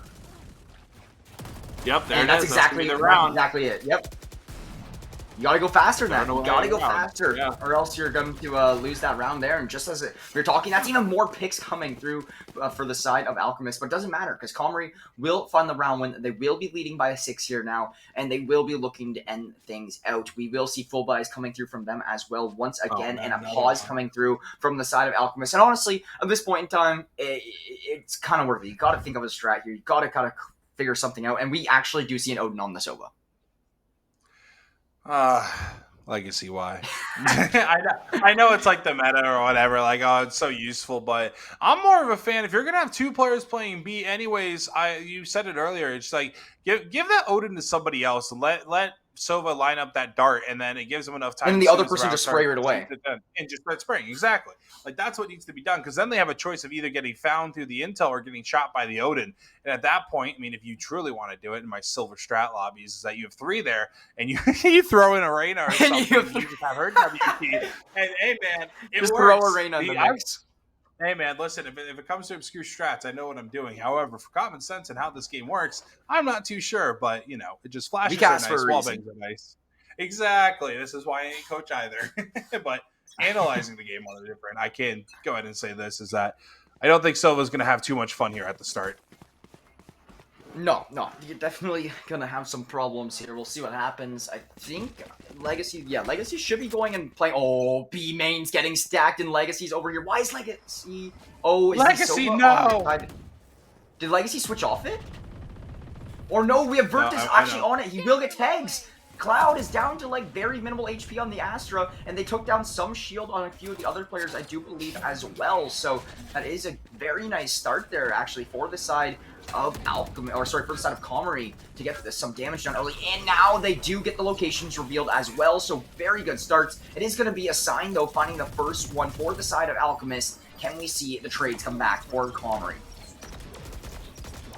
I'm going to say, David getting really aggressive in here, completely neglecting all of the utility thrown down on the ground. And Legacy was actually on the T side, not the CT. We both got confused there. But the KJ on the CT side went ahead and had it anyways. But moving on from that, 3-stack coming from the defenders in market right now. Jet getting her butt in there to potentially try and help on out as the Astro Stars are coming on through. And the suck will be there. I don't know if that was intentional or not, but either way, it's going to go ahead and work out in Brokar's favor. It's now 2 more in the site, 1 more in Garage. It's going to be a 4v3 situation. They got to go ahead and get there. KO looking to be taken out. There it is. And Brokar looking for the ace, and he might get it. Whipping out the pistol. He wants it, and he'll get it. The first ace of the event, I do believe. And now it's going to be 11-5. The defuse coming in nice and clean. Yeah, beautiful ace there coming in from Brokar. Will win the round there for Comrie Esports and put them on match point here. Only 1 more round needed here to take down the side of Alchemist Esports. And Alchemist is going to have to win 7 in a row to force it overtime. We've seen it get done before, but it's not going to be an easy task by any means necessary. Comrie Esports is looking to do the cleanup. Yeah, bro. I didn't even know what the Sky's name was on Kamari Esports, because he just really hasn't had any opportunity to do anything. 4 kills to his name, and I think he's used his ult twice. So I mean, he's doing something, I guess. But 12-5 now. There's a lot of work to be done, and there's no room for errors anymore on the side of Alchemist Esports, looking to be eliminated from this tournament. But right now, 3 on A, 2 on B, and one of those B players are watching mid. That's going to be the Sova, and now total mid control. Just something that hasn't been entirely utilized the entirety of this tournament. But we're going to be seeing 3 players now, all around mid, looking to get things going. As the KJ's Odin trying to find some damage on the Astra, and she won't be. I think actually she got a shot into the Astra. As now Kiko going to be the other Astra actually taking some damage on the CT side of things. David now going to try getting aggressive, getting onto the site, and he'll be taken out. But 1 by 1. everybody on Aqua is dropping like flies, and it's down to the Jet and the Astra. Spike down. Yeah, and that's going to be the ult coming through. Will take down Cloud, leaving it all up to the Jet, just as you were saying. They know exactly where she is. They will have her located out. The turn and burn with the knives will allow Hyper to find that one, and Kamari Esports will be advancing into the semi-finals round here now. Next round will be up against an NYK versus... Sorry about that. Versus Kamari Esports Club here. The winner of that game will be up against Medicine Abusers. So, still have lots of games left here. We're going to have this one more best of one and then a best of three, and then we will be wrapped up here for the day. But, hey, a very, very good start from everybody around. And now NYK versus Kamari Esports Club. Going to get into it. Yeah, we haven't gotten to see NYK play just yet, but what we just saw from Kamari Esports, I think this is going to be a good one regardless. I mean, we saw Free Young Boy earlier. They weren't a bad team, so NYK getting the dub over them. I know they're going to be somewhat decent, but I mean, going into the Medicine Abusers match that will be coming up in just 2 more games from here, I think the boys in Kamari Esports have what it takes to go ahead and take him out right now. We're about to see because NYK is going to be the guys up next. I mean, they're between these guys, I mean, like I said, the only notable win that we saw so far was the Young Boy roster. And you know what? I'm not going to say I'm happy to see the Alchemist Esports guys out, but they went ahead and took out Flickstars. So I'll leave it at that. But going into the future, I mean, that best of 3 in the finals, depending on who picks what map, who's strongest on what map, we really don't know that yet because we haven't covered these. These aren't like 100% solid teams throughout collegiate or just regular VCT play. There are a lot of, feel like a bunch of them are kind of puggier teams that are just here to go ahead and just play and obviously win a little bit of cash. Yeah, exactly. Completely right there. So next match will be up against NYK here in just a minute or so. And next one will be following Medicine Abusers after that. So we are going to send this one to a quick little break as we do get back into action here with Click Gaming and their Sunday showdown here in just a little bit. So stay with us. We'll be right back.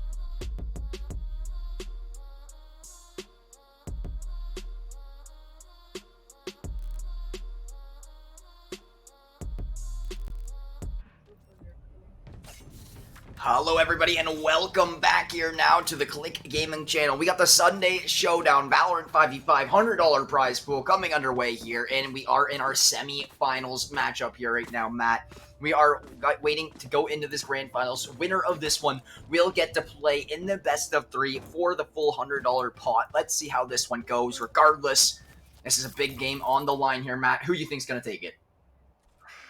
Honestly, we haven't seen the NYK roster play just yet, but from what I saw of Chimera Esports, guys, they are looking very, very good, as I do believe they will be starting out on the defense now, electing this time into 2 duelists, the Sage, the Sova, and the Viper. Opposite side of things can be very similar. The Chamber and the Reyna are going to be really the only difference here.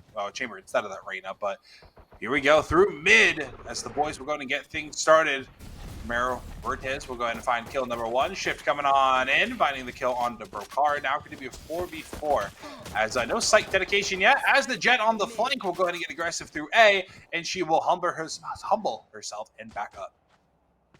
Yeah, it's going to now put us into a 4-on-2 here, favoring the Camaro guys here in this one, leaving it all up to the Chamber and the Viper here of the side of NYK in this game. Click Shift is going to be up in tubes, trying to find one onto the Sage, onto Kiko, but it's not going to work out here now. So it's still going to be trying to find some sort of an opening, but it is so hard to win these 2-on-4s, especially on the pistols.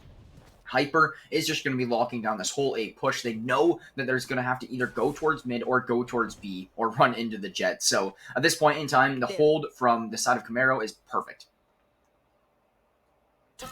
Now getting aggressive over towards B. Jet, I mean, did a great job. They were so scared of Jet, they didn't even bother pushing her. But 30 seconds left, 2v4. It's going to be a tough one here. The Viper going to be on directly onto the site. It's going to be a complete walk-up. They're going to try and find the kill, but no, it will be Viper. Finding one of the kills is now Yato going to try and get this bomb planted. No, he won't be able to yet. They'll find the kill, but one coming from above. No bomb planted, only 2 kills found as the defenders will go ahead and get things started. A great try from Yato, though. Like, honestly, like, you can't really ask for a better try than that. He gets the 1 kill after hopping off the bomb, tries to stick the plant again just to get some more money up, even if he does die. But regardless, it does end up going in favor of Camaro here in this one. So, NYK, it's nice to get our first kind of little bit of a look at the roster, and let's see how it continues to look moving forwards. But regardless, I'm very, very excited to see how this one does get played out. I'm very excited that we actually are seeing Icebox here now for the first time in the day. I would say definitely a nice little change of pace when it comes to these maps, but oh, that Jet not getting spotted, that's going to be massive, getting super aggressive up in Nest, and now maybe might be able to find something. Here comes the, oh no, that's not going to be killed. You got to run, buddy.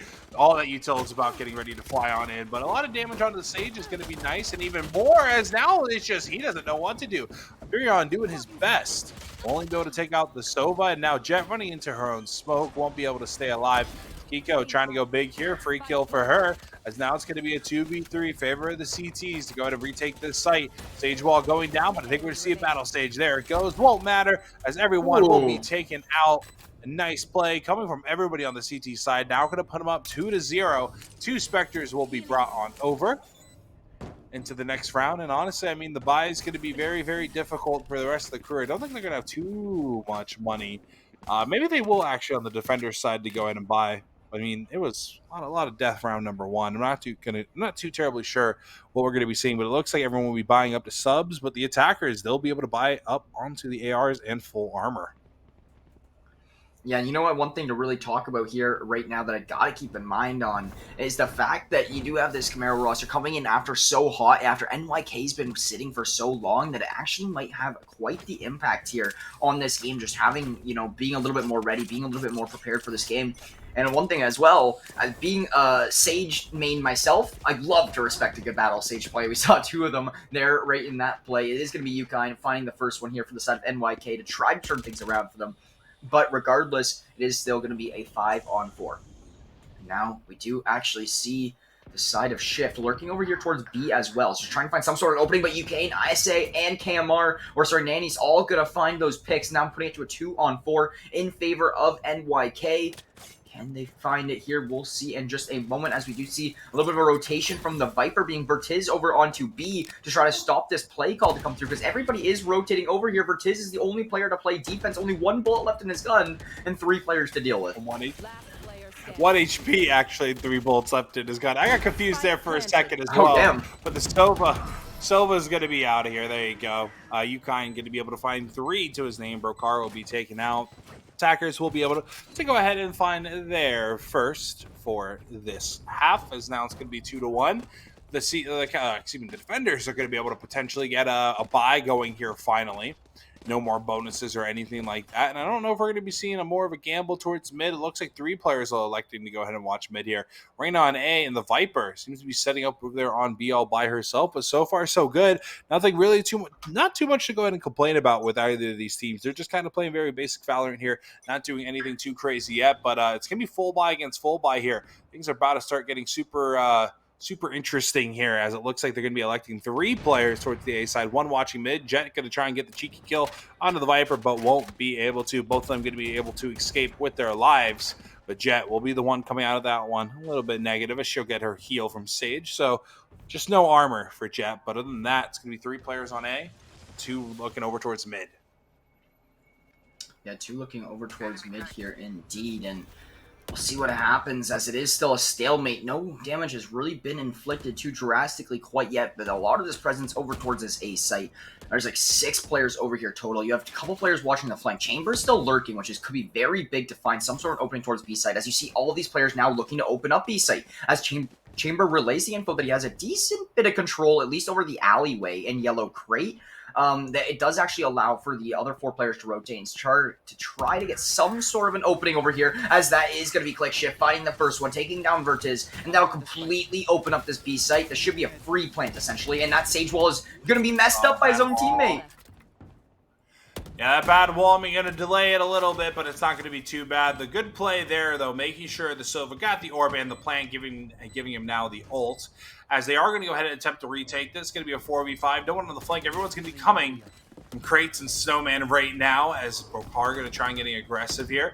The Sage just behind the wall. I'm surprised we're not seeing anybody jump on top of that wall, but not checking the corner. It never works out, as it will be 2 for the Sage, 1 for Mr. Click Shift, and down goes Hyperion. Wow. Beautiful play, and I'm honestly shocked they did not check that corner for Sage. Like, I feel like that would be like one of the first things you do check going into that site. But hey, regardless, it's going to be a 2-2 scoreline here now. We do see the side of NYK tie things up, and this is a completely different ballpark of a game here now, 2-2, and it's nice. We've seen a couple blowouts in a row here now. I think it looks like we're back into the the overtime 2-3 round games. So very excited to hop into these. I don't know, back and forth games are always the best, especially when you got, one more match after this one. It's going to be the grand finals, and that's going to be a best of 3. Teams can go ahead and play a little bit more confidently and comfortably when they are, obviously, they're going to be able to get their way majority of the time. But Yato going to be able to find the first kill onto Kiko. Now going to be a 5v3, on the backwards. A little backwards there, but it's going to be a lot of presence towards B. Bit of an eco coming from the defenders here, as now Shift going to be able to swing out here. Might be able to find this Jet, but it's going to be a little bit of cheeky. The high ground in favor of Jay, and Shift barely able to see the head of Hyperion. Will spray through that smoke. Sounds a 2v5. Wow. Nice shot coming from Nanis, I believe that's how you say it. Yeah, now it's going to leave him in a 1-on-4, so he will go down to JG there, but regardless, nice shot. You got to take away the positives that you can, so it is now going to be a lead for NYK, though. After we did see Camaro, we actually find that the first 2 rounds in this game. Since then, it's been all the side of NYK, and it doesn't look like they want to slow down anytime soon. We see JG on the off there, and honestly, they're playing very solid attacking rounds here now, and if you can get quite the advantage on the attacking side, that would help you drastically.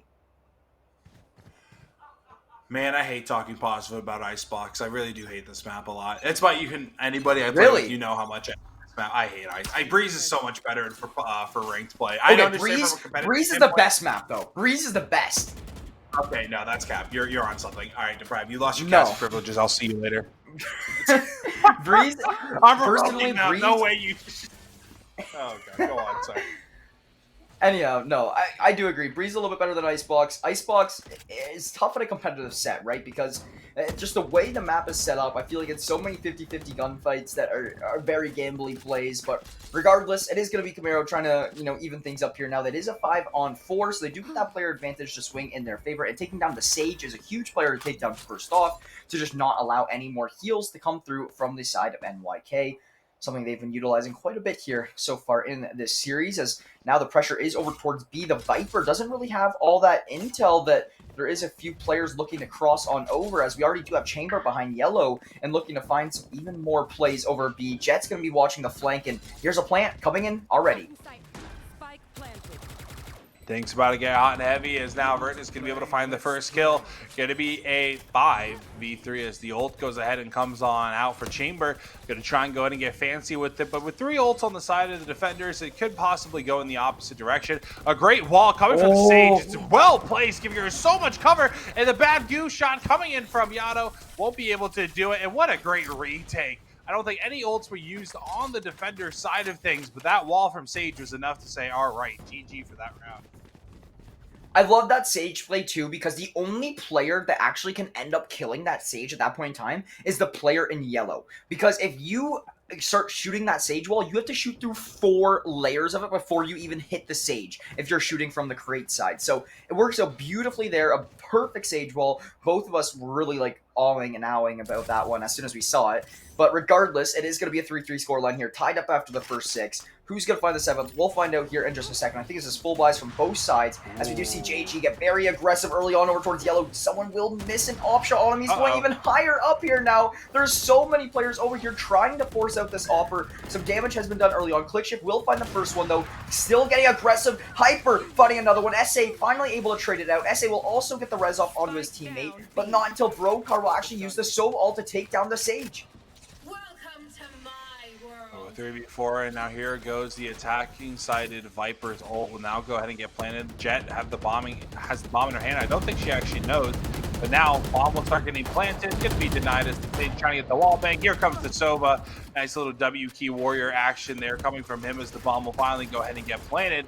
And this Viper ult is just doing so much damage, like, well, figuratively and literally, to the defenders. Just what a well-placed ult there, just completely taking up the spot where you want to go ahead and plant. And actually, a majority of the B site, I didn't actually realize how much that the bottom of B site, how much that actually engulfed in that Viper ult. So great play there, pretty much secured them around. But something we got to realize, the defenders, despite them being on eco, they got 4 ults to work with.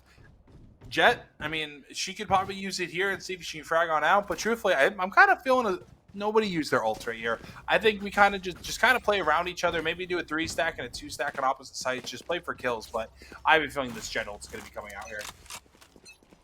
Yeah, we could see here in a moment. And honestly, one thing I would really love to see here in this game is the ranks of every player, right? That is something I'd really like to get a look at here, because I just want to see like the general, skill level compared to the general public here of all these players right now. And because, like, for example, if you look at these 2 teams, NYK, you look at Camaro and whatnot, how is their skill level compared to the opposing? Okay, so they don't mess these up. They do this on purpose.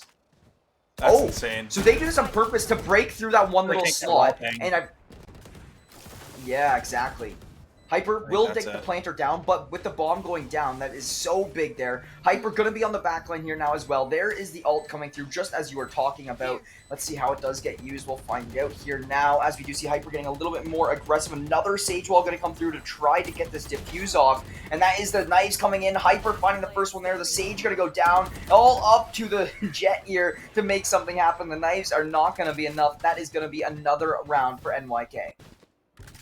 Finding the 3 kills, though, is going to be massive. Not going to give him the totally free round, as I always talk about. 3 ARs are going to have to be bought, but look at all this money, bro. Timeout coming on through. Even after everyone's bought, look at it, dude. It's just everybody on the side of, holy crap, lost my train of thought. NYK, excuse me. Everyone's going to have money there, despite this being pretty back and forth game. Majority, kind of not really. It's 5-3. The opening 2 rounds you see going in favor of Mario. 3 in a row there for NYK, and then it's like back and forth, but 2 in a row for them. I mean, it's been a great for both of these guys. 3 ults still go ahead and utilize on the defending side. G with the Jet ult on the attacking side. I'm not too sure if we're going to be seeing any action here shortly with him. He went ahead and bought out the Vandal. Maybe they will go ahead and hold on to that Jet ult for a little while longer. I don't know. There's 4 rounds left. These ults got to get used here soon. They're going to go to waste. Yeah, I completely agreed with you here, Matt, in this one, because there is only 4 rounds left. I mean, if you get a good opportunity, or even like just a half-decent opportunity, then, you can definitely get those ults used, because you don't want to have to wait for the best opportunity, right? If you find something that might help you change the outcome of a round, use it right then and there to try to make your impact. So here we go, Komori Esports and NYK are going to be battling out here. NYK going to have that little bit of advantage, but what are these teams' skill levels compared to Medicine Abusers? That's the big question right now. Honestly, they're both performing really well. I mean, I'm not seeing any like bad Valorant being played. I think, no one's playing dumb. Everyone's playing, smart. And there's been the Sage tricks have been impressing me so far from both ends. So it's awesome to see these guys are definitely higher caliber players compared to what we've probably seen throughout the day. But the Sova and Reyna both getting spotted on the site. All 5 players on the side of NYK will be here. And that's a great Viper Wall going on down, completely cutting off the other 3 players. Going to force them to go up into heaven. Shock Dart coming on through. Sabrokar will go ahead and get hit by that as well. As Mr. Click Shift, the Chamber will have plenty of room to work with his TPs. It's going to be a 5v4. Reyna, the only one to fall so far. Yeah, it's going to be a really good setup here for NYK, and very difficult here for Komori to answer back. Just this plant being down and the player advantage. Oh my goodness, the heads are getting picked off from SA and Yukai in there. Now to put this one to a 4v1. And this is where, I'm confused a little bit, right? This is what me and you have been talking about. That's where you save. That right there is where you try to make it out with your life and save. I don't know if he got shot on the cross or if he went for the peak, but if you went for the peak, I'll be quite disappointed, because those, you could have gotten yourself out with, what was that, like a rifle, like half armor, and like some other, build maybe a little bit of util, like whatever you can.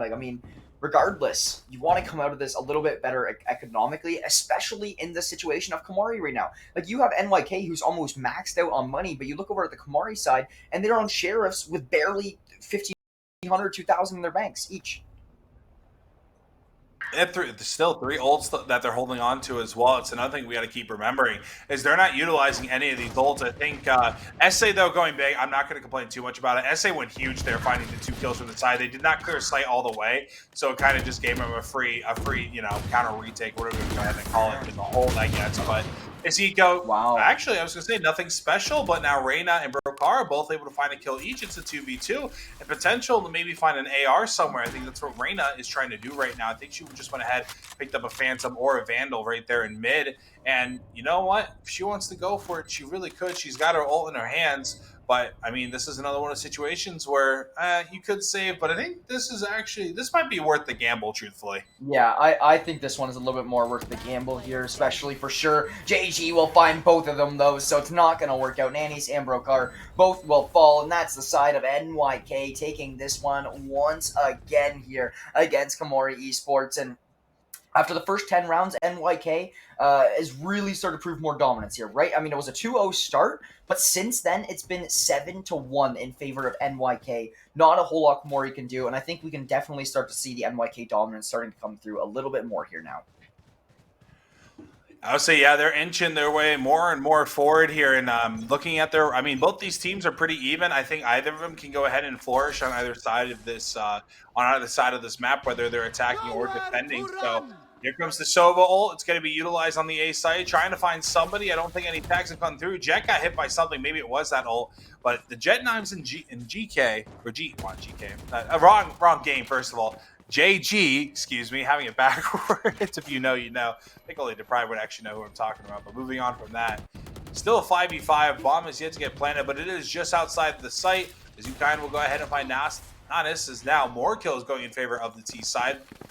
JG, wow, I can't say the word. I'm going to let you take it over because I obviously cannot say that. Yeah, no worries. It's a 3-on-5 here right now for Komori, and they are looking to do whatever they can, but what they really don't know is the Chamber's so far up on B and has all this intel, has all this positioning, and it's going to leave Brokar now searching for players over here towards A, but nobody is really going to be over here for him to find. Now, Bomb going to be going down on B. They find out Vertiz, and now it is all all left onto the Sage and the Sova to rotate. Yes, he does come through with a res. It was honestly, it's either used this round or next round, so your call. I do like him using it here right now because he might not get another opportunity too. That's going to be Hyper starting us off. We'll find the first one there, but overall, I mean, you're going to go for the save here. And I feel like I'm happy to see the save because yes, you get the res off. You're gonna have to use it eventually. At least save some economy with it. At least try to help out your next round. Brokar will find 2 before Kiko does go down. So regardless, not the end of the world for Comrie. You'd like to have the round win, but at least you help out your economy. Yeah, there's not too many rounds left in this half, so I mean, the economy is going to be a big deal, especially if you want to start go ahead and having a better push here. But the op is huge. The Vandal's going to be huge, and they're not going to be able to find anybody else. I mean, I believe last round. Yep, here we go. I mean, it's all or nothing here, and they're still holding on to 3 ults. But now the attackers also have 3 ults. It's going to be the Viper, Sage, and the Jet. Over there on the Kamari Esports guys, on the defending side, it will be the Sova, the Reyna, and the Viper. All three operators, truthfully, the Sova, great for, if they go ahead and push B, they're done for. It's going to be a lot of free damage there. And especially if Viper can just go ahead and throw down her ult as soon as she finds a contact. I don't know why we're holding on to these ults for so long. They're just not being utilized. And potentially at this point, you guys could have had another set of ults, but I digress. I'm happy that we saw the Viper ult right away. On 8. Like, I mean, like, regardless, like, your ult is valuable when you're a Viper, regardless, just to eliminate a whole site, so I am happy to see it there, and playing it inside with the Judge is definitely going to prove to be a benefit as well. Nannies will find the first one, so everything going in favor of Comrie to start off here, but SA does have that revive, and will be able to get Glitch Shift back into this one. Now, if I am the side of NYK here, I fall off A and go over and play this B site, or you drop down onto that Viper in the smoke. It's really your call, but Nana's going to find that pick once again, going to take down JG, and this is now going to be the side of Comrie Esports actually in very good positioning to close this one out, forcing all 4 of these players to push into B. Hyper will find one, will jet dash away, and could possibly find another here in a second. Will get spotted out, is going to smoke off, and will fall off as well. Makes it away with the life. Oh my goodness, so close to the shot through the smoke. Not going to find it. Click Shift gets aggressive, pops it with the Sheriff headshot. That's going to be the Brokar Sova ult getting utilized so well. Now a Viper ult coming through from NYK as well. This is going to be very, very good here in the 2-on-4. That's going to be Yato finding one on the Viper ult, taking down Brokar here. Now Yato looking for even more. We're setting down so much util here right now. A plant has to come through as well, though. So we'll see how this one happens. That's going to be Vertiz, though, taking down Yukine. Yato finding one, but Keko able to take down Yato in the smoke. A really good try there from the side of NYK, just not enough. And a 4th round added to the board for Comrie. At least they were able to find one more just before the swap here, as now we're going to go ahead and go back to what we said last game. These pistols are going to be oh so important. Getting the opening 2 rounds like they did at the beginning of this game are obviously going to help them quite a bit. But now, Kamari Esports, I mean, you're going to have to get something going here fast. I feel NYK, they're a lot. I feel like these guys are very good at putting the pressure on, especially when it comes to these mid-round decisions where forcing people to go ahead and counter-rotate and stuff like that. So getting the early aggression is definitely going to be what you want to do. Maybe try to find a pick or 2. And I think that's what's going to decide the second half. It's who finds the first pick and how many times are you going to be able to do that. Yeah, we'll see here now in a moment. It is going to be sides changing over, just as you were saying, and honestly, Comrie Esports needing a pistol. We'll see what they can pull it off, but this very aggressive push towards A, it's going to have like almost full control of the site here right now, Matt, and it's going to be a full retake looking to come through from the side of NYK here now. We'll see how this one goes, but I mean, retaking, at least it's on pistols rather than rifles, and that is going to be SA and Yukine finding 2 very big ones early for NYK, exactly what we were talking about on the retakes, being oh so valuable for pistols. And now they're surrounded. Looking, yeah, they have the full site locked in as a circle, and they can just pinch in all together. Look at that. It's going to be working out flawlessly. They have the last player spotted out, just jumping around, should be able to get the clear. They're going for the knife. Oh my goodness. Getting the knife. Oh, wow. That's awesome. Embarrassing. Awesome. We love to see it. He must, dude, he hit, I believe words are hard. He hit a bullet in every one of those bursts, bro, and he said, screw it, I'm not reloading this. He whips out the knife and he actually gets it, bro. This is the entertaining value that we love here as a caster, truthfully, but getting things started, I mean, Sova already going to go ahead and have 3 ticks on his ult. He got 2 from that round alone. 3 that round, I've got out. His brain hurts. But 9-4. And yeah, now, so, I mean, truthfully, we're going to be seeing the T's. They're looking like they want to hit A again. Standing ahead. Yeah, this 9-4 start is looking very, very good for the side of NYK. Winning the pistol is going to help out your economy so big, especially when we see the side of Kamari here now play their pistols and light weaponry here. Actually, I thought they were going for a full save here. Okay, they are. Okay, I'm not losing my mind. But that is going to be SA and Yato finding the first few there, leaving it all up to the Sage now on the backline. Flawless round. I mean, honestly, it was a save round from the side of Kamari, so no really, like, blame too much on not finding any of those picks. You wish you found one or two potentially, but regardless, it is going to be another round in the books. 10-4 for NYK, and Kamari Esports is going to have to find this round. It's almost a must-win here soon.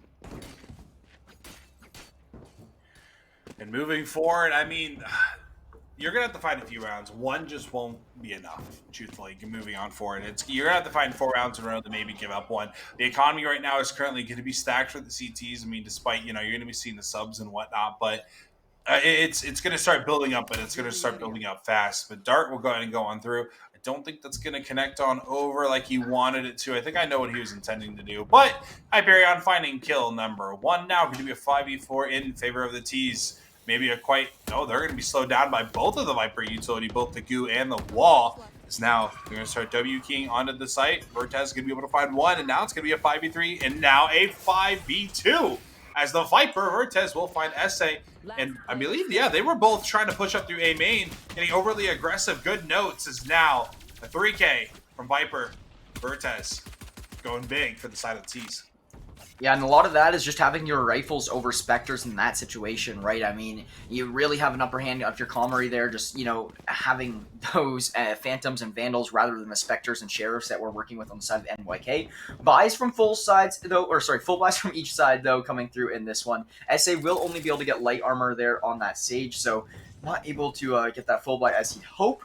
But over on the side of Kamari, they're going to be having to sacrifice as well with the Guardian and Light Armor as well as a Bulldog here. So not the ideal buys here all around, but still some rifles coming through in action here now. And it's going to be Kamari looking to have to win another round here now. Great. I mean, obviously a great round there. I think they only lost 1 or 2 players. Viper going big with the 3. Now trying to go ahead and potentially replicate that. As he's getting aggressive through A, might be able to find a kill or 2 here up and coming. As Sage will be there. Great shot coming from Hyperion. Will take out Shift. The high ground not in his favor this time, as now it's a 5v4. Now going to be hopping up instead. Replacing the player here, as now he's going to want to go ahead. Keep getting more and more aggressive, finding the Vandal, and now getting the heck out of there. The A site's completely free, something that wasn't noted, as Viper just, the call is there. One person watching mid, he's going to back on up, and the Sova's watching the flank as well, coming from crate side of B. It's going to be a tough 5v3 for the defenders, but it's still very doable. Yeah, this bomb going down is going to cause some problems. The Jet and the Sova are going to be the first ones here to potentially look in and make an impact on this play. Yukine is someone I'm really looking at here to make some sort of a big impact. Right to his left, if he can find something. JG will start us off with 1 there for the side of NYK to at least put this one to a 3-on-4. But now, with that being said, Yukine gonna fall up towards Raptors. Hyper gonna spot out Yato, but Yato gonna find one here as well. Brokar coming in on a big flank, though nobody is going to anticipate this. And that is going to be the final 2 there. JG and Yato both cleaned up. 6 on the board for Kamari, and they are slowly making an impact on this scoreline. I would say this would be one hell of a comeback, truthfully. And now, I mean, 2 rounds going to each side. It's going to be an eco for the defenders here.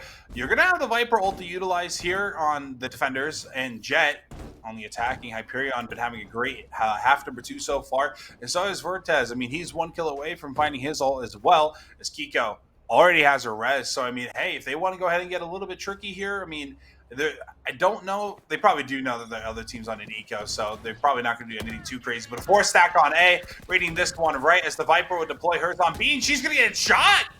The Jet finding her. That's going to be a great kill, and this is going to be something else to note. The Viper is in spawn, watching the flank, about to have a field day. The trigger discipline so far, they're going to have the intel on all 4 of them, and now she's about to have a field day in spawn.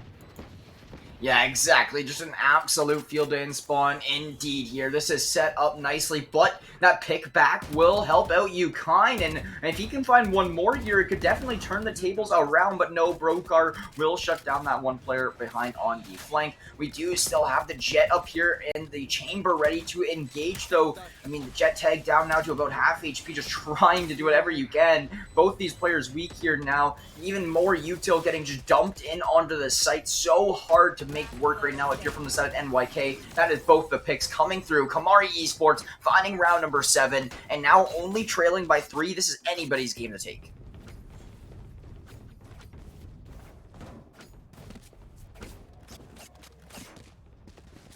So now here we are, getting ready to hop in to round number 18. It is going to be the side of NYK here, still trailing, still advancing, still having an advantage of 3 rounds, but they are still looking to answer back, because honestly, it's been Kamari Esports now winning the last 3 in a row. This was a 10-4 scoreline not long ago, so it's definitely something to keep an eye on. Yedo has been so big in this game, 17-9, looking to keep up that pressure as well. Here in this round, though, we are going to see things get played out. It's going to be a lot of B pressure once again for the side of NYK. I'm very surprised they haven't changed things up a little bit here now. Yeah, we'll talk about my mic being muted, but it's perfectly fine as we're going to go ahead and move forward here as 2 players on the B site, 1 mid, 2 on A for the side of the defenders now. And, the Sova and Sova action here between their utility. You're not going to be able to find anything. Nobody yellow crate. They're going to be able to put the pressure here now. Giving them a free yellow crate, that just opens up the map that much more. They truly think somebody is there. But now, 2 on B, 1 in the back of B as well, all the way basically just watching mid. As Jet is being so cautious as Vertez will find that. Wow, I did not even notice that. He was actually watching mid. Viper going to be able to find that kill, and now she's going to go ahead and start roaming over towards A, and Sova looking to go ahead and pick up mid, making sure no one's going to be trying to flank. But this is going to be a big play here. You're forcing these players, you're playing a lot slower, so now you've got the defenders thinking, which way are they going to be able to go ahead and go? With the Jet on the A site and Sage just outside. Yeah, so here we are. It's Vertez finding one from the backline. JG, though, able to get that trade off to at least put it down into a 3-on-4. Yedo has so much work to do over here now. All this intel, all this util coming in. Can he get enough off? No, he's going to get forced out by Brokar. Brokar been making big plays all day long and will continue to do so. Yukine will answer back, taking down Hyper, putting it to a 2-on-3, but still, you have every advantage in your favor of your Comber. You have bomb down, you have post plates, and a player advantage all in your favor. You also gonna use your res there. I don't know if I agree with that. No, I do 100% for economy. That's worth it alone. Nah, economy alone. Do they not have economy right now? No, they have high economy, but they can keep it going now. If they want to, they can potentially invest into an op now. But Jet now going to go ahead and get aggressive. Nana's going to be able to take out the Sova, and now it's going to be down to the defender side of Jet, who actually already has her op on the A site, so she will be vibing out, trying to find a kill there. Just play passive. Do you want to go ahead and get aggressive? Why not? Jet, you already went ahead and got a second life. Might as well. And there it is. I think that op will hopefully be retrieved. T-sided ops are pretty nice on this map, especially for going for the opening picks. And yes, Jet will retrieve the Jet's op. So now you're in a position now where the economy not looking, it's looking all right. If they want to on the defending side, they can kind of maybe force up. But, truthfully, it's not going to be worth it. I think, yeah, I'm liking what Ukine's doing right now. The revolver with the light armor is definitely the way. Yeah, regardless, it's really been a big turnaround for the side of Comrie Esports here. Hence why you do see a timeout come through, and honestly, it's much needed for the side of NYK. Going into this one, I was like, all right, NYK, they came through so dominant there on that initial side, on their initial half, and I was like, okay, it's just going to be a decent little cleanup, especially when the side of NYK found the first 2 rounds of this half. That's when I really thought that things were going to swing in their favor. It was 10-4 score line, but it's been drastically turned around from 10-4 now to 10-8, and it does no sight of Comrie slowing down anytime soon, and the economy situation for the side of NYK just isn't there at all. Dude, these 4 rounds in a row are just absolutely massive, and their economy almost being maxed out here is obviously going to play a factor. Even if they lose the next 2 or 3, it's not going to be too big of a deal. But the boys at NYK, they got to go ahead and find a round here shortly. Because, right now, you're giving Kamori Esports, they could lose 2 or 3 in a row and still be fine until they hit an eco. But here we go, the aggressive play here. I think I saw a Bucky as well, crate side of B. So this is definitely going to go ahead and get a little bit interesting now. Jet trying to go ahead and maybe catch that Viper off guard, as I do believe, yes, 2 ults on the side of NYK, both being the Jet knives and the sniper rifle in the hands of Mr. Chambers now. They're being very, very passive on both sides here, besides that Jet opening positioning there. Yeah, so here we go. We could find some sort of an opening. I really like this lineup here by Nanis to potentially find something, but it's not going to work out here in his favor. And now we do see the side of Vertez here making his way back in through mid and just trying to find some sort of an opening pick here right now. If you are from the side of Kamari Esports, this big Sage wall in here, but it's actually going to go down right away, and we have Vertez ready for it. And I don't think SA is going to anticipate Vertez to be coming through right after this wall broke, and SA really going to be caught off guard by that play there, and it's going to be Vertez really opening up this B site. Yato going down as well, has the B site completely open here now, and this is looking like a perfect setup once again for another Kamari round. Spike planted. Oh, he wants it. He wants that Marshall. I mean, he's going to get all the intel, hearing the footsteps and the drop. Now knowing there's 2 players in kitchen, it's going to prove a little bit of... uh-oh. Viper whiffing a little bit. Doesn't matter. She'll go ahead and re-peek and be perfectly fine as the Jet with the knives in the back. It's going to be a little Jet v Jet action with some help from Marina. And there it goes. Another round for Kamari Esports. I guess they're just on a CT-sided team. It's perfectly fine. Yeah, here we are. It's Kamari Esports here. Keeping her going, man. Like 5 in a row, 6 of the last 8. There is literally nothing that you can do right now if you're NYK. And honestly, I feel like as a player, it's one of the most frustrating feelings when you have such an advantage and then the opposing team is just starts to turn up. And like if you're NYK right now, I could definitely see how, like, you know, tilting and just playing upset is definitely becoming a factor in this game.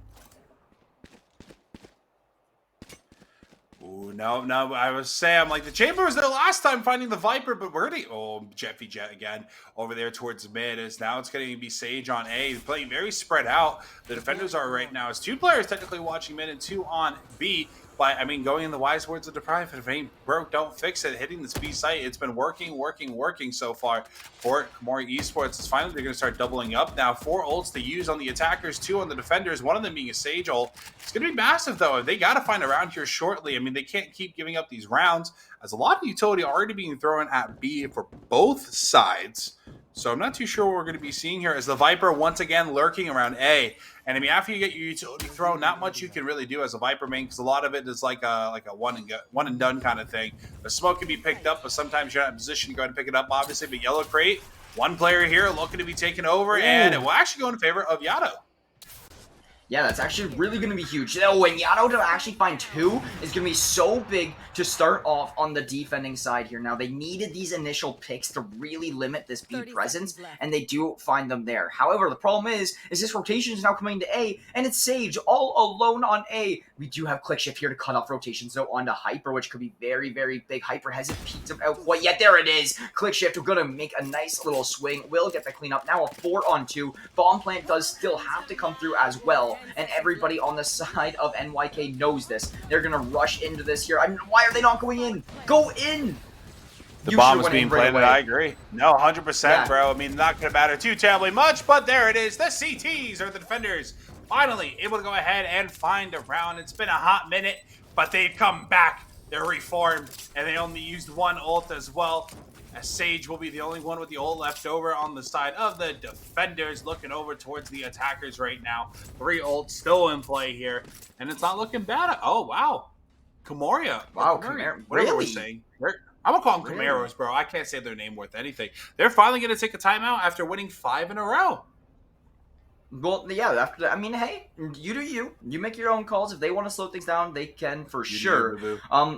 But if you are from the side of NYK, I think the biggest feeling you feel right now is just relieved to actually have another one on the board for yourselves and to actually be a little bit closer to closing this game out. Yes, it's now a close game, you know, only 2 rounds separating these 2 teams, but you just have that little more of a cushion once again underneath yourself. So you have a little bit more of an economy here as well. So to try to turn things around, definitely looking good for sure.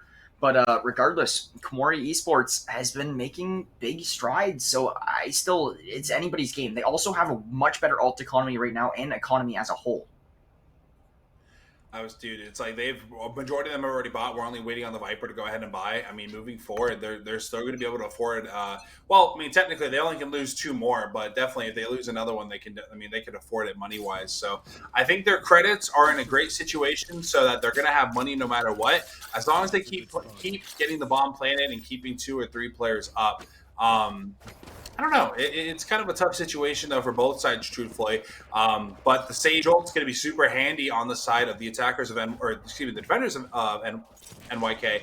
And the attackers got 3 ults to work with. I mean, they should at least be able to secure one more round under their belt with the Sova ult alone. Especially if they can kind of get a plan on the site, have them play back, have 2 people in the back of one site. Hyperion will actually be the first person to find a kill. Guyan will go ahead and get that trade. Now still a 4v4, and that's going to be the Jet ult down, not used. And here comes the Sage ult, going to bring it back to a 5v4 advantage for the defenders as of right now.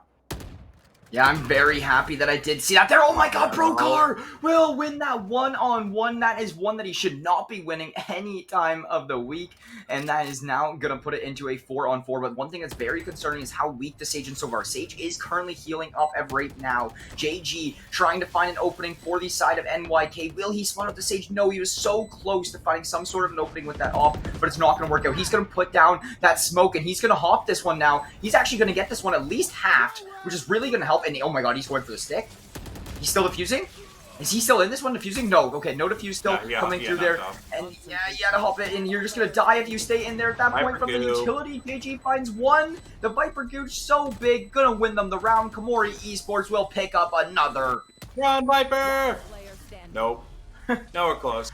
Oh, see, that's what I'm talking about. They utilized one ult, and now guess what? They used one and they got one. The Sage will now have her own ult, and this has huge potential to be a tie game. The money is there for both squads to go ahead and buy here. I mean, Yato is a little back there. I mean, 2,300. Yeah, I would say Guardian. He already has the armor, so it won't be awful. I mean, the buy is still going to be strong. Guardian not going to be one of the better ARs, but you know what? I love that thing. I could use that thing. If I was in his situation, I'd be feeling nice and confident. 19 and 13. He's having a beautiful game. He's going to trust his teammates with those Vandals. He's not going to want to take it at all. The Viper going to go ahead and throw down his goo already. Won't be able to connect on anybody. Sova going to start droning on in, but it's going to look like this is going to be a hit with the Jet on the defenders. The only one here. As 3 players are pushing mid. Oh no, Hyperion's got his work cut out for him.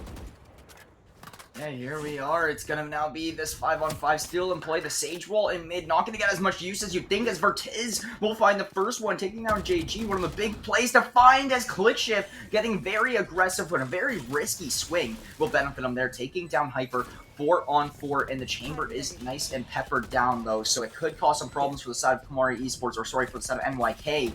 Still a 4-on-4 and a retake still forced to come through, and it's honestly looking like the side of Komori could have a really hard time. And there it is, Kiko with a big res, and there's Nanas with that kill, and honestly that should probably seal this one for Komori unless ClickShift. He's already got a half. The goo's not hitting him. Okay, yes it is. Never mind. ClickShift is gonna go down. It just barely touched his feet. Barely. Wow. I want to see that goo. Was great. What's up? I wish I could see that goo on the feet there. I'd love to see like how much of his foot was on that goo. I think it was actually a lot more than you think it was. He threw that. I'm like, oh yeah, that's all. That it wasn't dead on, obviously, but he was definitely in that radius. I mean, you can probably see it in the replay because there's a tiny bit of a delay if you want to look over. Probably about a minute, but right now we're tied up. This has been an insane half. I mean, actually. It's almost the same. Yeah, if you look at literally. You see it. You see what I'm seeing though. I see exactly what you're seeing. If they split these last rounds 1-1, it's the exact same halves, right? So we will see here, and here we are now. It is going to be Komori Esports. It's looking to carry on with their momentum, and honestly, if you're NYK here, you're at a disadvantage now. And Komori has won, what was it, 6 of the last 7? Like, they are on a roll right now, and NYK hasn't been able to find so much. So all it takes is, 2 in a row for Komori. They've already found 4 or 5 rounds in a row. 2 doesn't seem as much of a problem anymore, especially when Vertiz will find the first one, taking down JG. You have ClickShift looking for something to trade it out. He will do so, getting himself a Phantom here now, but the Sage wall going to come through, and the plant is looking to come in as well. Sage very, very weak for the side of Komori. This could provide some problems, but regardless, a lot of B control still in play. It's actually going to be a full rotate off. They have nobody on A, and look at Sova's holding mid rotations. This is perfect for Komori Esports. I would say Sage got a W key onto the site. It's completely open, but she's still gonna, she's gonna be cautious as Chamber's gonna start making her way on over. But the Sova's positioning's too elite right now. It's gonna completely catch him off guard. But maybe the other Sova might be able to be onto him as he's gonna be able to escape. Oh, no way. It's going to be one free kill potentially. He misses a few shots, but it's fine. He'll go ahead and secure that kill. Now the Viper is too fixated on him, as now Reyna will be able to find one. Going to be a 3v1 as the kills are going back and forth, and now we are at match point with Kamori Esports. A beautiful round there. Wow. And dude, it's 1-by-1. This comeback is crazy. Yeah, his comeback is absolutely unreal here right now. I mean, we see it on your screen. This was, what kind of half was this? This was a 8-4 half, I think it was, right? 8-4 half? Yeah, it was 8-4, and this is just now 12-11 game in favor of Kamori. They have been absolutely unreal the whole half long, and they are looking to keep the momentum going. They really want the spot in grand finals against the Medicine Abusers. Getting aggressive. It's going to be a 5-stack towards B, as Viper will be the only one here. The Sova drone making a way on in. See if they can go ahead and find anything at first, but as of right now, no, nothing. It's going to be the Chamber ult versus the Reyna ult. The Chamber ult already popped up, but the Reyna ult still has yet to be opened up or used. What are we going to go ahead and say? Sova ult, and here it goes. All the information being utilized right now. Sova drone will go ahead and be shot on down, as now we're going to go ahead and try and get this bomb planted. A lot of shots and a lot of Viper utility being utilized here from both teams. Oh. Sova, say he'll miss it, but here we go. The Viper ult's going to help him a lot. Yeah, that Viper ult is going to help close out this round so much if the side of Kamori can find it. It's just going to completely eliminate the use of a lot of these oppers and whatnot, but that is going to be 2 kills already going in favor for the side of NYK, but Kamori is quick to answer back with a few of their own. Vertiz will finally go down. JG there for a trade. Now a 1 versus 2 in favor of NYK. Make it a 1v1. Brokar's all that's left. He forces him off the site. Little does he know he's to his left. Sage gonna go down, and Brokar will find it for Kamori Esports. What a finish to that game, and a 13-11 final scoreline to go against the Medicine Abusers up in grand finals. What a game, Matt. Yeah, that felt like a grand finals right there, and now we're gonna have the pleasure of casting a best of 3. What a comeback! I mean, oh boy, what was it? 10-4, 8-4. What did we say? I forget already. I don't even remember what the half was. It was 8-4. 8-4 half. 8-4, yeah. I'm thinking CSGO still in my head, but I mean, just what a beautiful performance. Everybody, I mean, even Keko, I mean, despite him being 11 and 14, 10 assists, dude, that's absolutely insane. He is, I mean, just being able to put yourself in positions where you're still helping your teammate despite the scoreboard. I mean, it's just a great feeling. But I mean, both these teams deserve to go ahead and move on, but obviously only one can. As the Medicine, I mean, it's going to be the Medicine Abusers versus Kamori Esports, and I mean, I'm completely ready for this matchup. But I mean, thing we got to go ahead and remember, though, is that it was a 13-0. We really didn't get to see too much of the Medicine Abusers. So, I mean, we really don't know what to expect when they're actually putting up against a good opponent and not really pugging out. But Kamori Esports, I mean, they're a threat to be worried about on the T side of things.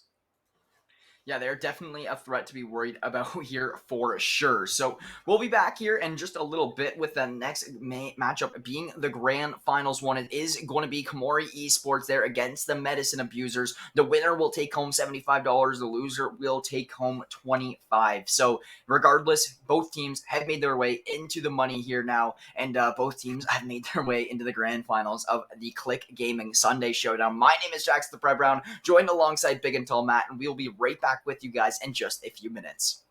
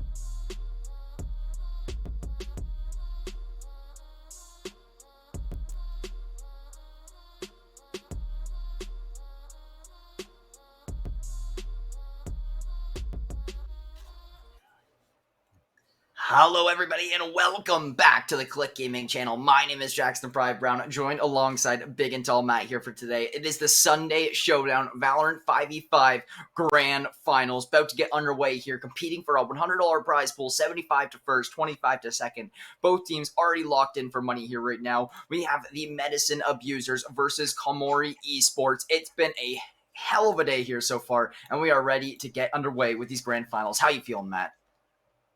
I was going to say, things are about to come to an end, potentially at max 3 maps, a minimum of 2 as the picks and bans went on through, and we'll go ahead and get things started. The Medicine Abusers will be on the defending side, and Komori Esports on the attacking, and we haven't seen much of the Medicine Abusers besides their 13-0 victory, and I do believe it's actually on this map as well. So, I mean, with the spot, we just haven't seen a lot from them. They kind of just pugged on out, but Komori Esports starting on the T side. I hope they start off hot because what we saw last game is that they are a very, very T-sided map, or team, excuse me, on at least Icebox. Yeah, that is exactly what we saw. I mean, Icebox can be very argued to be a very T-sided map anyhow, so we're going to be very excited to see how things get played out. But now, this is where we really see, are the Medicine Abusers just better than majority of everybody else in the tournament, or is they just have like an bit of an easier run potentially, because they 13-0'd semifinals, right? Like, that's, if you were just tuning in, they won semifinals 13-0 in just crazy dominant fashion. Now, will we see if they keep up with that pace, or is things changed around here a little bit now with the fact that we do actually have the best team from the other side of the bracket as well? We're about to find out. Let's get things started. A lot of mid control as well as something to watch out for coming from the KJ. Her just being here opens up the map quite a bit.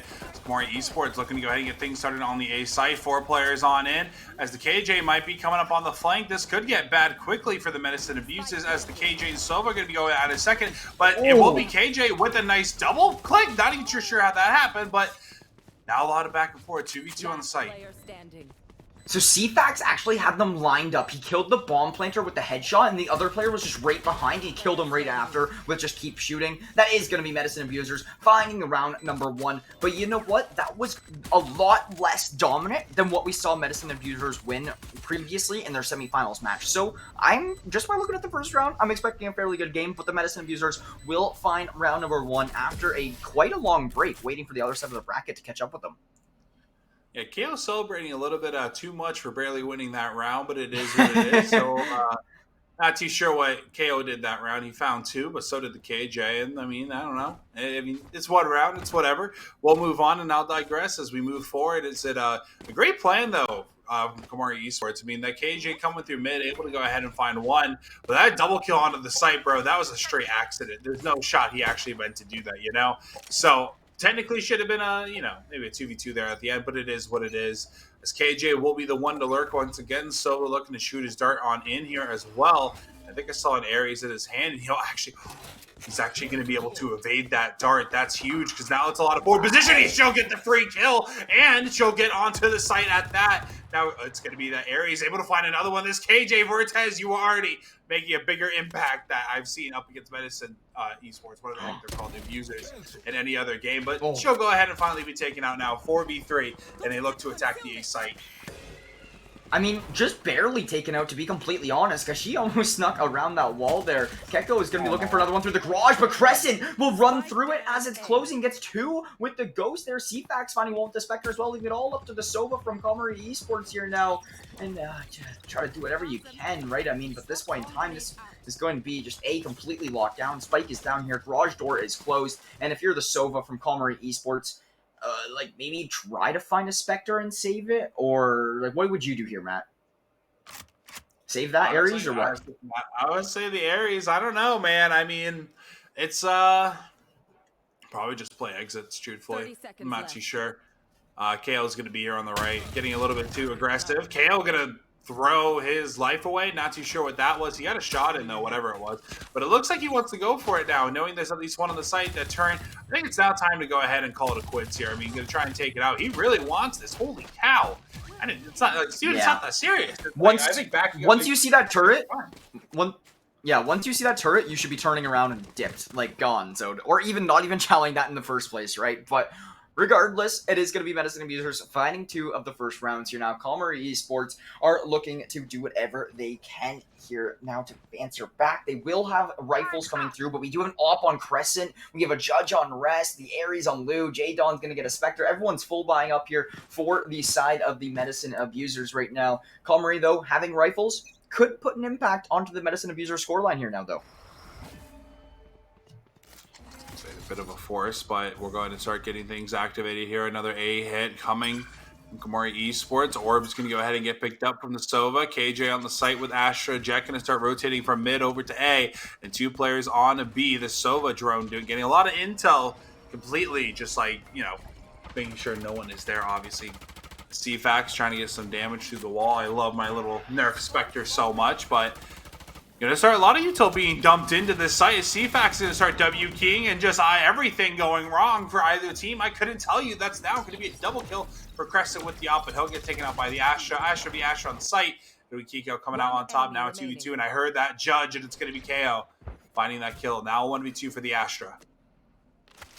Yeah, so it is now going to be Kamori Esports. This is their best opportunity. They've had to win their first one. Did he spawn him up in heaven? No, he didn't. Yo, he's literally just like aiming at his head for like 10 minutes or something? But regardless, it's going to be the round for Medicine Abusers, and they will find that one here once again. But a lot closer of a try there. Kamori is getting there. Like, they're so close to finding, you know, the kills needed to win these rounds. It's just not enough. Medicine Abusers a little too strong right now, and Kamori just having a tough time to get things started. So it's literally like an amazing, like the round 2 start was amazing as well. I'm a little upset that they weren't able to capitalize on the KJ double kill, but it is what it is. That round being very close as well. I'm pretty sure, I thought KO made a noise while vaulting on up, but maybe it was a bit of that tunnel vision. CFAX now going to put himself in a great position for both him and Astra to try and peek this at the same time. Once they go ahead and decide to peek this, as I do believe I hear that Sova drone starting to fly around. Maybe not too sure. But now this is about to be a mid-fight. Jet, I believe, might have spotted the KJ as she's checking the corner. But other than that, might be op shot. Crescent won't be able to do it. KJ going big again, looking for another kill as the KO retreats into market. Yeah, that's going to be Vertez barely sneaking out with his life after that utility damage from the KO did so much there. CFAX goes 1 for 1 with Kiko now to put us into a 4-on-3 in favor of Kamari Esports here, actually. So this is one of their best opportunities to find a round win, especially taking J-Dawn so much on the crossover through Garage. Could cause some problems. J-Dawn also going to be stunned down here a bit through the back site, and honestly, this A site is looking very good for Kamori Esports to potentially take, as that is going to be the Astra. Kiko fighting the first one onto J-Dawn. Now KO and Sova, all that's left to make a play. Rest will find the first one there onto Brokar, but now there is still some more work that's needed to get done. The spike has been yet to get planted. KJ trying to find an opening on site. Oh my god, the Odin shots through the wallbang might do a little more than I anticipated, but aren't actually going to end up connecting. This plant going to come through here now. Some wallbangs still trying to connect, but Vertez able to get it down. Playing around the smoke, it's going to be a big play. KJ throwing down the util, but Jet will spot out the Sova. Now could be down to KO in a 1v3 situation. Going to go ahead and give away his position there now, as they're all going to go ahead and turn and look towards him, as there you go. Jet, nice little shot on to Rest there. And that was an eco buy there coming from the attackers, as now they will go ahead, pick up as much as they can. 2 Phantoms, I believe, and a Spectre being retrieved. So that's a very, very good round for Kamari Esports to go ahead and win. Yeah, it really works out there right now. So here we are. They find their first one on the board. It was a much-needed one here now, as they do start to impact the scoreline ever so slightly. And actually, with Medicine Abusers just constantly force buying and constantly spending all of their money, they're forced onto, you know, the pistols, the sheriffs, the whatever they want to use here in this round, because they don't have all those rifles. But Crescent does decide to pull the ult. If he can get a few with his knives here, it would be very big. He's just going to fire off a couple, and then he will dash off, because he was going to be dead otherwise. Vertez now 5v4. I would say they're going to go ahead and try and get a little sneaky with this one to KJ, but she's going to back on up. KO now getting aggressive to the Garage. Hyperion will go ahead and take out the Astra. Now a 5v3 situation. The knife's still out for Crescent. We've seen what he could do before in the last game, and we went ahead and watched during that 13-0, trying to find one. Nope, he'll get his feet shot off. As down goes Crescent, and now CFAX, as now it's down to the KO, who's celebrating a little bit too early. He's got the shorty in his hand. He's going to be going towards Tree right now. Let's see if we can go ahead and find any. But as of right now, He'll take out one. There you go. And now guess what? Hopefully he saves this instead of going for it, even though it is just a Spectre. As it's, I don't know, 3 on the site and 1 to his left. I don't think he's going to be ready making the noise. He knows he's there. Stova should have a free kill, and there it is. Now going to be 2 in a row for Komori Esports as they're going to start racking up some economy, as that's going to be 4 still alive there at the end, and also 4 ults in favor of them. Yeah, they're very, very good. You're right. They all have rifles, all have full armor. They all have a little bit of util still left on them, and all of those ults ready as well. It's going to be so, so big here for the side of Komori Esports, where the side of Medicine not going to have as much, right? They're going to have the KO ult, they're going to have the KJ ult, which, yes, they will help and provide some assistance. They do have some sort of a buy here. I mean, it might be like a Bulldog or 2, but they do have an op as well. So, regardless, pretty even buys all around. Komori a little bit favored with it. But I'd just like to see Medicine Abusers really start to slow things down and play their strats a little bit more here. I feel like they're playing a little bit too overconfident, and if they slow things down, they might be able to do things a little bit better. Taking their time. Ooh, This could be a great KO nade coming in through, bro. That's going to do a little bit of damage as, down in the pit. Crescent. Oh, he baited that. That's a great bait. Will it go in their favor? It's going to be tough now. He'll slow peek it, and Crescent will find one. Rest finding his second. As now, it's going to be a 5v3. I'm not too sure what we're going to be seeing here from the attackers. KJ still lurking more towards the B side, 2 still A main. It's going to be kind of tough, especially with no picks. The damage is done. Sova and KO, or excuse me, Jet and KO are both extremely weak right now, practically one shot, and there is no opportunity for them to go ahead and get healed here. So, I mean, extremely doable, but only if they can find these kills. Yeah, I completely agree, right? I mean, regardless with them being low HP, there's still a gun that's going to shoot at you. There's still an additional player on the field that you have to worry about. So it's still going to be something you got to keep in the back of your mind. This turret should get some intel once players do actually make their way out of B main here. Now Vertiz is going to run into a player shortly. That is going to be the Astra util. And what is he doing? Lou is just going to peek his head through right away and try to catch Vertiz off guard. Not going to work out here now, as we do see the side of Komori Esports look to push in. Kiko going to go down. That spike down as well. Crescent finding another pick, and there should be no time to plant this one. That is going to be the round in favor of Medicine Abusers. That's a great. I mean, they did a great job not giving themselves free kills. I mean, the Sova getting aggressive there. Yes, he lost his life, but he also got the intel. There was a minimum of 2 out of those 3 players still there. But I don't know. It can get kind of tough sometimes. But in the situation that he was put in, I think what truly caught him off guard, Astra, I think, got hit up quite a bit. So that turret, if hit her, was going to go ahead and just take her out. She backs up into the KJ ability there, and the swarm grenade, and she's just going to completely get taken out. But 0-6 for Lou. He's not having a great game, but thank God the rest of his team is able to go ahead and carry. Now 4-2. An already better performance than what we saw the Medicine Abusers go up against already. So, I mean, so far, so good. 3 ults to work with on the Medicine Abusers and 4 to work with on the side for Esports, as it will be KJ v KJ action. It will be CVAX on the defending side coming out on top. Yeah, it's going to be a very, very good start there from Medicine Abusers once again to try to take this 3-round advantage over Komori Esports here. KJ being the only player down still in this one, but you do get that ult orb on Nanis, which actually does give him his ult here now, and he's going to use it right away. It could actually benefit the side of Komori Esports a little bit more than you'd think, but no, it's not going to allow any of them to get in. The util from Medicine is too strong, and it is going to be Brokar finding the first one onto Crescent, though. Can they find the KO? It is going to go 1-for-1 trades now, 2-on-3 in total. Medicine Abusers going to have a player advantage, as it's all up to the Astra and the Sova, both still over towards A main. And they are looking to wrap this one back way through their spawn and potentially take it over to B. Or is it all a fake? Is it all a who's? They are looking to potentially take this one right back over towards A, as it's only the Astra here now.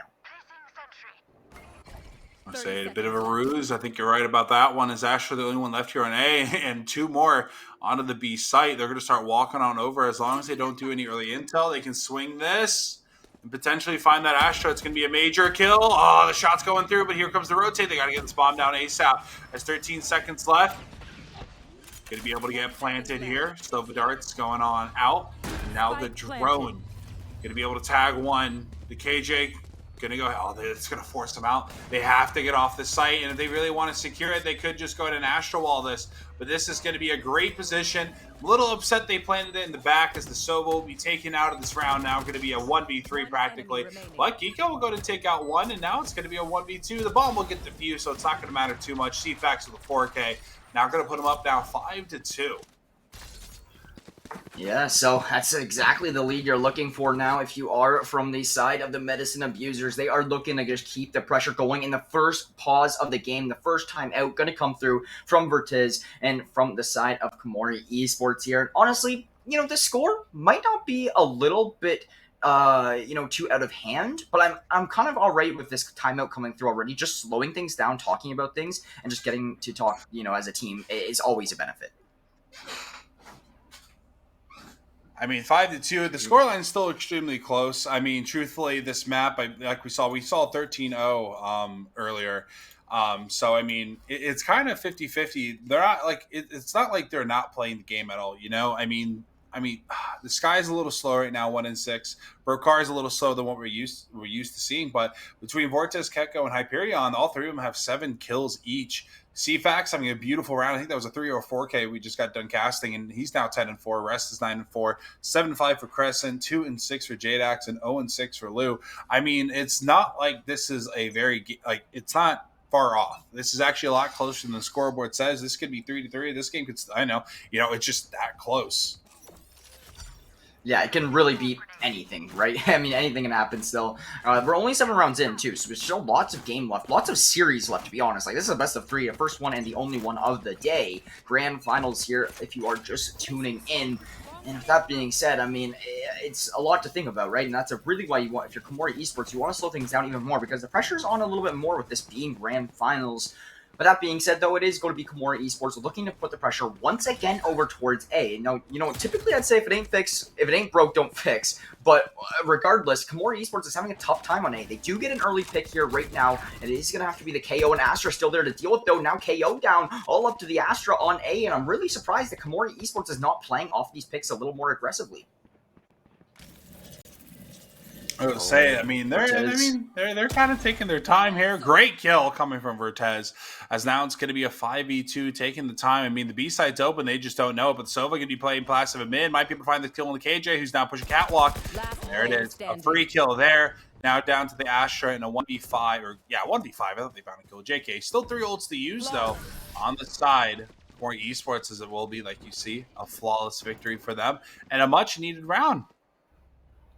Yeah, a much-needed one here for sure, right? It's definitely good to get that one underneath their belts, and in such dominant fashion, too, where Brokar was playing in mid behind those crates. I think it's a very underrated position that actually is so good to just make sure there's no over-rotations that come through or anything like that, so really does help out, but regardless, it is going to be that 5-3 advantage here right now for the side of Medicine Abusers still on the board. Komori still getting some rounds back under their belt. Now, do we have a buy for Medicine Abusers? No, it does look like they are going to be on Sheriffs and other pistols mainly this time around. So Komori should be able to find another round here as long as they can find all of their necessary kills. They play their default setup and get their trades. They should be A-okay here in this round. 3 players overstacked towards A and 2 for B for the side of Medicine Abusers. Still, I mean, plenty of ults to be utilized here. Somewhere, some when. I don't even know what the words. Some way, shape, or form. That's what I was really going for. But my train of thought going to the trash can once again. They got to be used here. And the Sova on the flank. This is about to get spicy here. I think that is Lou, if I do recall. And he's still trying to find his first kill of this game. Having a tough time finding it at all. But Rest is going to be throwing out his KO nade. And now here comes the Sova ult, I do believe, from Spawn. And Lou, there you go, finally finding his first kill. Congratulations, the kill. No longer going to call him Owen. But now it's going to be a 3v3. And this is going to get kind of tough now. I mean, the spike's completely in favor of the Medicine Abusers. But now they have to go ahead and retake this with Lou with the judge in his hands. Yeah, Lou with the judge in his hands won't work out. It's going to be pretty even trades all around. But J-Don will take down Hyper now in this one, putting it to a 2-on-1. The Astra, all that's left for Komori Esports. And I believe this was a eco for the side of Medicine Abusers. So this is a really tough position to be in if you are Komori here right now. Just knowing that you're in a 1v2, down a couple rounds, especially going up against Eco this round, and you lose it. It's going to be J-Dawn finding the kill and the cleanup there for Medicine Abusers, now to be leading by 3 once again. And I believe that puts the economy of Komori Esports in a pretty sticky situation here once again. Actually, no, they're A-okay. I would But say they're both broke teams if are they gonna lose be this fine. one. Yeah, 100%. Yeah, they're. It's gonna be tough after this one, but for right now, I mean, we're still not seeing the full utilization of these ults. I believe I don't even know who used their ult that round on the side of Medicine Abusers. Like, oh, the Sova did all the way from the attacker spawn. Actually, he made his way all the way around through garage. So, congrats to him, like I said, for picking up his first kill or 2 there, and now still 3 ults to utilize on Komori Esports. Is this KJ, Astra, and Jet all would be perfect for potentially taking this B site, as it looks like that's what they want to do, but they're playing it split right now. They're playing extremely passive, but Medicine Abusers is doing a good job not getting overly aggressive. I think the KJ is probably the most aggressive person on this map right now, as she's trying to do something little, trying to just get this off angle, truthfully, but kill KJ will be found on the T side as well a little bit earlier than that. But right now, Sky trying to make some noise towards A. Yeah, we'll see here. CFAX will find the first one there, taking down Hyper now, putting it to a 5-on-3, helping Medicine even more, trying to take a 4-round advantage here in this one. Crescent taking down the KO, or sorry, not the KO, the Astra, and then following that is the Sky. Crescent is going to be popping off this round. That's 2 over towards the A site. Sova, all that's left against Brokar. Crescent with the 3K. What a nice one-tap to take down that Sova there and to give yourself that 7-3 advantage I was just talking about. This is looking like Medicine Abusers' game to win here. They just got to close the deal here. And honestly, if Medicine Abusers finds if they find these last 2.5, I'm thinking it's over. You need at least 4 rounds if you're Komori. You need at least 4. I would say, yeah, it's been a tough showing. They're getting out-aimed for the most part, so that's what's really killing them right now. And now they got 4 ults to work with. They could easily find this round or the next one if utilized right. But guess what? Medicine Abusers, they now have 4 ults themselves as well, as Jet will go ahead and whip out hers, trying to do something about it. But you're going to be seeing the Medicine Abusers Jet. He's going to get aggressive. He's going to take a lot of damage, but he won't be able to dish anything out. As now you're going to be seeing 3 on B, 2 on A, as Rest will go ahead and find 2 of them. Not going to be able to stop him, as now KJ gonna start getting aggressive. Yeah, it's gonna now allow it to be a 5-on-3, make it a 4-on-2 here now as Crescent and Keko go for a little bit of a trade there all around, all up to the Astra Sova. That's gonna be 3 for Rest already in this one, and that is gonna be J-Dawn running right into Keko there. That is just one of those smash your desk type plays where you're going out of a smoke, you're like, wait, why did I stop moving? Next thing you know, you're running into your opponent. I would say, yeah, extremely tough round there.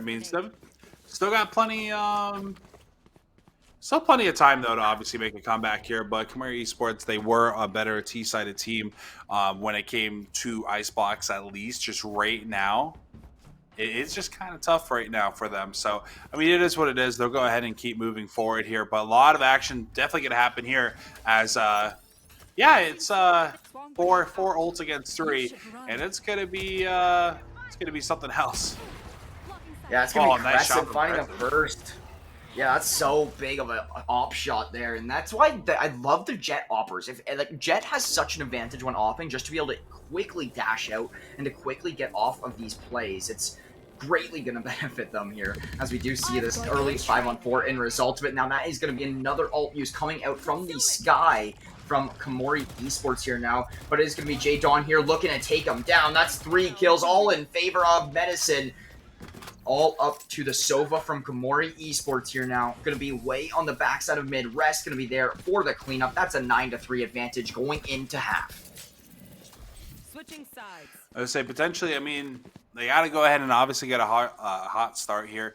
Komori Esports not able to do anything so far. They're kind of just getting WQ'd at most parts, or they're getting these angles held against them. We're not seeing a lot of flashes being utilized too terribly much. I feel like they went ahead and they're not pushing like 5 stacks. I feel there's always a lurker somewhere on the map, but they could probably just they could have grouped up, potentially could have went a lot better, but obviously we won't know that now. We'll just go ahead and keep moving forward. 9-3. Medicine Abusers trying to go ahead and wrap things up for map number 1. Yeah, I mean, Medicine Abusers, essentially, yeah, like you were saying, just trying to wrap things up here for map number 1. That's essentially all they're trying to do here at this point in time, right? If they find the pistol round, if they get an early economy start, it's so difficult for Kamari to bounce back off of that. Kamari desperately going to need this pistol round, definitely going to need a good start, and that is exactly what they're looking for. Nanus and Keko both going to find 2 early picks to really help out the side of the Medicine Abusers here right now, and now it is going to be this 5-on-3 to really try to utilize your advantage. That's another one for Vitez. Kamori starting off this pistol round hot. 5v2 KJ. I mean, the Louis will go ahead and get spotted now as he's going to try and dish out as much damage as possible to soften up these guys.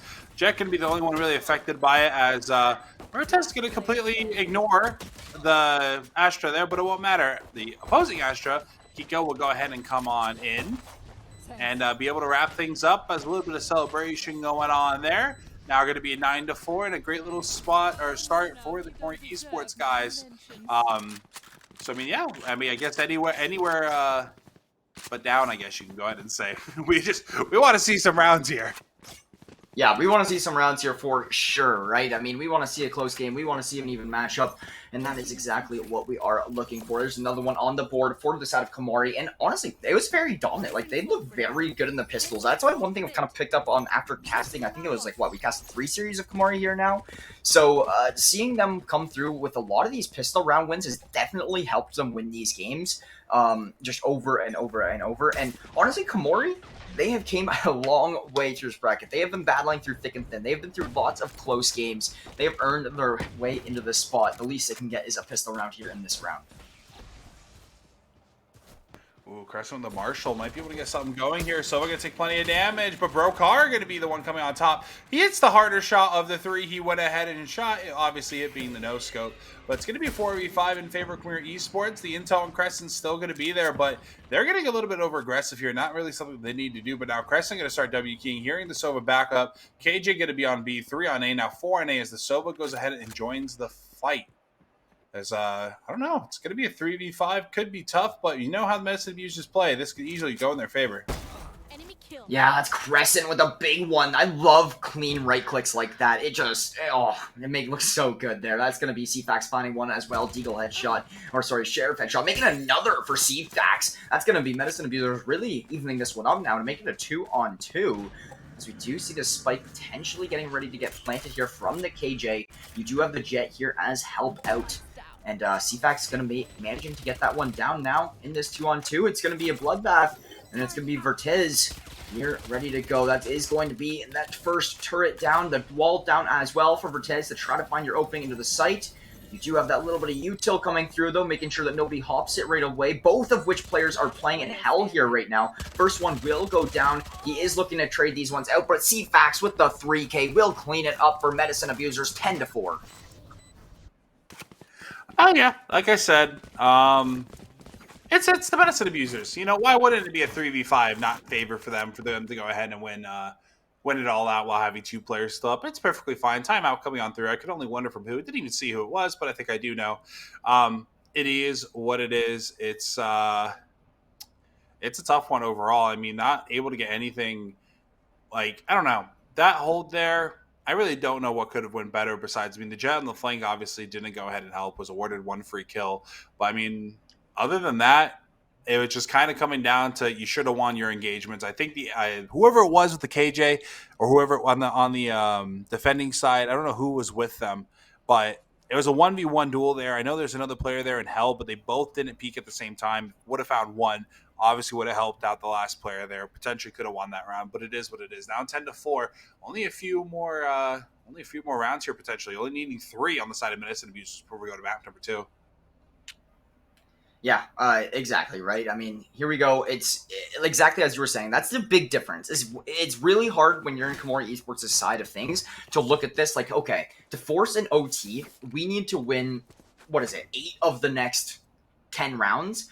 where if you're from the side of medicine abusers, you're sitting there and you can just look at things like, okay, we need 3 rounds total to end this game. So it's 2 completely different perspectives here right now. And Komori definitely looking at things like as a lot more of a challenge. If you are Komori right now, my biggest piece of advice would be to try to take things step by step, take things round by round, and don't look at the big picture. You know, take it small picture at a time. Regardless, though, it is going to be our round number 15 looking to come underway right here, right now, between these 2 teams. Medicine abusers will have a little bit of an upper hand buy-wise, I do believe. Yeah, I think there's actually a tech pause going on right now. I'm not too sure. It's like 7 seconds. Not sure what's happening too much, but I'm not even too sure. I agree with you, though. Focusing on the smaller picture is definitely what you want to go ahead and do. Yeah, it's 10-4, but if you take it, like, pretend it's 0-0 right now, you know? That's always the mentality that you typically have in sports, is that you play like the game just started. You just play your heart out through the entirety of the thing. But, I don't know. It's, I don't know. It's just iffy at this point. Yeah, completely agreed, right? So we are just going to be waiting for things here to get started, and everyone, I believe we are just going to, you know, deal with things here just ping-wise and everything in that regard, maybe, if that's the issue. But in the meantime, we will just be waiting here. It's going to be the Jackson and Matt show, I guess you could say here, as we do wait for this one to actually get started. But with that being said, I mean, honestly, medicine abusers just have all the cards in their favor right now, and yeah. That's kind of where we're at, but the timer is going to come off. We are going to be ready to start this one back up, and we are going to be getting underway with the round right here, right now, and it does look like the presence is going to be sent over towards A. I love this lurk, though, coming through from the Sova. I wish he stayed in that position, as it is going to be him moving his way over down there to plates. Rest, though, right in early. We'll find 2. Jay Don, we're going to take down Gecko after he does find 1, and you see Crescent just fly in through. That is 4 down, all up to the KJ, way back towards CT. Quick and easy. Medicine will find the round win. I don't know, man. I think this is all done and dusted, bro. I think Medicine Abusers is going to be able to wrap it up here within the next 2 rounds. It's just they're just playing so aggressive. They're playing together. They're getting each other trades. They're watching each other's corners. And, I mean, there's just nothing, like I said it last game. It's just they're not doing anything special. They're just kind of W-keying onto the site, checking their corners. They're just playing basic Valorant. So, I mean, if these guys actually do kind of start trying, they probably could I don't know. They'd probably be a formidable team, but they also could just be a plug stack for this tournament, just playing for fun. Yeah, you know. It literally could just be like a bunch of high immortal Radiant players, just like, hey guys, $100 tournament, like, I'm doing nothing Sunday. What do you want to do? Like, you want to play in this, right? That's like, it very easily could just be a bunch of high level players coming together that are like friends or whatnot, right? So yeah, honestly, if we see like actually developed strats come out from medicine abusers, like, it would be unreal, the amount of capacity what they would be able to pull off here. But 4-on-3, they do have the spike. They do have a decent bit of control over this B side as well. However, this has been turned into a 3-on-3 now as rest does go down. The spike is still ticking. The retake is still looking to come through. And if you are from the side of medicine abusers right now, you're just looking to load this one down and play your post plans. Oh, that's it. It's going to be Lou going down. Jay Don will be there for a trade, so it is now going to make this one a 1v1. KJ versus the Jet. They're both on site. CFax going to go for a little bit of a peek. Will get shot down from Hyper, and CFax will fall. That is now going to be medicine abusers finding, or sorry, Komori Esports finding round number 5. They found one, yay! A bit of a celebration now, 11-5. The medicine abusers trying to go ahead and wrap things up. For esports saying, nah, fam, we gonna stay in this at least for one more round. As we gonna both CFax, Rest, and Crescent at 16. Yeah, so it is going to be the 6-round differential, still fairly large. Medicine abusers only going to need 2 rounds, right? So that's one of the big differences here to point out. Now, if we do look at the economy, like, despite winning the round, Komori Esports does not have a lot of money. Like, actually at all. I don't even think their buy is, like, fully put together, which is very scary for them. They have a few rifles here and there. It all is going to depend on these entries. Or sorry, it's actually the medicine abuser side that doesn't have the buy. I was completely losing my mind there. But Nanas will find CFax to start us off here now. And it is now going to be this 4-on-5 as we do approach the site here. There you go. Crescent going to be able to find 2. Louis with 1 is now it's just going to be down to the KJ and the Jet. Turn around, and Crescent will go ahead and take him on out. As KJ will be up in heaven, getting the heck up out of there as KO is going to look to cut her off. And I don't know. It is what it is. There it is. Crescent with the 4K, the celebratory dance coming on out. Proud Medicine Abusers now going to be 12-5, looking to wrap things up and head into map number 2.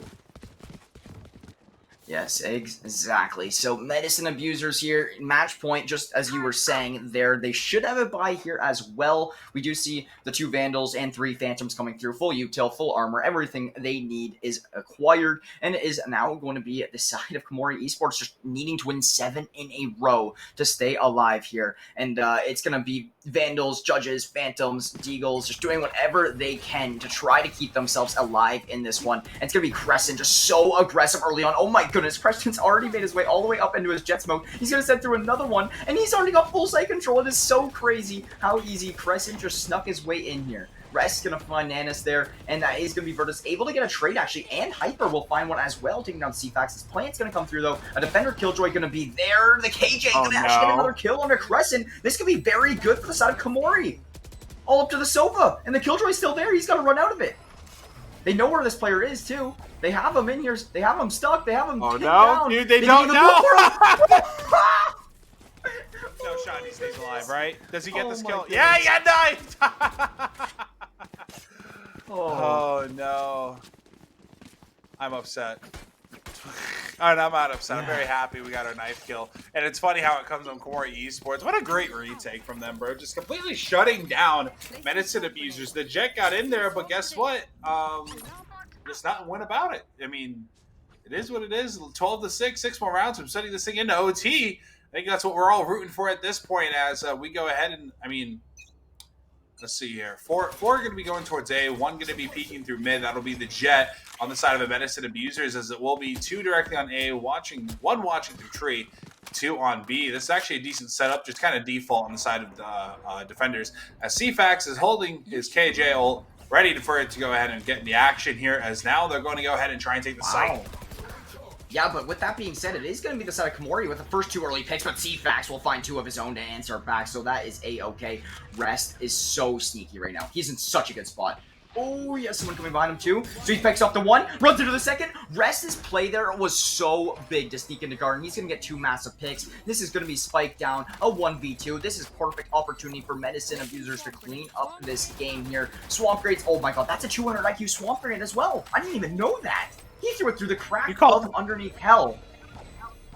As a KJ main, every KJ main should know what that beautiful, beautiful Swarm Grenade placement is. As there you go. 13-6, map number 1, Medicine Abusers. Not going to get a complete stomp. Komori Esports keeping it close. And like I said, it's truly not, it wasn't that big of a deficit. It was 16-6 or whatever the heck I said. So, I mean, that easily, we could still be going, or 13-6. That's 16-6. 16-6, yeah, I was about to say. A long game, bro, I promise. But overall, though, a few of those rounds could have went into anybody's position or anybody's play style, whatever you want to go ahead and say. But 20 bombs coming from Rest and Crescent. Crescent, I feel like could have did a lot better. I feel like he got a little bit more cocky there towards the end. Potentially could have saw 25, 26 kills out of him, but he kind of just started memeing around. It seemed like not really caring to each other much. I think they figured they at the halftime they had that game in the bag. They stopped kind of trying a little bit. Like I said, they went for more of just a meme kind of strat. But it is what it is. We're gonna go ahead and head into map number 2. I was trying to think of what map it was. I'm gonna say wait, we don't even know what map. You're like, man, we've been casting so many of these all day, right? So I'm like, let's hope Breeze. We haven't seen Breeze yet. And what's another map we haven't seen?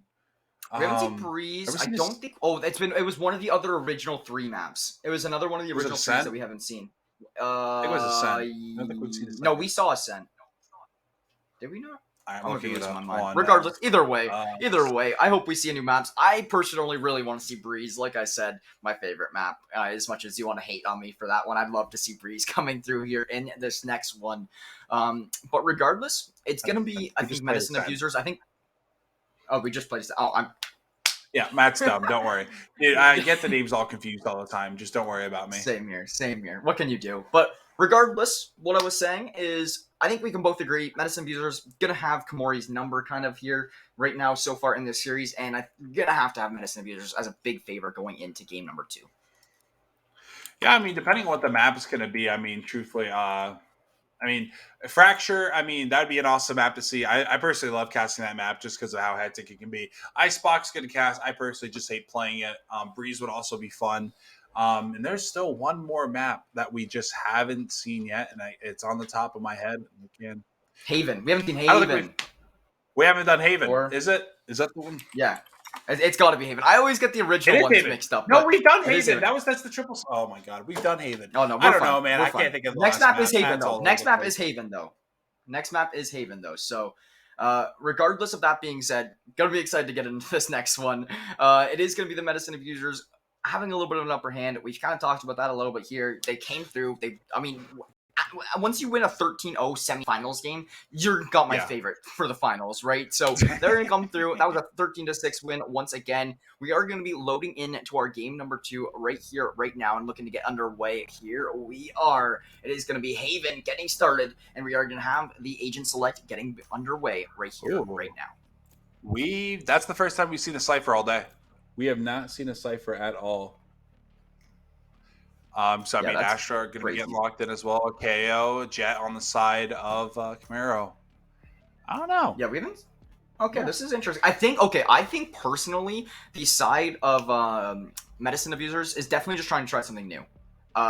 Definitely, because what do you like? I think they're just trying to have fun at this point in time right now. I think the first game was really good for trying to like gauge the skill of their opponents. Now that they know a little bit more about their opponents, they're going to come through and try to have some more fun. I mean, look at the levels from Medicine Abusers. 170, 184, 207, 255, 331. Like, you can tell Crescent's a level 331, especially when he plays as well.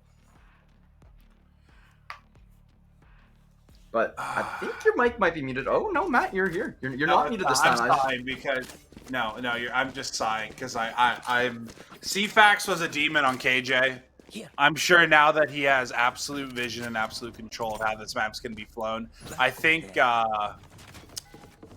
this is going to go in favor of Medicine Abusers. Just looking forward to it. I like both the comps, though. Both the comps make a lot of sense, and I think they work well on either side of this map. I kind of prefer the Reyna over the KO, just simply because she can go ahead and heal herself, and she has the high mobility.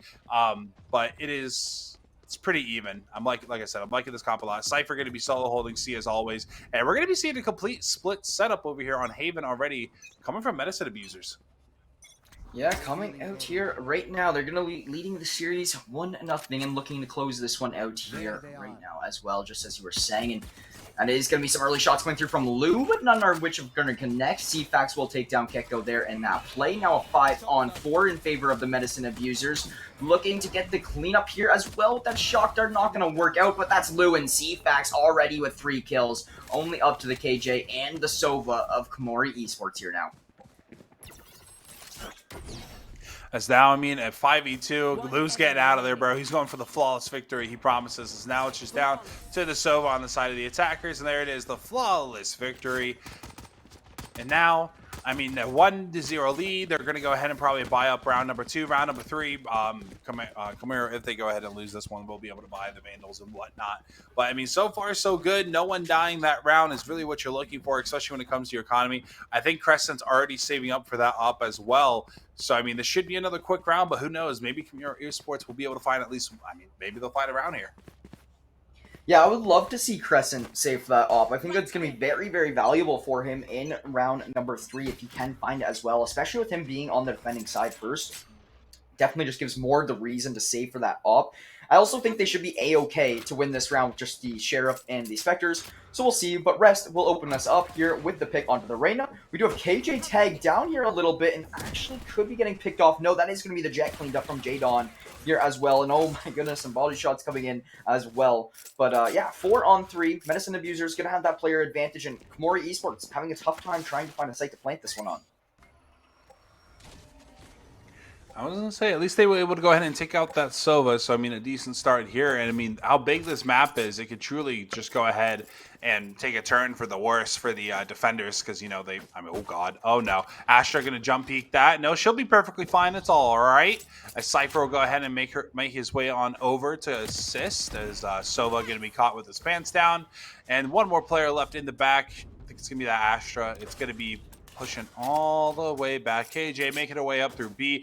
Just trying to get this bomb down. You need that economy boost. It's going to be kind of tough. Yeah, you definitely do, right? I mean, like, you have you have three sites, sorry, at least to work with to try to get this bomb down and to try to get this something to happen here for you. But it's the 2-on-4, which is going to be the killer. And now with your location revealed, you have to make this speedy. You got to make your way through it. They should have a free plant here, and all should go well. But getting sucked into the middle, he's actually going to hop off it. He should have stuck that. He should have stuck that while he was getting sucked in. I have no clue why he didn't, but he's going to hop off it, and they don't even get the plant money.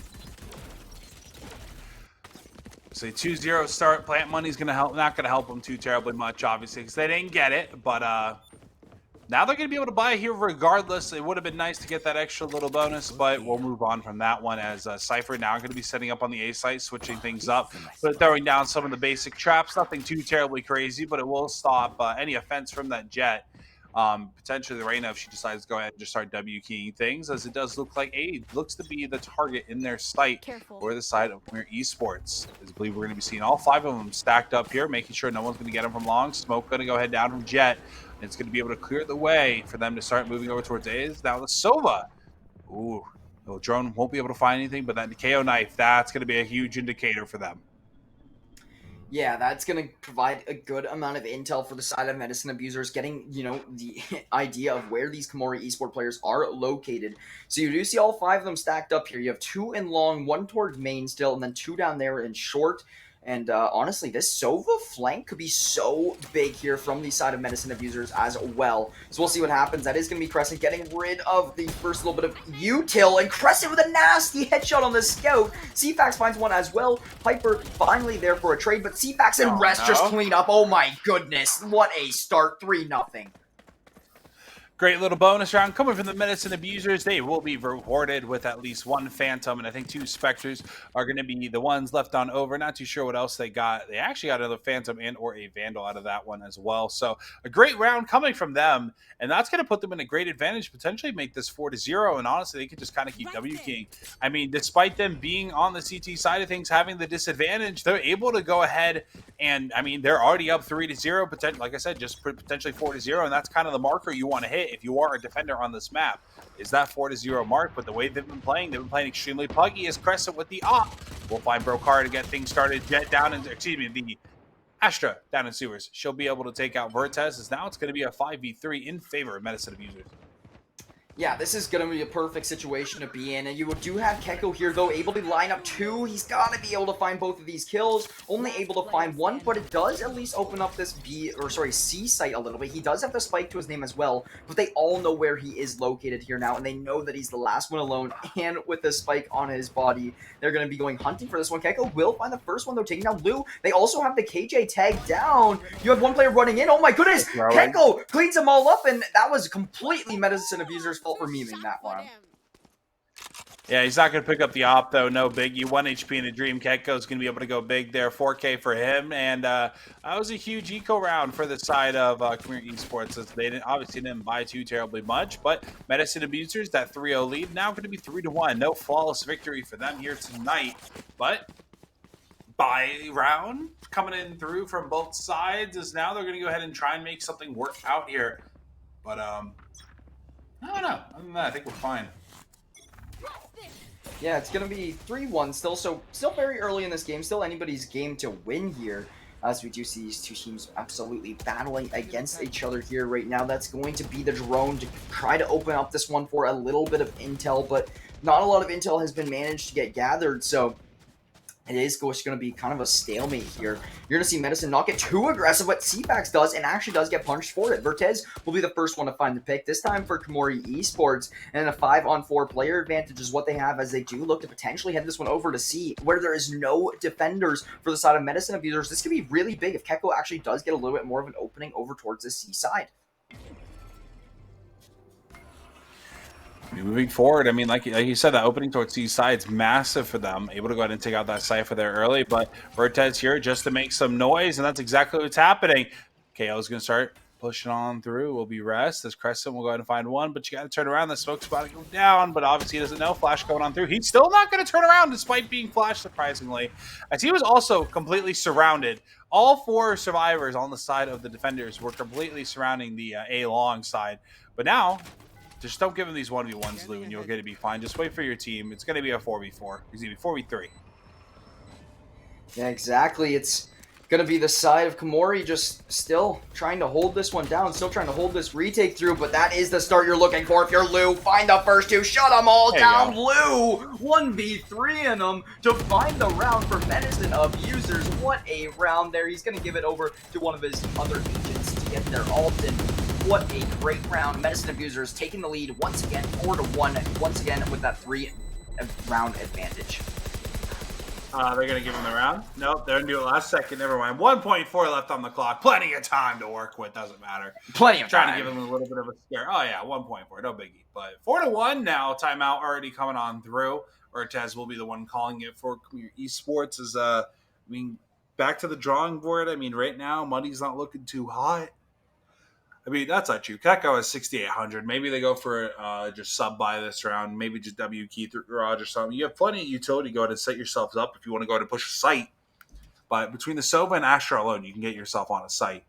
You throw in the flashes from Reyna, and you're just kind of securing it yourself. But it all comes down to who's actually winning their engagements. Brokar, who was one of the more notable players before this series, currently killless. He's 0-5. Same with the Reyna, 0-5 as well.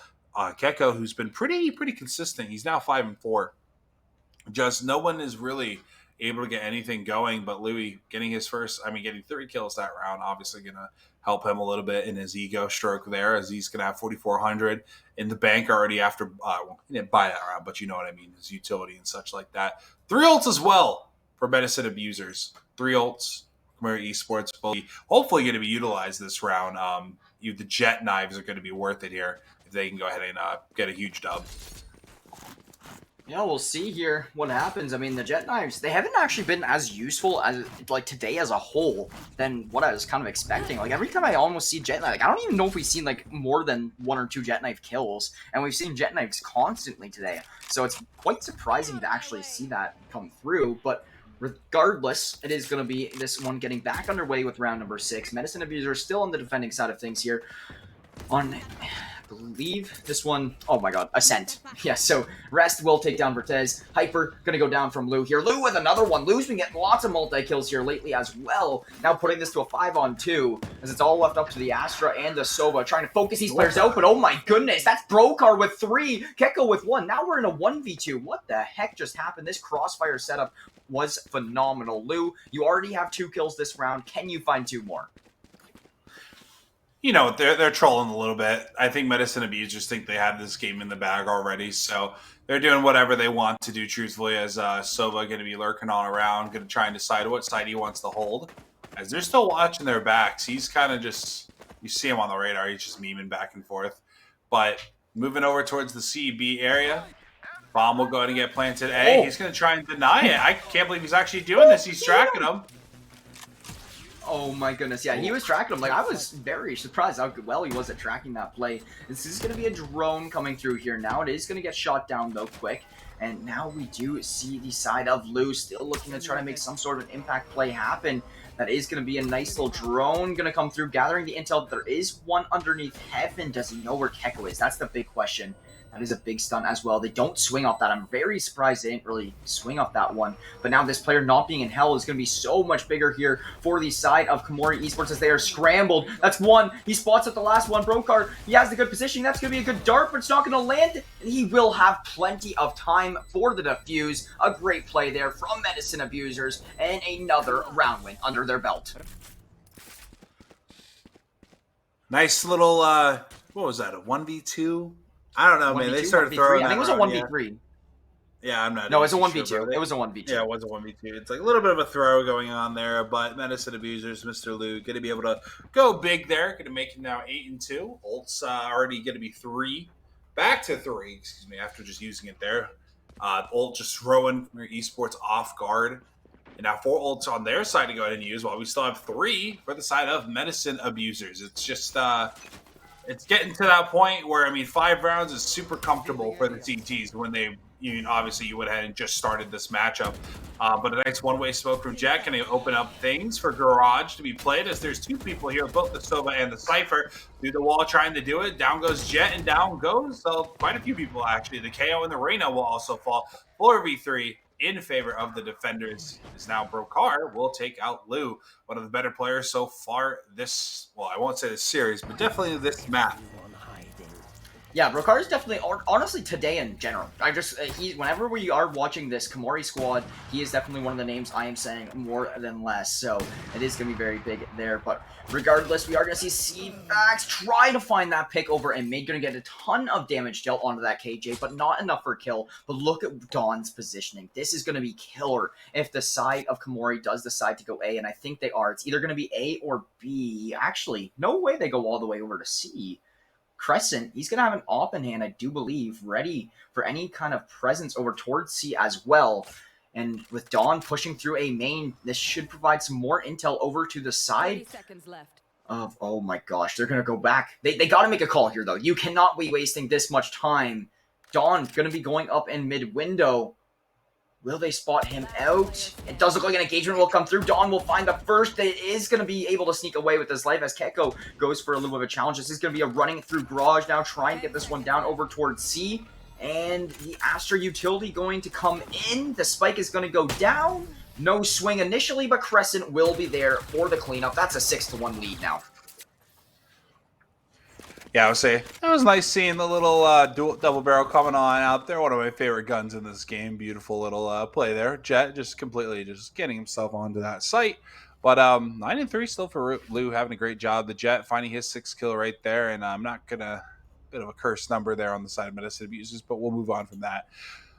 Tough time for Donis. He's not able to get anything going, especially as a duelist when you're in your element right now, where you're supposed to be fragging out and you're on the attacking side. But I hope that when we go ahead and swap sides here, he's going to be able to maybe frag out on the CT as the Cypher. Trying to get some intel here. Plenty of shots going on through. He'll take a little bit of damage, but through mid comes Rest, the KO. No utility needed. He'll be taken out, and CFax trying to back on up here. So good shot through the wall once again as Sova comes in trying to get some intel. Yeah, Sova going to try to come get some intel indeed here now, but it is going to be this 4-on-4. CFax could go very big if he does decide to swing. He does. He catches one, he catches two, but no, it's going to be Hyper having the advantage there. Not anticipating both players to be there. Going to hurt the side of Medicine Abusers. Now putting it to a 3-on-4. However, Crescent will answer right back, making this one now a 3-on-3. But C control is in favor of Komori right now. They have the Astra on C, ready to challenge. Jet gonna run into it, gonna get a shot off, and will dash away. But this C spot is going to become a problem. You gotta see Crescent find something here. I mean, in the hands of Crescent, I mean, he's gonna get stunned here for a little bit. He's just gonna completely smoke. He'll peek out. He doesn't care. A bit of an ego peek. He'll go ahead and take out one. The other Jet on the opposing side will find one. Almost able to line up the shot. Now going to be down to the 2v1. Medicine Abuser Sova. Lou all by himself. Wow. Doing that'll be another round for the side of more esports. Now 6-2. I mean, truthfully, that round. I mean, it was very, very hectic. Just people just ego challenging everything that round on the side of Medicine Abusers. It's gonna bite him in the butt. And finally give Komori Esports another round. I mean, still plenty of utility and ults to work with here on the side of Komori Esports, so potentially another round might be going in their favor. Yeah, another round would definitely potentially be going into their favor here. But honestly, Medicine Abusers, I think realistically they could be 13-0ing a lot more of these games than what we anticipate if they actually just, play this one a little bit more serious. But regardless, it is all right. It is going to be the side of Komori able to get a couple rounds on their board, but 2 picks going to start off this one very drastically here in favor of Medicine Abusers. However, we do have Komori answering back. J-Don finding one more, though, putting it to a 4-on-2. Oh, God, he's going for it. Rest really wants to go ahead and find these last two. He's W keying on through. Behind you, sir. Gotta clear the corners. This is basic first-person shooter, sir. We'll completely just neglect the back of his. Is Lou going to go ahead and try and do something fancy here with that op? KJ and Astra, the last two up. Ooh, got the side on her, but did not shoot. Yeah, that's going to be Lou and Rest both falling here now in this one. And yeah, it's going to be 2-on-2. Once again, something that, Medicine Abusers could definitely just slow down and probably win the round regardless, but getting a very aggressive just because they want to. But here we are. It is going to be the KJ and the Astra of Komori Esports making their way onto A site. Cypher is going to be here to contest. And now it is going to be CFAX here. Keko going to be at the start in. CFAX finding the first one. Vertez going down. And then it's all up to Keko. He's going to be stunned down. Not much you can do in that situation. Going to get swarmed in on site. The defenders will find the round win in a 7-2 scoreline as we do get ready to head into round number 10, nearing the end of this first half. I would say, I mean, 7 rounds already on the Medicine Abusers is a great way to go ahead and go into the second half with 3 more rounds left as well to go ahead and play. It's, I don't know. I kind of want to toss up Medicine Abusers saying that Komori Esports aren't going to be able to make a comeback. They are more of the T-sided team than they are CT, and we've seen that through the games we've casted. So there's a lot of work to do if you are on the sides of Komori Esports. Sova ult coming out right away. They're trying to get that forward. Intel and all. Vertez probably just saw his life flash before his eyes. I don't know if that Sova connected at all. It actually did not. So a bit of a wasted ult. As the KJ Torrent will go ahead and pick up the Cypher as Vertez trying to pick another kill off. No, I think there's a player there. The KO is there. I don't know. Maybe he was shooting at his teammate. That's a little weird.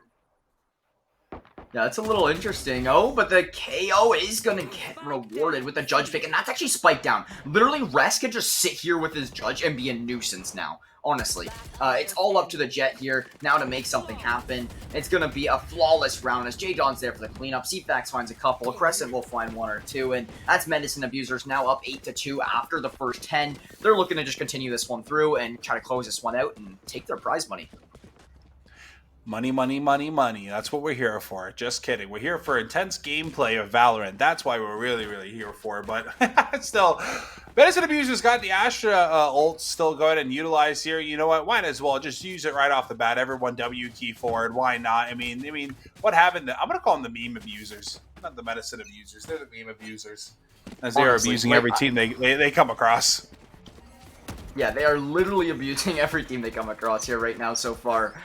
You know, when you see a 13-0 win in semifinals, that's when you know it's really going to be a rough one. But regardless, it is Vertez starting up here, now up by 2 players here. Now in a 5-on-3, it is going to be the Astra, the Cypher, the KO to try to make it a play from Medicine Abusers. But honestly, they have been doing pretty well all game long. I don't think they are crazy concerned here right now. CFAX going to be the first line of defense. He's going to run into a few. He finds the Jet. Will fall off here now just a bit, down to 56 HP. He is going to get run into by Brokar and will fall now into a 2-on-3 is the Astra and the KO. Bomb now planted. The 2v3. Astra wall. No, who needs it? J-Don just W keying onto the site. Why not? He'll choke the second kill. Really thought he was going to be able to get that one, but now it's down to the KO. 1v2. KJ and Astra able to find 1. Oh, God. Throwing out the flashbang.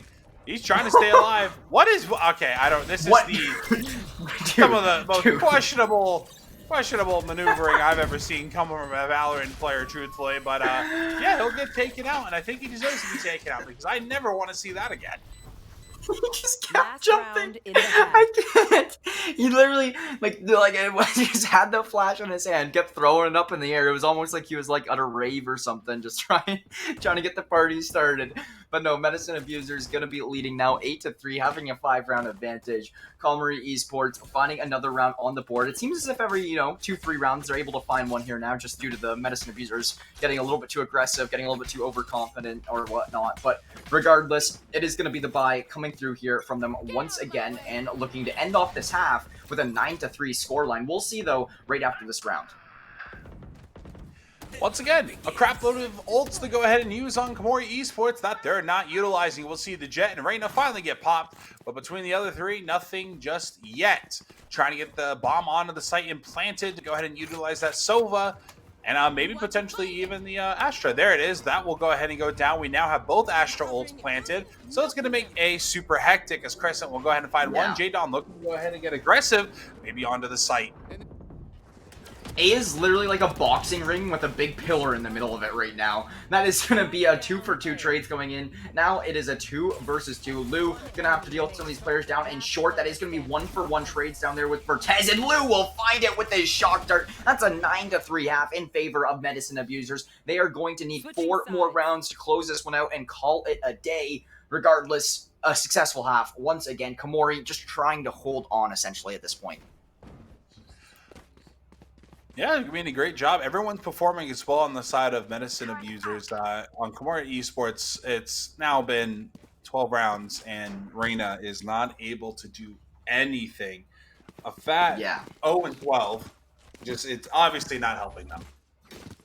Yeah, it's definitely not helping, especially like if you're gonna go on the why am I losing it? I'm losing the word. If you're gonna go on the agent Duelist? that is very aggressive, duelist. Thank you. If you're gonna go on the duelist, there you've got to be very aggressive with it, or at least find some of your kills with it, right? Because at that point, if you're gonna might as well just play your support or so. But either way, what are you doing, Brett?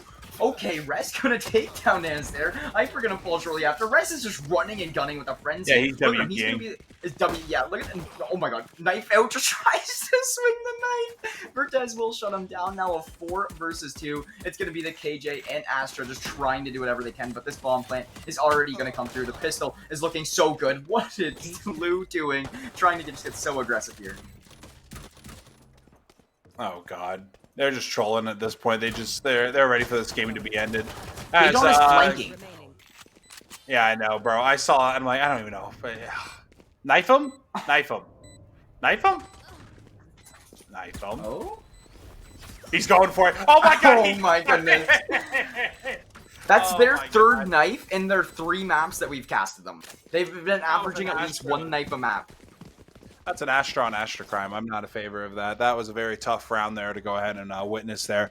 As now it's going to be a 10-3. Looking to wrap things up. Only needing 3 more rounds. 14-11 for Vertez. The only one really doing anything on the side of Komori Esports as Medicine Abusers going to be whipping out the Bulldog. 3 Spectres and Louis. Looks like he's going to be saving potentially for that op. Yeah, we could see it come through, maybe. I mean, typically it's Crescent, but could be changing this time around as we do hop underway here with this next round. Everybody getting engaged, and Crescent will find the first one there on a bro car. It is going to be Vertez, though, looking for the Sova here in Garage. Big Sova Dart going to force that player out, and that Sova Dart will connect, and the cleanup is there for Lou on the pistol. Now a 3 versus 2 here in favor of Medicine. It is going to be Res looking for this pick, potentially going to come walking around his left. No, okay, the Sova drone still searching for a little bit more intel. Res will find one. Res will find a third. That's going to now be Medicine Abusers up 11-3, only needing 2 more to close this one through. Yeah, and honestly, I don't think the economy not going to be going anywhere anytime soon over here for the Medicine Abusers. I mean, I believe, 3 was still up, and Keko going to be calling the timeout now for the Defendos. The Defendos. I don't know why that came from. The Defenders. As Rest is, he's having a hell of a map. 16-9 now for him. As Nanis is going to be able to find 2 that round. We love to see it.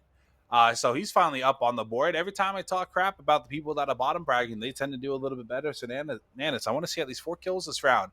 Go ahead and give it to y'all. With that Sheriff, would be awesome to go ahead and see. At least he's on the board right now. Honestly, let's be real. Let's be real. Honestly, like, Medicine Abusers, if they really wanted to, this game could be over. Personally, the rounds they have lost have just been, getting very aggressive, getting very, just messing around with sheriffs and judges or whatever it may need to be. They're just trying to have some fun here, at least during this grand final series. They're trying to put on some content for you viewers back at home. But regardless, this timeout should be wrapping things up here in just a few seconds. And then Medicine Abusers will look to carry on with this game remaining. If you are just tuning in, this is going to be grand finals. It is a best of 3 series. Medicine Abusers currently leading 1-0 in the series. Winner will take home $75. Loser will take home $25. Regardless, somebody's getting money here. So that's at least a minimum something good for Komori. They're at least coming away with this with the $25. And C's completely open. This is going to be a free round for Medicine Abusers as they look to go ahead and take it over fully. As it will be a gamble stack towards A, completely not working out for them. Hence why it's the gamble stack. Just obviously, it's just a bad gamble, unfortunately, as the bomb will go ahead and get planted. This is going to be a 5v5 retake and some utility to use on both ends, but the arsenal on the side of Medicine Abusers will be superior. As we go to get things started, Rest will go to find Jet. Crescent with a double with the judge. W keying on in there. As Brokar will be able to take 1 out, and I think this is going to be all she wrote. Astra in the back, KO is popped, and that will be the round now 12-3. Medicine Abusers at match point. And series point. And series point. You know, this is literally tournament point here, essentially, at this point in time. Komori, they're going to have to win 9 rounds in a row, or that is going to be your Medicine Abusers taking the cake here today in the official Click Gaming Sunday Showdown featuring the Valorant 5-on-5 event. So, going to be very, very good all around, but Medicine Abusers is looking to take home the cake, like I was saying, in a few seconds here. Let's see what they can do. If they close things out here, we'll find out. I mean, it's going to be a long ride, though, if you are Komori trying to force a map 3. I don't know, yeah, it's going to be a lot of work here, and it looks like Medicine Abusers, they're playing AFK for the last round. I don't know, man. I was going to say, if this is Counter-Strike, maybe they'll start hopping on top of each other, but they don't allow that in this game. So they're going to go ahead and be a beautiful circle. A lot of display going on here today. Oh, no. Oh, my goodness. Oh, my goodness. What are they doing? Like, are they gonna, like, try to, like, force an overtime? They're gonna do something, man. Like, oh, they want to leave it to Lou to 1v5. They're just gonna try to pull off a bunch of 1v5s for, like, 5 rounds. I already know it. Let's see what happens. So Lou against the world at this point in time, trying to start things off with a Sova Dart. He's actually going to get some intel. Sprayna going to be right above him, so he's able to find that kill regardless, and now able to make his way through. Now trying to fight off on the back line of A. There's no way they're giving him all these single fights.